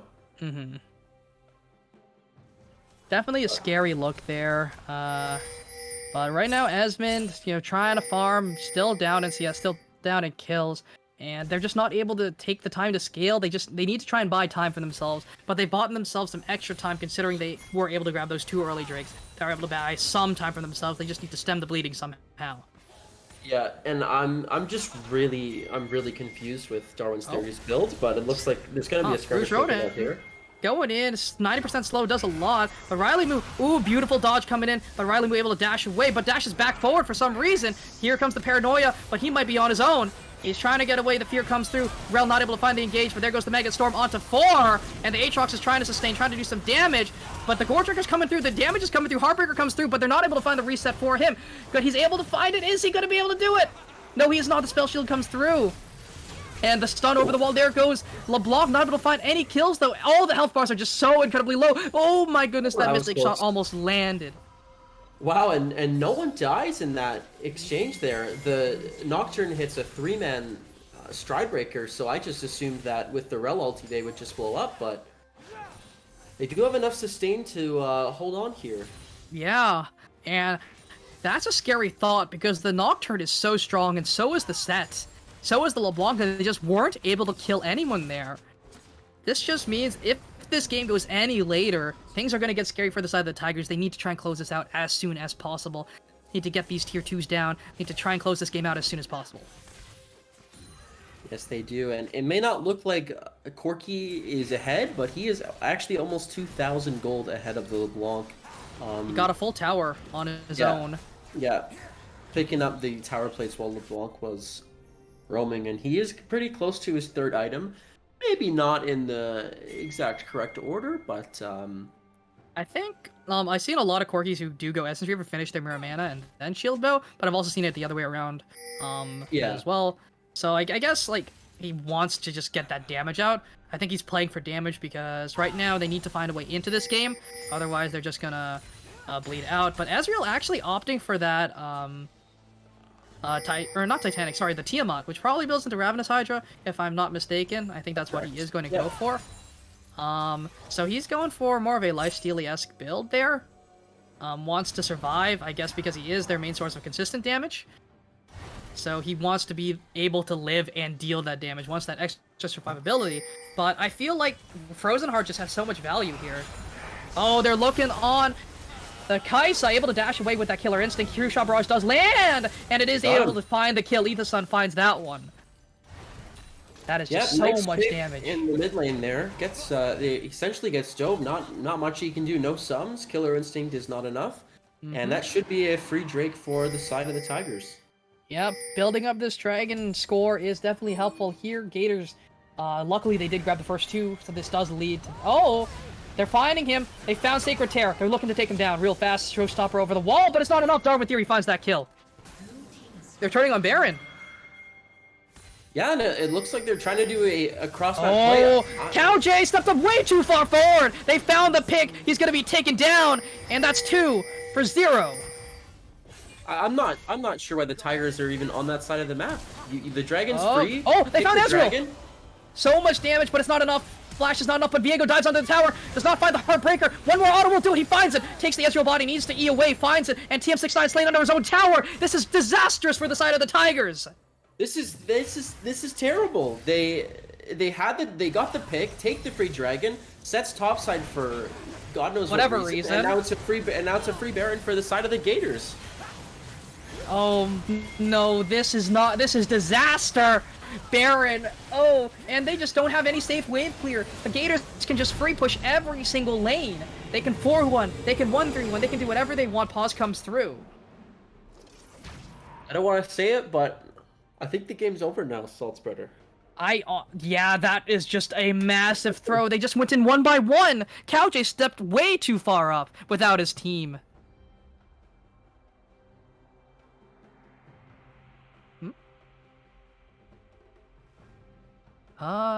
They have not said anything about the pause in chat.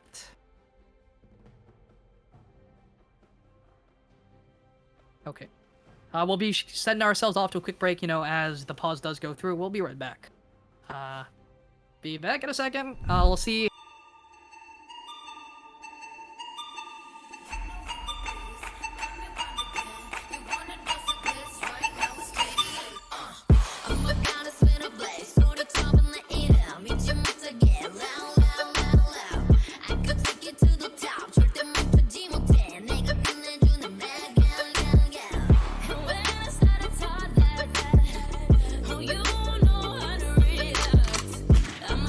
Perfect face with the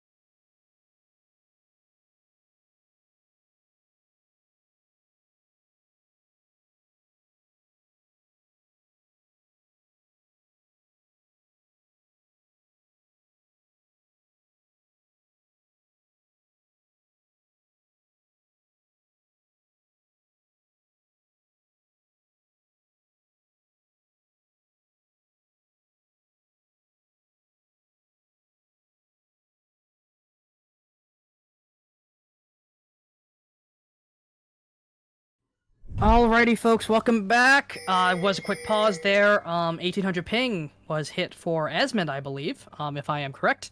But we're getting back into this game, and disaster has struck for the side of the Tigers. That's not what you want to see here. Yeah, and they're gonna need a miracle worker to get back in this game. Once the Gators get an advantage of even the slightest, especially this late into the game, it's really hard. It's gonna be really hard for the Tigers to really breathe at all. They still have the one-shot potential coming in from the LeBlanc, but she's just so far behind the curve. Now look at the Corky, 2.5 items. The Viego, 2.5. Aatrox still working on that Starax gauge, but because the set had to build towards that Bramble Vest, the set is actually even, or the Aatrox is even. Yeah, and LeBlanc essentially being on one item, like he has a stopwatch, a Dark No Seal, combat and a starting stats. item. And he's LeBlanc is irrelevant. Yeah. LeBlanc was playing so well early as well, but now they can siege. They have no safe wave clear. They just have to give up everything Yeah, or look for a and- fight.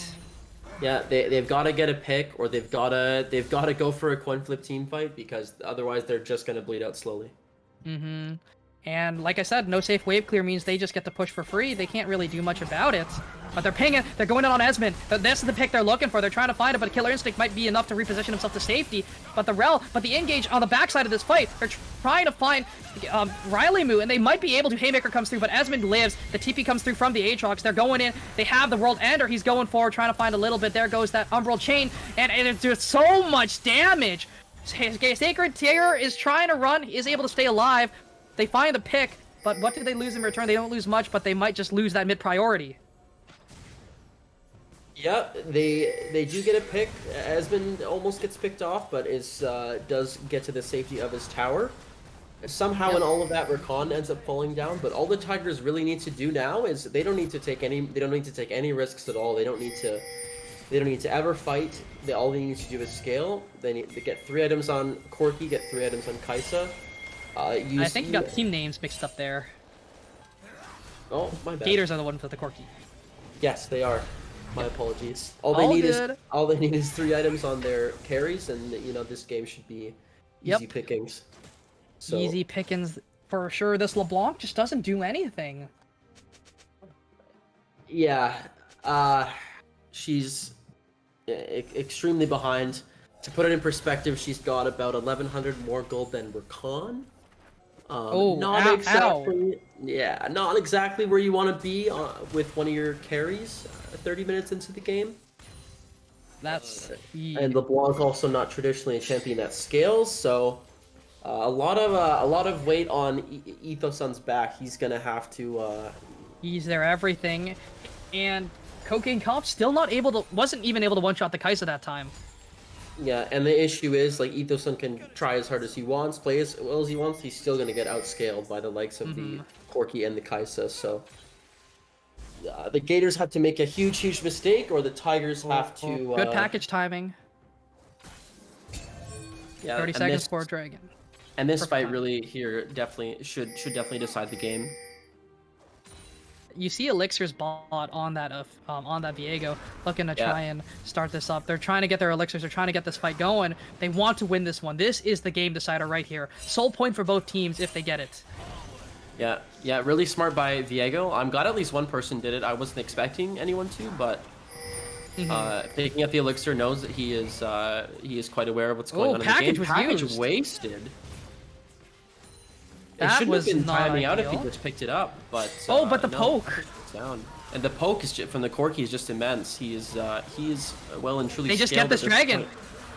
They do. They get the 3rd Drake and walk away. The poke's too much. They're not comfortable taking a fight. So. Yeah. Yeah, this is you can't be doing this if you're the Tiger. You can't just walk away and let them take the objective. They get the mid tower in return, but the being on soul point is just so much more valuable. But they are going to siege mid. They might get this, but they have. Oh, they get this for sure. Yep. Oh, Riley Moo. 59 looking for a pick. Oh, okay, he's out. Gonna get away. Yep, Baron up in 1 minute. Soul point now for the Gators. That is very important there. Now the Tigers have to contest every single dragon, because if the Gators get one, this LeBlanc will just never do anything. Nocturne can never one-shot, and the Ezreal just have so much more resistances to have to punch through to even do any damage. Yeah, it's looking pretty grim for the Tigers at this point. Corki on 3.5 items now, and Kaisa on 2.5, getting close to that third item. Yep. And I just don't like some of the build paths, though. Look at the Ezreal. I really don't like this Ravenous Hydra pickup that he's looking for here. I really disagree with it. Yeah, no, and even if Frozen Heart is pretty valuable here because they do have a lot of AD damage. Double ADC. Yeah, and I actually would like to Viego. see a Cyrilda's third, even though they don't I have think a that's ton good of too. armor. It The is kiting actually, helps. yeah, the slow is valuable and it does actually do more damage than the Ravenous Hydra. Because just champions with their base armor and how they work, it is actually still pretty valuable. Definitely. And he's sitting on a Executioner as well. So he's just not like the Kaisa and the Ezreal are pretty much just as strong as each other at this point, just because of the build path choices. We see 2 items on both top laners. The Aatrox is still behind, about 20-ish CS. Has that finished Sterak's gauge now, so is happy to be strong there. At the very least, he will never get blown up by the LeBlanc. This is the break point here, where it's going to be harder to kill this Aatrox. But what I want to see now is this Aatrox itemized towards tank stats. I want to see a Thornmail. I want to see a Randuin, anything along those lines. Just something to deal with the Ezreal. The LeBlanc is never going to touch you, and they're starting this Baron. Yeah, and it's going to go down quickly. Wait, Nocturne's on the bot bot. side of the map. You can't do that. You can never be bot side when the Baron is up here, because they just have so much burst. Kaisa's 2 items. Viego is decently strong, and the Corki 3 items as well, and that's just a free Baron. Nothing to it. 4. Yeah, and now Corki's on 4 item, and they don't even know what hit them. Yeah. It's just a slow death here for the Tigers. But no, great Baron call from the side of the Gators. Credit to them. And they could just push waves for the next minute and a half there, and then get some setup going for the Dragon up in a minute 40. So they're chilling here. They're super happy to grab what they can. And right now, it's just the Tigers scrambling around for scraps. They had the early game. They just threw super duper hard at the Baron, and now they just gave away a free one. Yeah, that they did, and the Baron just means that the Gators can stall out even longer. This game, if this game goes to 90 minutes, that's only gonna be better and better for the Gators as the game goes on. So all they really have to do is keep pushing waves or wait for the Tigers to make some kind of mistake and capitalize on it. So no pressure on them. They're kicked back, relaxed in their chairs. The onus is not on them. They don't have to do anything, like you said. And they're just more than happy. You know, Riley Moo can just chill, do whatever he wants. Corki just has to dash away with the Valkyrie whenever he wants. They just have so many ways to get away. And because the LeBlanc and and the Nocturne just can't deal enough damage anymore, it's just all on this Ezreal. It's all on Ethosun. Yeah. Oh, KOJ! That's just half KOJ's health. Instantly gone. Yeah, and so interestingly enough, Ezreal builds Tiamat and then Executioner and then just buys Cyrilda's. Yep. I really, really don't like that build path. I just don't understand why we're building items in that order. I mean, I guess... Yes, Aatrox really needs that blue buff, guys, I swear. I guess at the end of the day, he's got the items now, but it could have been beneficial 5 minutes ago. Wow! That's half his health from one big one. Yeah, and Aatrox also has the stopwatch. I really like that purchase there.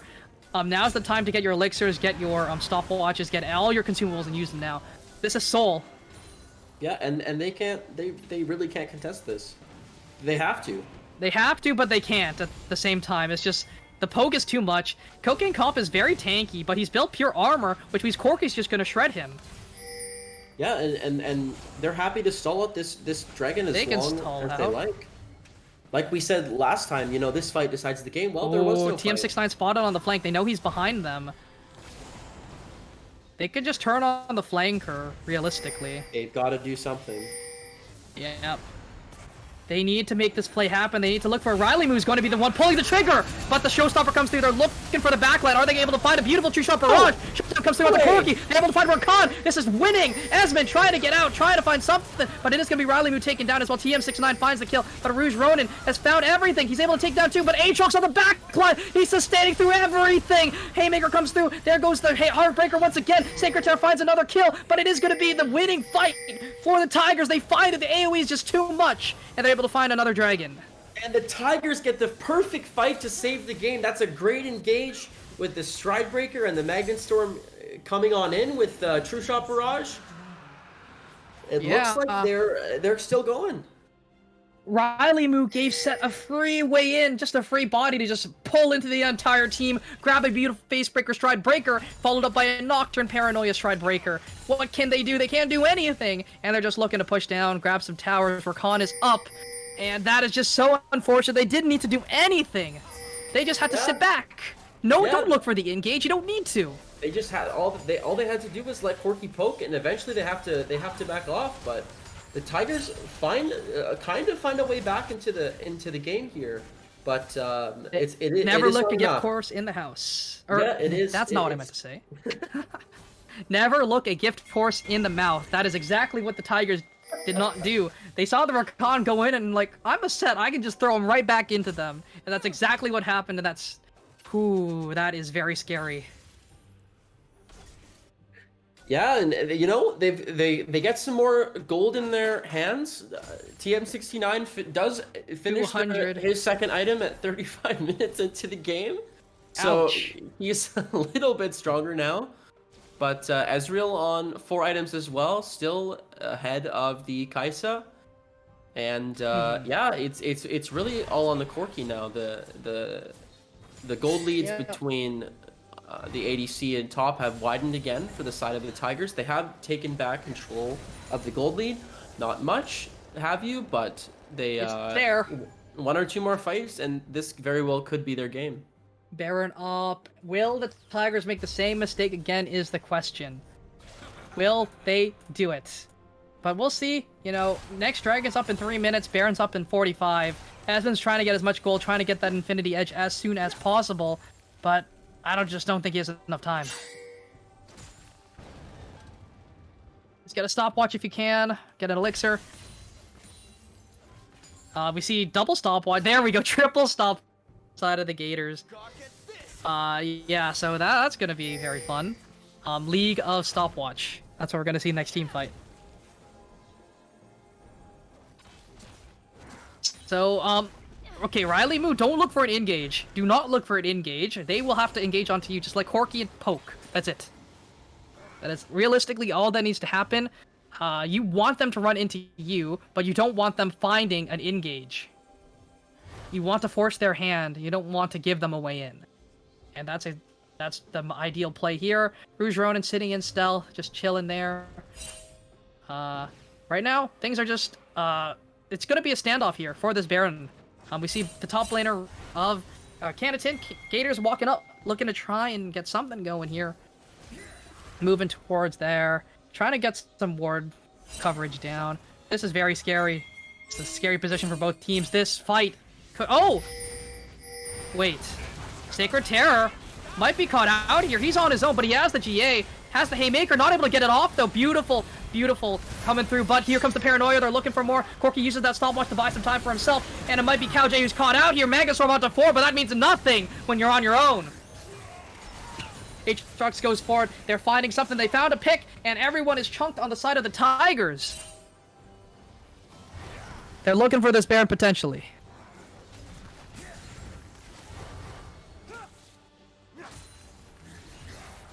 Starting up the Baron here. Nocturne is chunked to half HP, but so is Riley Moo and so is Darwin Theory. They are healing off. They're trying to heal off this Baron. 6k.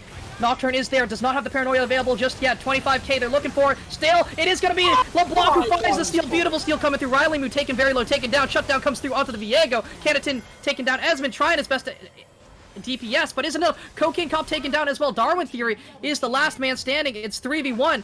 He's trying to make something happen. There goes the chains. He's trying, but TM69 taken very low. One more will do it. Not able to find it, though. And they might be able to find a little bit more, but Right now, this Corki is so strong, they need to try and take down this mid tower. They were able to steal the Baron, but it is only left onto 3. And the little LeBlanc that could steals Yeah. the Baron, keeps the Tigers in the game. That Oh my goodness. it's so back and forth at this point. The set flank is just way he TP's way too far. It's not even he's not even close to being able to throw Corki back into the team. There's no way that works. But then GA is enough. But then the LeBlanc steals the Baron, and Oh no, Dragon's up now. they're gonna get the Mountain Soul. That's huge. That is massive for the side of the Tigers, grabbing this one up. Riley Moo is trying. Is he going to get it is the question. No, he is not. This is just a free Baron. Blue team grabs that Mountain Soul up. They find the engage. They're looking for a little bit, but Darwin 3 might have stepped way too far forward. Sacred Tear trying, but the Paranoia goes down onto the Corki. Fear comes through. Has no stopwatch available. Going to be taken down. Rouge Ronin trying to find something on the front end, but Kauji finds a good engage onto 2. Looking for more. Canatin on the back line, trying to sustain his way through everything, but is it going to be enough? It is not. Ethersun finds another. Kauji trying to find more. Rouge Ronin running away with Riley Moo, and Asmund trying to find his footing with the Killer Instinct. Is he going to be able to do it? That is the question. Trying to DPS, but he just does no damage. And this is going to be Riley Moo trying to find something on the Sacred Terror, but he's going to be punched back. Face breaker as Ethersun finds that one. And this is pretty much the end of the game. That's the game. No way. The LeBlanc Baron steal. They get the Mountain Soul, and they win the fight. Yeah, this is game. This is it. This is the end. We're going to game 5. Roll the silver scrapes, baby. Here we go. Yeah, and you know it was very much in reach for the Gators, but just in mistake after mistake. Well, both teams made mistakes. It was so back and forth, but the Tigers end up taking it to a game 5. Alrighty, here we go. Game number 5, getting going very, very shortly, but wow, that was a intense game. It was back and forth all over the place. Yeah, that was quite an exhausting game. I mean, Yeah. imagine to watch, and I imagine to play as well. I completely agree there. Will the mental of the Gators hold up now? Because they've just lost 2 straight games. Is I this don't the know, reverse but sweep? They've got to. I don't even know what to say. They've got to pick another comp that works with them. Get those priority picks like they got in this game that seemed to eventually pay off. But no, big props to TM69 for the Baron steal that essentially won his team the game. And with the Mountain Soul, it's just they're just unkillable. They actually got 4 Mountain Drakes that game, so Yeah. so much value out of the increased armor and magic resist, plus the shield on top of that. It's just so much stats for the Gators to shred through. And even with their late game composition, they just couldn't. They found the one way to win a fight in the late game, and that's get that quadruple stacked Mountain Soul. Yep. They were just able to face tank all of Esmond's damage. He had Lord Dawes, but didn't matter. Cocaine Cop and Sacred Terror just ate everything that they threw at them. The Randuin is helping out a lot there. I want to see how much that blocked, but that was a crazy amount of rock solid damage taken. But with that, player of the game poll is open. We'll be right back as we get things ready for game number 5. Roll the silver scrapes, Wolven. Let's get this rolling.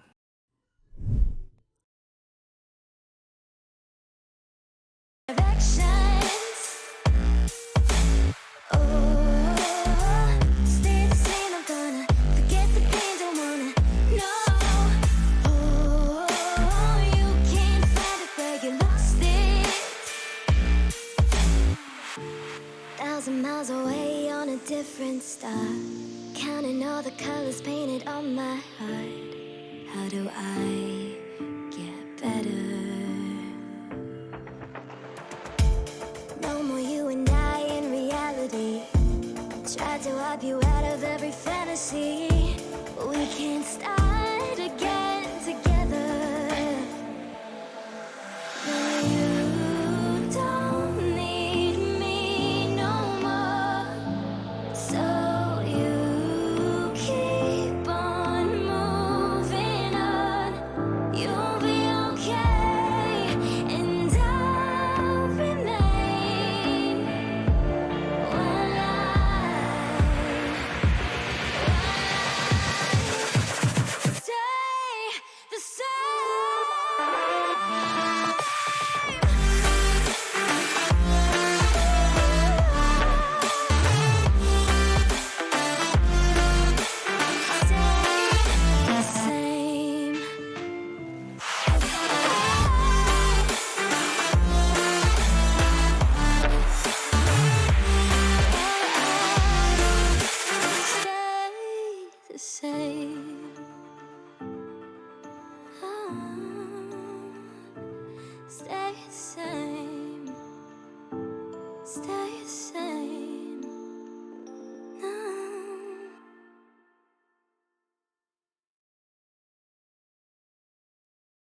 Calling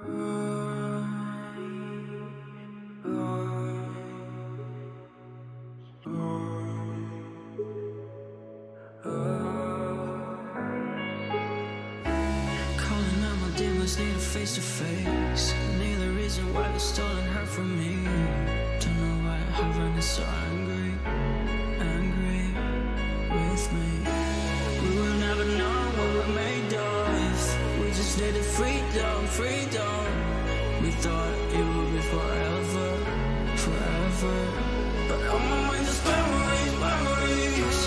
On my heart just promises, promises. Oh baby, now I'm so empty. Oh baby, look at what you left me. Ashes.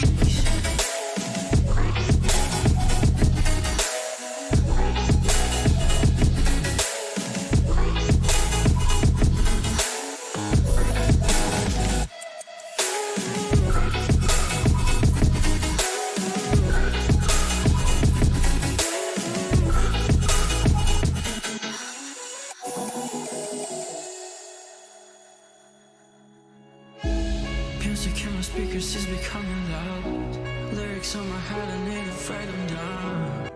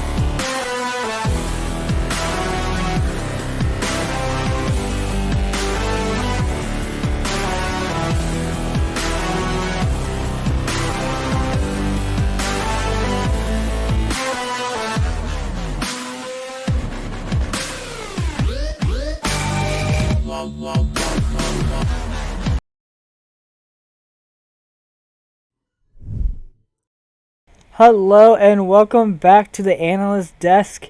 Your player of the game is none other than TM69, going 5-3-7 on the LeBlanc. Yes, his KDA was not the greatest. Yes, he did not do the most damage in the game, but what he did was steal that Baron for his team to secure the win and bringing it to Silver Scrapes. It is tied.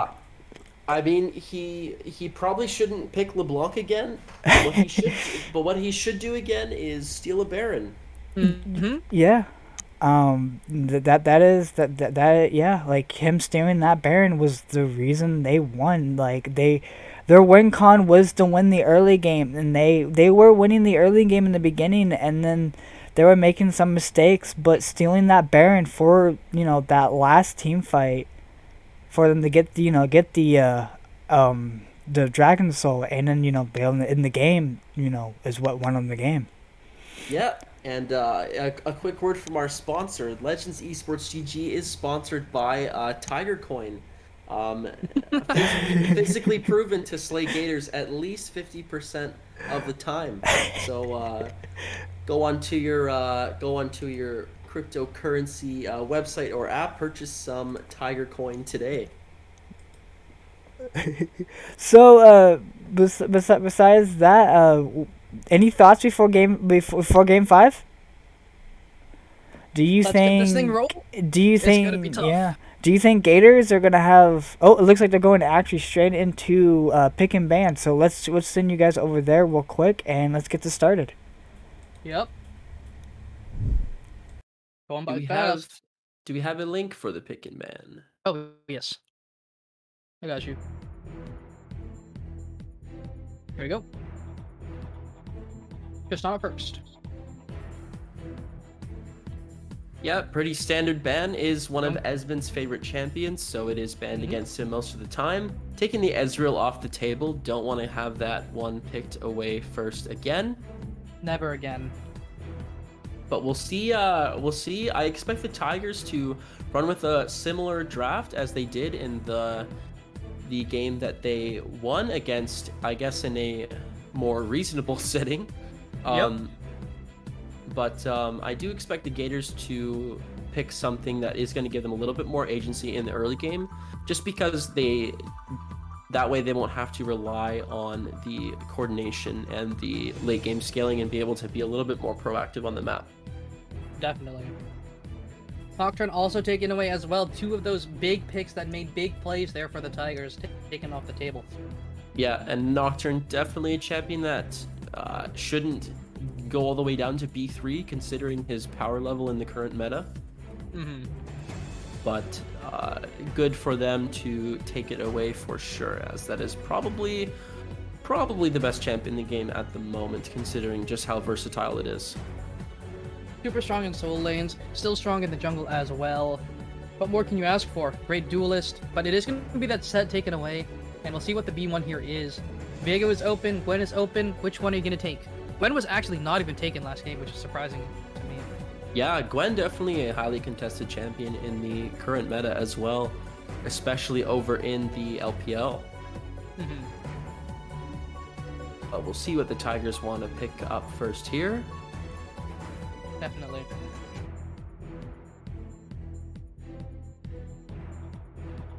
And as the time rounds out, we'll see if they do grab up one of the early OPs, or if they want to grab something. Yep, oh, early OP it is. Viego, grabbed up for them. Yes. Yeah. Xin Zhao grabbed up here, early jungle presence, and the Karma once again grabbed. Yeah, a very standard draft from both teams this time. Viego definitely a high value flex pick. Xin Zhao has been popping up a ton as he just has so many options and is a great early to mid game jungler. Karma being another one of those kind of champions as well. Lots of different options in terms of build path and what role they can play. Definitely. Karma, just a great pick overall. Great support. Ooh, the Ziggs. Gonna be grabbed here for the Gator, or for the Tiger, sorry. Great pick, great mage, great wave clear, great wave control as well, and amazing at taking towers. Yeah, and I do kind of expect this to be a Ziggs bot lane. Ziggs with his buffs is with his ulti buff specifically, just means it's so much more reliable of a skill shot. It actually was a huge buff for the Ziggs. The 2 champions Ziggs really struggles into in bot lane are champions that can either get on top of him or avoid a lot of his damage, like the Ezreal or the Tristana. So I really wouldn't be surprised if this was a Ziggs in the bot lane, as he does have a lot of good matchups down there. Nautilus also grabbed up here, which means this Karma's not going to have the easiest of times. Should still win lane. However, is still susceptible to getting hooked if she oversteps her bounds. We'll see. And what do the Gators grab up here? It's going to be the Varus picked up in return.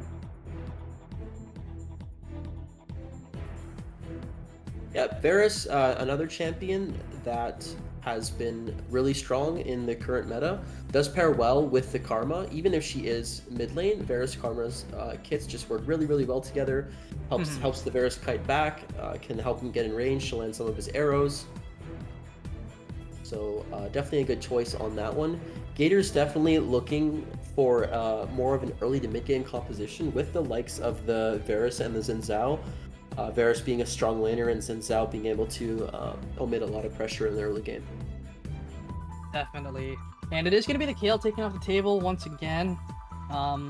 Gotta be careful about that late game scaling because that's what guaranteed the the Tigers their win last in game number 3. And it is going to be responded by a give it a little bit. We'll see what the ban is, but Yeah, I think the Kale ban makes sense. It is something. Aatrox. And I would be quite surprised if they did lock this in. I think there are better champions you could Wow. take away. The Aatrox really didn't have much of an effect last game. It wasn't really the tipping point for either team. I agree.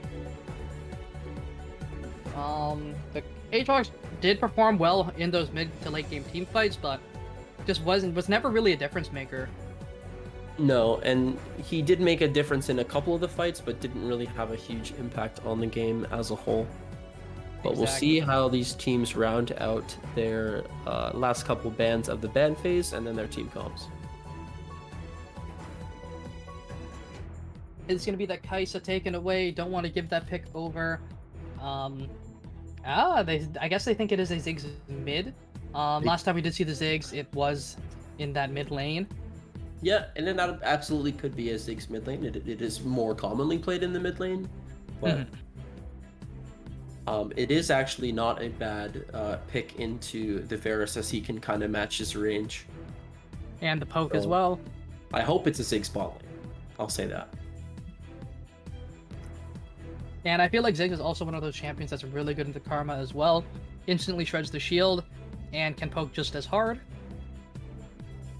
Yeah, as long as Ziggs ensures that the Mantra E is down when he's sending out his Mega Infernal Bomb, should be a pretty guaranteed ult most of the time, as the current buffs Bar just any flashes. make it so easy to land.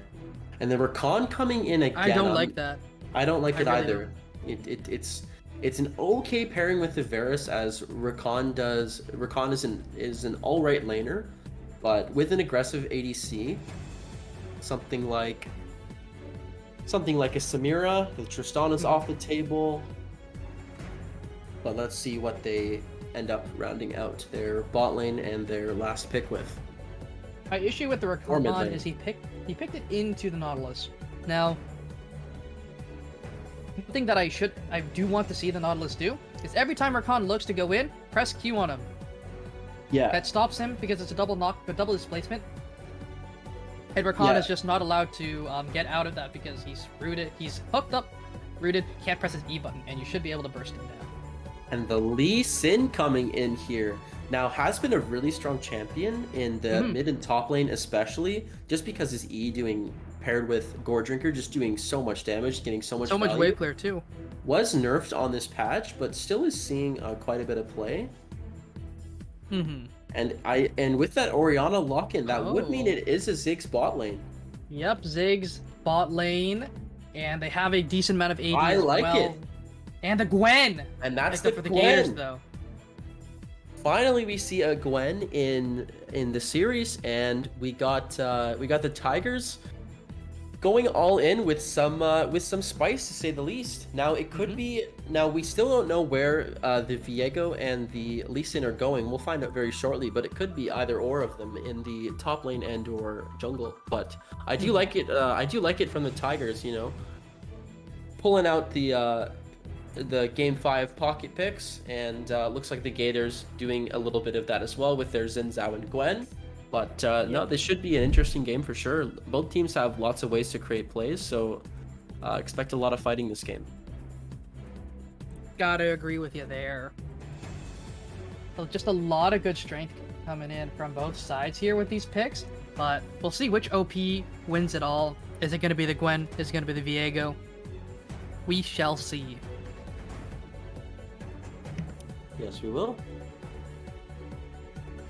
I really do like, or I don't really know how I feel about the Gwen into champs like the Lee Sin. I think she's pretty alright into Viego. Lee Sin is a great duelist though, can fight her early, and that's when she's at her weakest. Other than the super strong level 1. I don't think they were in LCS order. No, they were not. That's fine though. We should know where. Okay, so it is that Viego jungle, so Lee Sin top. Yep. Yep, they may Uh, not be in LCS order, or we're seeing some lane swap action in the game 5. Yep. Could be Going interesting to full, see. Full Damwon Kia in this one. Damn KIA? Or yeah, Kia, my bad. It's not. I keep thinking it was like KIA, but no, it's Kia. It's lame. It's not as fun. Yeah. It's not as cool. Thank you, No. Damwon, but it is gonna be gonna be Viego in the jungle into the Xin Zhao. I think the Xin Zhao does win those fights in the early game pretty hard just because of the nature of the champion. And I think the 2v2 coming in from the Gators, top side versus their top side, is actually in the favor of the Gators just because Xin Zhao just does so much damage early, and Gwen will be able to follow up with that as well. Yep, probably gonna be a more top-focused game. The Gwen, if she gets had even the slightest, is gonna just start melting through multiple people at once with the snip snip. Snip, snip, snip. Such a weird ability name. Yep. But we'll see where the Tigers are positioning their lanes, because I highly doubt it's a Nautilus AD carry with Orianna mid. Nope. It is TM69 on the Orianna, which means that's most likely mid. Cow J is the support. You know. Yeah, I think that's where it should go. Yeah. Edison are usually the AD carry. I mean, it would be pretty fun to see if they do stick with this assignment, but I highly doubt it. Yeah, an important announcement to make. Tiger Coin has reached 200,000 Legends tokens. So it looks like the little advertisement did work wonders for our Tigers True. Coin owners there. So not missing out on that investment there. Got some smart people in the Twitch chat today. Investing. That's the name of the game here. Who gets more crowns? That's the question. And we shall Can we see get at to the end of the night. 300,000 though? We're still 100k away. Still got a ways to go to make it, but it can definitely work out. But team comp wise, oh boy. The only pick I really dislike out of every pick here is the Rakan. I just don't think it's good into champs like the Nautilus or the Lee Sin, who can stop him in his tracks very, very easily. Rakan goes for a grand entrance in. You know, Lee Sin just presses the R button, or Nautilus presses the Q button, or the R button as well. Yeah, I just don't see the Rakan being the source of anything here. It's kind of like, Yeah. Ironically, it's kind of like Xayah. It's like, why would you pick Xayah when there's so many better AD carries? The only reason would be to counter a specific team comp. If they have tons of engage and you can just bait out 3 ultimates. But no, I really don't see the Rakan being very effective in this game here. I mean, I love Rakan. I love playing Rakan as a champion. Like, he's He's- super oh, fun, yeah. super slippery. He's He's amazing. fun. He's just so fun to play. But into, you know, champions like the Nautilus, you know, the 20 years of CC that he's known for, what you gonna do as a little squishy bird man? You get Yeah. one shot. That's what Yeah, happens. And I just really don't understand why you just don't pick Leona here. Obviously, Yeah, Leona's- player comfort is important, but Leona's good into Nautilus as well. Leona is good into Nautilus, just really outsustains him in terms of the tankiness she can provide. Damage as well. She does more. Yeah. Her passive also helps her AD carry do more damage.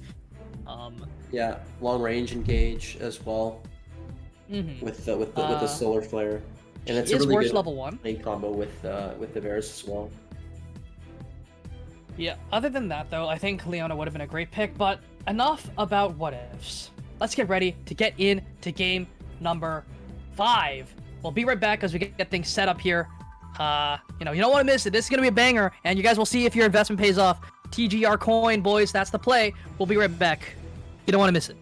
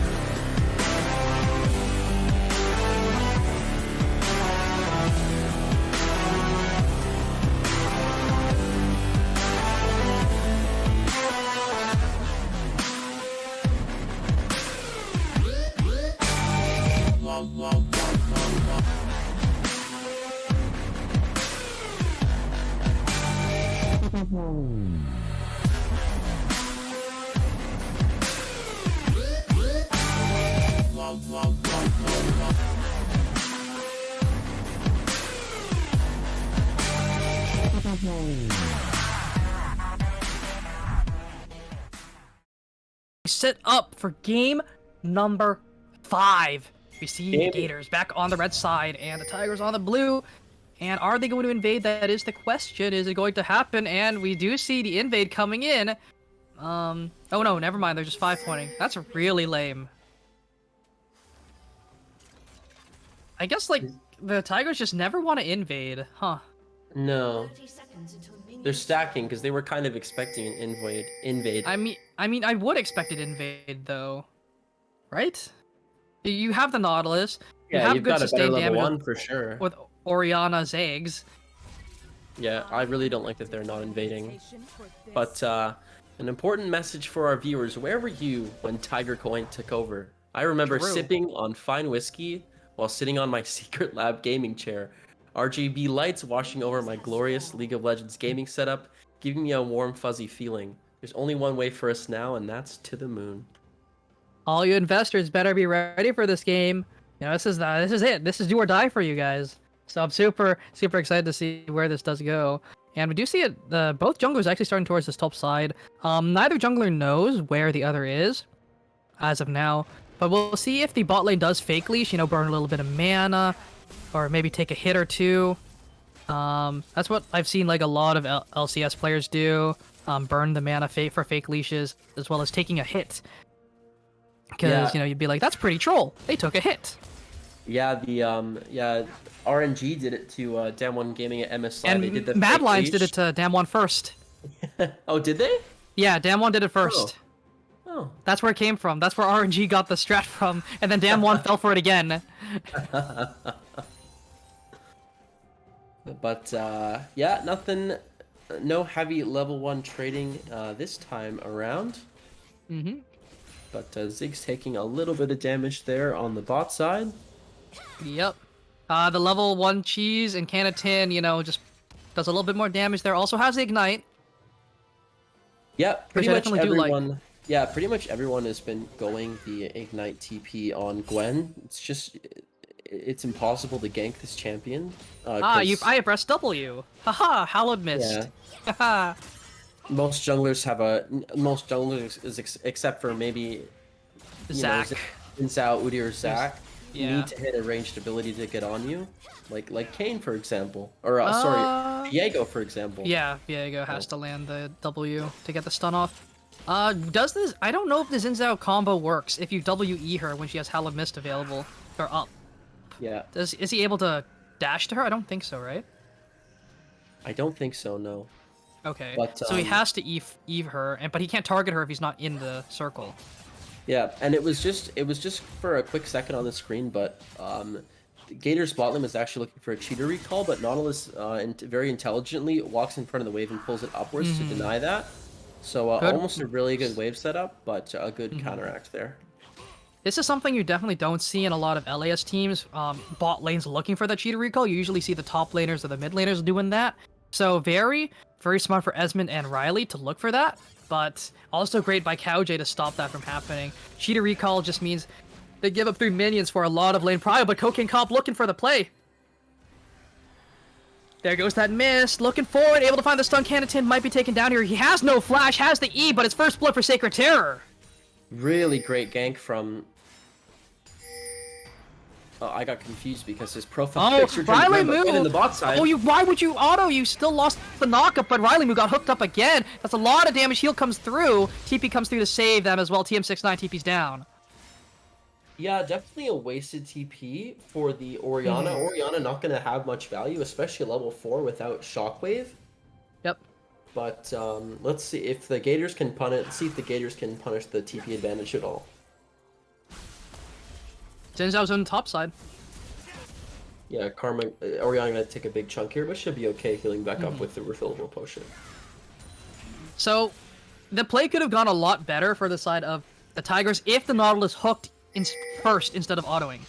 Yeah. Oh, Roche Ronin Looking for the going in. Oh wow. Huh. Looks like he He's wants just fighting to fight. that. Don't Ow. take it. Wow. Yeah, Xin Zhao is very balanced at the moment. A lot of counterplay there, really. I think Lee Sin could have played that better, seriously. He could have walked away instead of extending the trade, because it was getting a little bit scary as the Gwen was moving in, but... Gwen also had Ignite, too. So, it was really risky for the walk-up there from the Lee Sin, but... it doesn't really pan out. Is able to walk away there. Yeah, but I was talking about that bot lane engage. When the Nautilus, or when the Rakan went for the Grand Entrance, Nautilus should have instantly hooked instead of rooting. Because the knockup would still go off if he's rooted, but the knockup won't go off if he's displaced. That's correct. So, should have just gone for the hook there, and that can actually guarantee the kill. Wait, no, he has exhaust. Never mind. My bad. Yep, we take exhaust on engaged supports in the LRS draft. In a non-Tristana apparently... lane, or against a non-Tristana lane. No, it's really good. Yeah, I don't think Varus is going to be flashing in the early game or jumping in, but you know, teach their own, I guess. Yeah. The good thing about an exhaust over ignite is it is a better scaling summoner. Oh, for sure. But you know, you pick Nautilus for lane pressure and 2v2 and skirmish power, not to be the best scaling champion on the map. So definitely, it doesn't really match up what his champion's objectives are. But you know, if the game goes late again, then you know maybe he knows something we don't. One thing I also do like about Ignite, I think it is a little strong as a summoner. 60% healing reduction level 1. Yeah, and when heal's only about 90 health, I believe heal level 1 and 2 is very low. 90 to 130. It's it's not a. You're healing 30 HP. You can deny. Yeah. That's not even an auto, or that's less than an auto's worth of health. Uh-oh, Riley Moo. Okay, like CowJ just doesn't really want to look for anything, I guess, in bot lane right now, but he was scared that the jungler could be there. Xin Zhao did take a base. Unfortunately, they did not know that. They could have gone for the Rakan very easily. But, you know, better play safe than sorry, especially in game number 5, right? This is do or die. You don't want to make any risks. You don't want to take anything that is too risky. Yep, and no more action since the first blood in the top lane there, excuse me. But maybe Xin Zhao can look for something on the top side as well. Rakan moving up as well, so they might be looking for something. Wow, on Lee Sin Sin lost that trade, surprisingly. Yeah. Yeah, Lee Sin looking to get priority in the enemy jungle there. Rakan just clearing out a ward in the mid lane, so they have spotted him. They want this Herald. And they're going to start it up. Gwen has the priority. Lee Sin taking that base as well. Viego is nowhere to be found. He's down on that bot side by that Raptor pit. So they're just going to give this one up right now. Yep, not a bad call from the Gators at all, recognizing that the Viego is on the bot side of the map. Varus and Ziggs are fine to just sit and farm, but they could look for a dive on the Varus here. He is level 6, however. Wave is in a bad spot too. Yeah. Viego should be moving bot side here, but it looks like they're going to miss their window of opportunity to get a dive off onto the single bot laner. Yep. Lee Sin just has to try and bait the cooldowns from Gwen to even have a chance of solo killing her right now. She also does have that Seeker's Arm Guard, a lot of armor there, but they might be looking on Esmond here. Oh, great sidestep, Good but dodge. Nikauji has the 6, and he's not going to use it though. But Ethosun able to walk away there, using that satchel charge to bounce out. Gonna dodge away from that arrow, has the Mega Inferno Bomb available to him if he really wants to use it. Can use it to also push the wave as well, guarantee himself a good base. Yeah, But great. not opting for that yet. Yeah, great sidestep from Esmond, but I really don't understand why the depth charge doesn't come out from I think just Cao depth Jie. charge first, no? Yeah, To force the flash. yeah, force the flash, and he misses the Q. Well, you can't miss the ult, and like the It's worst case scenario is they walk away, but you still get Esmond's flash. Exactly. But a little bit of trading going on here in the mid lane. They're looking on Riley Moo. Able to get over the wall though, in time with that grand entrance, able to stay safe. But Viego's here. He will be spotted if that miss does launch because of that ward there in that brush. Yeah, and I'm just really surprised why Cao Jie is playing so passive. They knew Rakan was in the Dragon Pin and had to loop around. Definitely could have looked for the flash engage there to land the Q or to get the depth charge, but that's been going unpunished. And Rakan is one of a super strong scaling support, so I really just don't like that they're not punishing it in this early game when it's not at its strongest. It doesn't have 6 yet, doesn't have that mobility yet because of the super long cooldowns. You just need to look to punish it because Rakan is as support. Yeah, I mean they're just not fighting. Like you pick a mage in the bot lane because they're stronger than most AD ADCs carries. on a low amount of items, but it just seems like there's a lot of hesitancy from the side of Cao Jie. And I think that is a big issue here. The Varus is just going to be able to scale for free. Lotus a poke ADC, but Canatin taken very That's low. a big But trade. TM69, yeah, big trade there. TM69 going to get poked by that Wind Becomes Lightning, but that doesn't really do all that much. There should be a dragon coming in for the Tigers, very free. Lee Sin actually TPing on the Varus. They are able to get away though. Yeah, and it looks like he is just going to TP down to secure that Drake there. And it looks like the Gators are just going to give this one away. I do like to see I do like to see the priority on the Dragon for the side of the Tigers. Yep. They're just getting some plates there with that Rift Herald very, very quickly. That's 160 gold to each of them. Very happy with that. The Karma actually CSing very well. Definitely ahead of her lane partner. That's what you want to see here. Ideal situation. The Karma already has her mythic completed because it's a 2100 gold item. You should have that done off by now. Yep, pretty inexpensive. It was Shrelius was nerfed recently, Oh. but another big trade going on in the mid lane. Oh, Shockwave comes through. That's a Shockwave lot comes of out. damage. Darwin Theory using that E to get away, but that's another big trade. So ultimate, I think you take that as the Karma. Yeah, the long trade's not going in the favor of Darwin Theory. Karma is just going to be better, sitting back, poking, just slowly shoving the Orianna out of lane. But the extended trades definitely aren't going to go the way of the Karma. Definitely agree there. And Canatin looking for the fight, but Cocaine Cop is there again, punishing the flashless Gwen. Looking for the fight though, Needlework comes out, but is it going to be enough? Zinzao is there trying to find it, but they're not able to find Sacred Terror just yet. Cocaine Cop forced to flash away. They're trying to find it, but Rouge Ronin has found no, Cocaine we're Cop. back in. Looking for the play, look for the kick, looking for more, but it is going to be Rouge Ronin finding it onto Cocaine Cop, and that's another kill. TM69 has shown up, but does that mean anything? No, it does not. I don't know why Viego and Lee with Sin went back in. They could have just walked away. They walked away, they were out.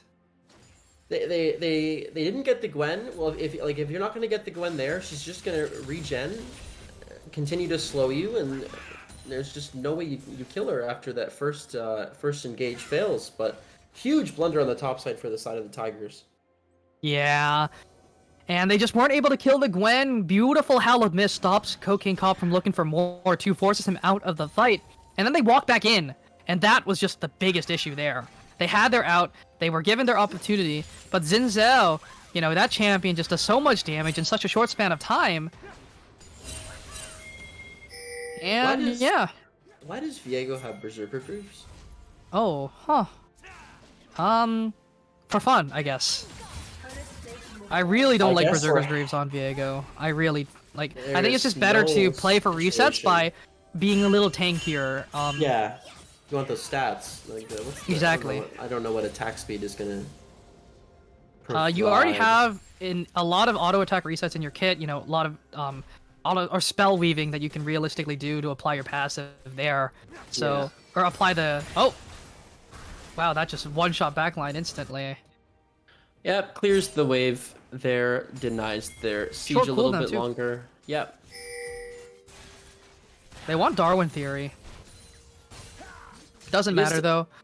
It is a little bit worrying that this Ziggs is still going even with the Varus. Ziggs is a champion that should be able to get priority over a shorter range champion like Varus. Obviously Varus can technically match Ziggs' range because of the Q, but Ziggs can Wave clear is just so much better. yeah, the wave clear, and he can access that range on a much lower cooldown in the early games. So it is a little bit worrying that the Ziggs has a, essentially no lead over the Varus. Yeah. You do expect the Ziggs to have that lead. But TM69 getting chunked out again by Darwin Theory. Shockwave is not available, so he cannot pull him under the tower. And that is just TM69 forced out of lane. Yeah, and that's exactly what the Karma wants to do. TM69 getting in range of the root for some reason. Short trade, back off, slowly shove the Orianna out of lane. And then you scale very well as the Karma because you provide just so much utility to your team. AoE shields, that's move speed like crazy, and some decent poke as well. That's what the Karma's there for. And they're baiting this very hard, but they're looking on Riley Moo, but the hook comes out a little early. And that just means Riley Moo's able to get away. Yeah, and that's really bad for Viego to reveal himself. That gank does not work in any scenario. I don't know why Cow J is being so passive. Like it's like he unbinded his R key. He just doesn't want to press it. Or you flash auto. I think the play there is flash auto and wait for the Recon W to come out and then Q. Yeah, Q, and then you can follow that up R. with your ulti. but- Exactly. But Rouge Ronin there to match it. He's actually looking for the play. Looking for it. He actually has the damage for it. he Has can win Mythic. this. Flashing forward, able to find the second dash. Heal comes out. There goes the second wind. It becomes lightning. But the heal comes out from the Ziggs, which saves the support. Is that what the W is called? Wind becomes lightning? Yep. Huh. That's interesting. Yeah. Second Herald dropped in the bot side of the map. Good use of the Herald there to put some to get bot lane prio when the first Drake is spawning, and it is starting to look a little bit grim for the Tigers. Yeah, they are trying to grab this dragon up as well. And they're hitting it right now, getting it low. Lee Sin not able to find that resonating strike. There goes the Mega Inferno Bomb. Not able to find much damage. 2k on the dragon. They just have to give this one up. Yeah, they didn't have positioning on it. The right call there is to just walk. Oh, they're looking. They found the support. Cowjay just taken down instantly. Riley Moo finally engaged with the help of Esmond. Yeah, and good pick from the root there from the Varus. That's a role reversal, but taking Darwin some Theory might damage. be caught out here. Resonating strike has landed, but Lisa not taking it back just yet. Even trade there. But yeah, that was a role reversal in my opinion there. Riley Moo actually looks for the angle first. Yeah, I mean, it took a couple games, but he found a good engage. So Yeah, and well, there's no set to throw him back into the team, you know, yeah, I guess not. because you like with the way Recon works, even if Recon tries to land the R or RW, you just preemptively press R on the set, and as soon as he walks into range, he's just thrown back. Yeah. But, thankfully, Oh, Darwin Theory. no set on the side of the Yeah, they Tiger. banned that away for a reason. I like the ban. If they, that's actually a good ban since they did want to pick the Recon. Yeah, Rally Moo doesn't have to relive that nightmare. Yeah, Set is just a really bad champion for Recon to play against. Yeah. I don't want to say it because I said it last game, but it looks like the Tigers are slowly bleeding Ow. out. But as we saw last game, anything can happen. Anything can happen, that's for sure. This time, though, the Tigers have a little bit more scaling on their side. They have an Orianna, they have a Ziggs, both hard-scaling mages. But they can't really zone them away from the tower there because Rakan is waiting in the wings. Shows himself to keep his 80 carry farming. And that's definitely what you want to see there. Duskblade completed for the Valrus, not going for that Prowler's Claw, since you can no longer dash to minions with it. It is purely for champions only now. So, you know, you don't want to be dashing forward as a Varus onto like a Lee Sin or something. I don't think that's ideal. No, likely not. And there are like little outplays you can make in team fights. You know, you definitely. You happen to dodge something. It is better stats wise because you get 5 lethality from the mythic passive per legendary instead of item 10 you ability or complete. 5 ability haste. Yeah, so the Prowler's Claw might still be the better item, but you know, it's definitely not. The Dustblade definitely a closer call after those changes. Duskblade also does just give you that safety of repositioning with the invis as well. Absolutely. Yeah, And definitely not a the- bad choice here. the auto damage is also pretty nice, especially because you have Halo Blades. Yeah. And, you know, hey, you can be more utility based with the Duskblade because of you'll have more ability haste for your R. Not bad. Make more picks, but been a pretty slow game compared to the rest of the series. Only 4 kills at 20 minutes. Kind of looks like we're watching the They might LCS look for the play. dive here. Or not even the dive, the Orion is just overextended. And Xin can most definitely kill her by herself. She does a flash. Flashing? Oh, they used a lot there though. They find the kill on the Oriana, but the flash was burned from her and not ideal. But Lee Sin's going in flash kick. It comes through, but Rouge unable to dash back out. Has the Gortrigger available, but the heal comes through. That's so much health, and the Gwen needlework comes through. That's so much work. They're looking for more. It's gonna be Rouge Ronin claiming that one, and his win has become lightning. They are claiming that kill. Yeah, and they're just outnumbered on that one. It's a good attempt by Sacred Terror, but it looks like a little bit. They're Baron. Looks like a little bit of desperation from the side of the Tigers. And I mean, this at least it Baron's gonna looked go down cool. pretty quickly. It The did. kick looked cool, It looked cool. but that heal was so clutch from Esmond. yeah. That stopped the reset from coming through. Heal plus Gore Drinker. Xin Zhao healed from like 5% HP to like 33 in an instant. Oh! Oh my goodness, the bomb was almost enough. This was the Mega Inferno bomb almost did it. The Tigers, the Gators voice call right there when they saw the Ziggs Mega Inferno bomb. Stop. They were all just screaming, "Mom, please, not again!" Or they were also saying, stop, don't hit. Please don't hit. Don't give them this opportunity back in. But they get the Baron this time. And I think Ziggs is building a Demonic Embrace second item. It looks like it. Could be a Rylai's. I don't think that's good. And they're setting up for this dragon here. They have the priority. They have the strength. And they're just looking for soul point right here, right now. Yeah, I mean, why not? They've got Baron. They're way ahead, and it really feels like they can't lose. They can't lose the game at this point. Yep. But, no, And it's yeah, just that's gonna hand it over. Very easily taken there. Not even remotely close. No Mega Inferno Bomb for that one. Why do we have double Shirelias, Gators? Huh? We have double Shirelias. Oh yeah, they do. Huh. Rakan and Karma both definitely think- have options. I they think can Karma get should into. go for Moonstone and Rakan should go for Shirelias, personally. Yeah, or even if Karma wants to take Shirelias and Rakan wants to go into like a chem tank or something, like just anything, Or, but or Mandate, or Locket too. or Mandate, Locket. I think Locket's probably better instead of Mandate. I think Mandate's just hard nerfed. And Rakan can only realistically proc it with his double, or apply it with his W and R, Yeah, Mandate probably. and it's not just the low greatest proc option. timing, right? Oh wow, ow. Huh. Yeah.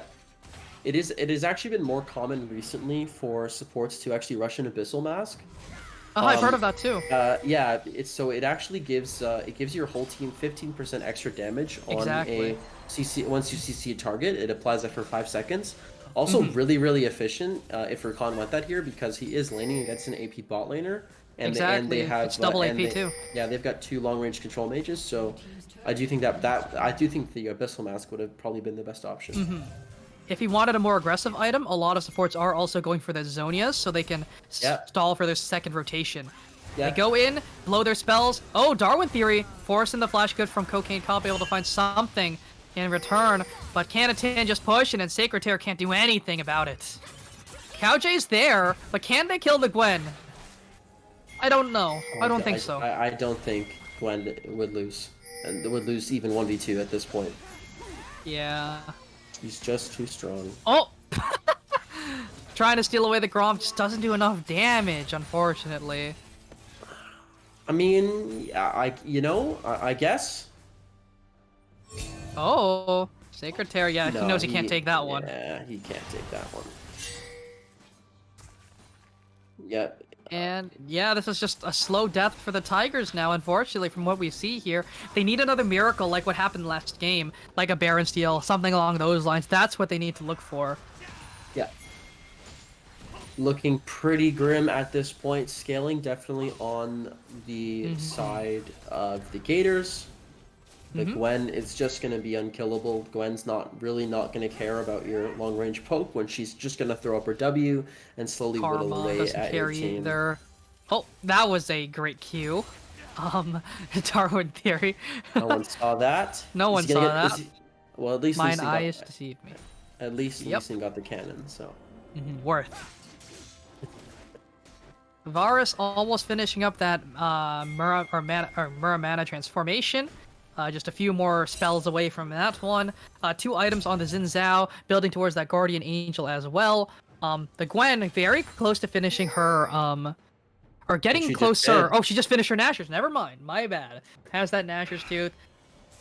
When she gets the Zonia, she will actually just be unkillable. yeah, And yeah, the Karma has Zonias now. You can't even kill her. yeah, and everyone on the side of the Gators is on 3 items or 2 items with components, and we've only got only 2 people on the side of the Tigers have even completed their second item. So a really massive gold lead for the Gators here. Now, the Demonic Embrace is just a scuffed Leandres from last season. It just doesn't do as much damage, and it gives you more HP, more resistances, but it's a very underwhelming item. Unless paired up with Leandre's Torment. It or just Leandre's doesn't Anguish. make a lot of sense. Like You need to have both. You can't don't have have you don't have any armor, so like the HP isn't really gonna do you much of anything.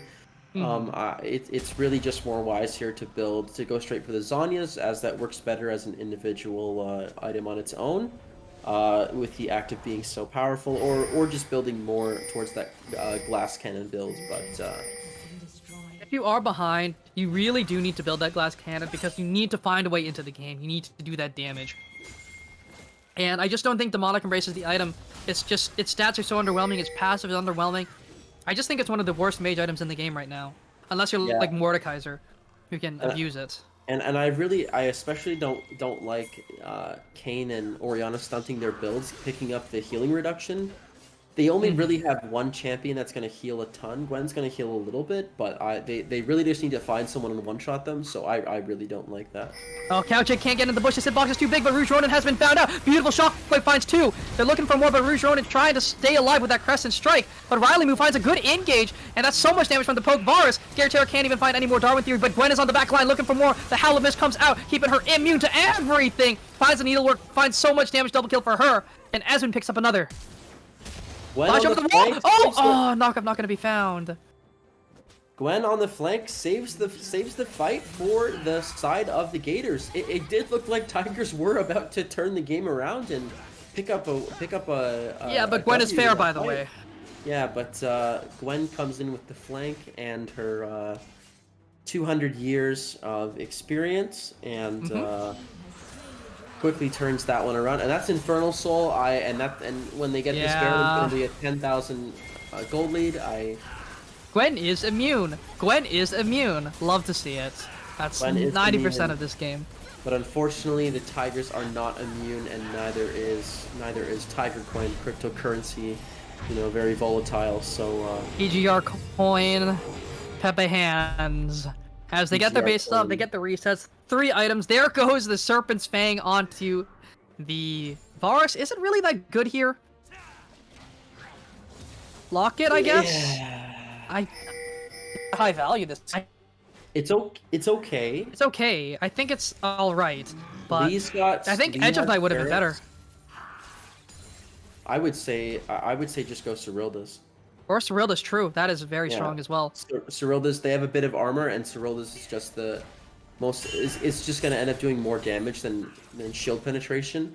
They do have it's not awful. That's It's not probably terrible. It's probably the second item I would go after. Oh, Esmond still gets it. The Mega Inferno Bomb just not enough. Yeah, they were stealing Barons last game, but apparently can't steal the blue buff this game. Looking very Yeah. grim. But yeah, they do have a decent amount of shielding. Ori is usually going to shield people on the front line, and that's who Varus' arrows are going to pass through first. Nautilus having a shield on his W, and Lee Sin as well, Locket as respectively. well. Locket. Sterex, I guess. But I still think like either Edge of Night for safety or Cyrilda's Grudge provides a little bit more value here. Yeah. Personally, Yeah. but Yeah, I think it's an alright purchase though. And it gives a lot of lethality too. No wasted stats. And Serpent Fang was recently buffed for ranged characters. It is a very efficient item in general, but 18 lethality, that is a lot. yeah. And it's pretty inexpensive as well. They're just able to siege this turret down. They have the range, they have the poke, Karma, Varus, and Canatin is just invincible here on this Gwen at this stage of the game. Yeah, They're just trying to end this game out cleanly, pushing slowly forward chipping away at the with this inhibitors. Baron buff. Slowly chipping away at those inhibitors, and there's not a lot the Tigers can really do. I said it last game, but I'm fairly certain the Gators can't lose this one. I mean, there's still hope for the Tigers after considering what happened last game. The weirdest Baron steal possible happened, but I don't think a Baron buff can save them this. No, I don't think so. They're gonna need a lot more than that. Baron off in 27 or 25 seconds now. Yeah. And 30 minutes into the game, you've got a Nautilus, a Lee Sin, and a Viego, and you've got one kill. That is kind of that doesn't feel good at all. It's just not what you pick those champions for. All the Gators really had to do was wait for them to make mistakes and misplays like what happened in top lane, you know. The fight, you know, it's the play is very clearly dead, but the top and jungle of the side of the Tigers go back in and give a huge swing over to the Gators, and it just snowballs from there. I was very impressed with CowJ last game, but just playing so passive here is costing them a lot. Their Nautilus is their primary, and they just weren't able to find anything when they had the strength in lane. Yeah, they need to be playing aggressively, looking for putting the ball on Nautilus, trying to get that big engage. And they had a pretty good engage on the dragon fight, but yeah, just the gold difference. They had almost their dream fight scenario. And they still couldn't do it. Yeah, it just shows that the Gators can make all the positioning errors they want. It doesn't really matter at this point. But Varus has that Cyrilda's Grudge now too. He does have Cyrilda's. He is going to hit like a truck. He will probably anyone who's not a bruiser, so the two mages, one fully charged Q will easily take them to about half HP. Ziggs does have that Horizon focus now, so should be outputting more damage now. However, is it going to be enough to turn the tides of this game? I don't know. How is he going to punch through a Xin Zhao with Spectre's Cowl or a Gwen with, Gwen is immune status? Yeah. He might be able to one-shot the Varus, but Varus isn't everything for his team. There's still a Gwen, there's still a Karma there to also keep him alive, and a Rakan too. He has double shields on his team, and an Infernal. Yeah. CowJ looks like he's gonna get caught, but he is gonna walk away for now. I wanna comment on Rakan building Zeke's Herald. Zeke's in two very poor scenarios. He built it last game where his ADC was extremely behind the curve. Zeke's isn't really an item you don't really want to invest into an item for your ADC. It's not. Ow, that was a lot. And Zeke's on when you have a champion like Varus on your team, who's like almost all of his damage, especially at this stage, is coming from his Q. Like the Zeke's Herald just has almost no value in the last game and this game. It also applies on abilities too now because of Season 11. So it's not the worst thing in the Did world. change it? Yes, Okay, ever since maybe I was S11 wrong. hit. So you can so if you put it on your like accomplice or whatever you call it, your abilities do more damage too when you immobilize. So it's on Yeah. immobilize. Like if you W someone with Recon or Charm them, Varus will be able to do an additional 100 damage per ability or auto. Yeah. Oh, Nautilus got instantly gimped. Just taken out instantly by Canatin and the rest of the team there. Canatin claiming credit for that kill there, but this is Elder Dragon being started here. Rouge Ronin just looking at Cocaine Cop, doesn't mean anything. Cocaine Cop chucked already. And Esmond just looking for some poke while the Gwen just solos this one down. Doesn't even matter. Yeah, and this is much better play around the dragon from the side of the Gators. Oh! There. It's not enough. No. But, yeah. Oh! Vigo, no! Oh no, the flash was failed, was not able to find the Heartbreaker over the wall, and he's just gonna be taken down! Riley Moo claims the one with the Elder buff. And they're walking for Yeah. Baron too. Respect for trying, but good play from the Gators there. They really don't need to coin flip a smite fight at Elder. Just choke out vision, get into the enemy jungle. Don't give them room to breathe. So much better play around the dragon. That's a 4-item Gwen. This time. That is a 4-item Gwen. With an NLR. She might be a little bit scary. Just a little bit there. Cosmic Drive just gives her more movement speed to dash around the fight and move around. Ability Haste, hey, who doesn't want Ability Haste on Gwen? And she has everything she'd ever wanted. She has Stasis if she ever does somehow get caught out, but, you know, Hallowed Mist is an ability, so you don't really need the Zonias, but, you know, added safety is always something. Gives you the ability to play with confidence. So, this Gwen is invincible at this stage. Movement speed to kite around, dodge around these fights very easily. Hallowed Mist, Zonia's to buy time for herself if she really needs it. This Gwen should be unstoppable. Varus also has a stopwatch in his inventory. We see the Xin Zhao has that Elixir of Iron too. They want to end this game soon on this Elder push. Yep, they should have no issues closing out the game from here. They really shouldn't. This should be pretty over. Walk up and kind of take what they want.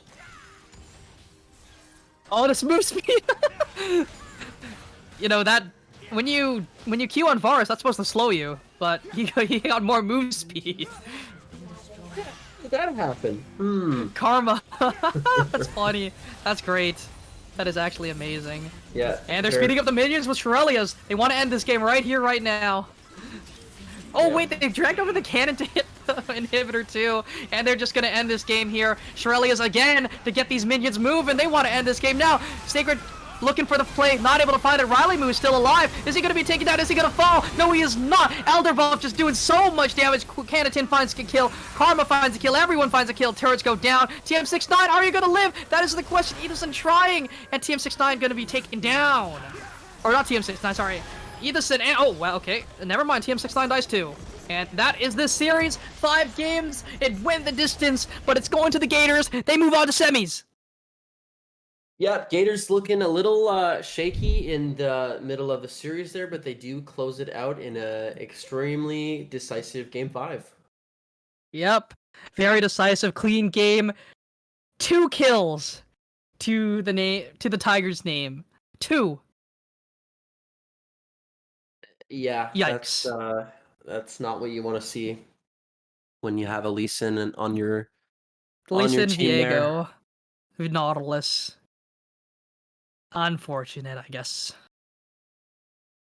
But with that, well, yeah, they play the tried. game pool open. They tried. They played really well as games 2 and game 3, or sorry, games 3 and games 4. They just couldn't find their footing in this game.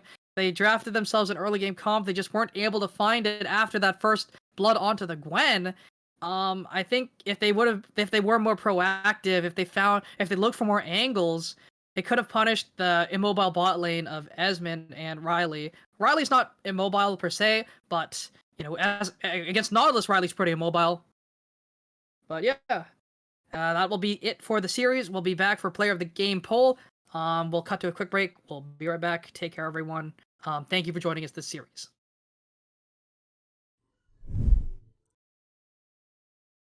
Don't know why it hurts so much, your memory.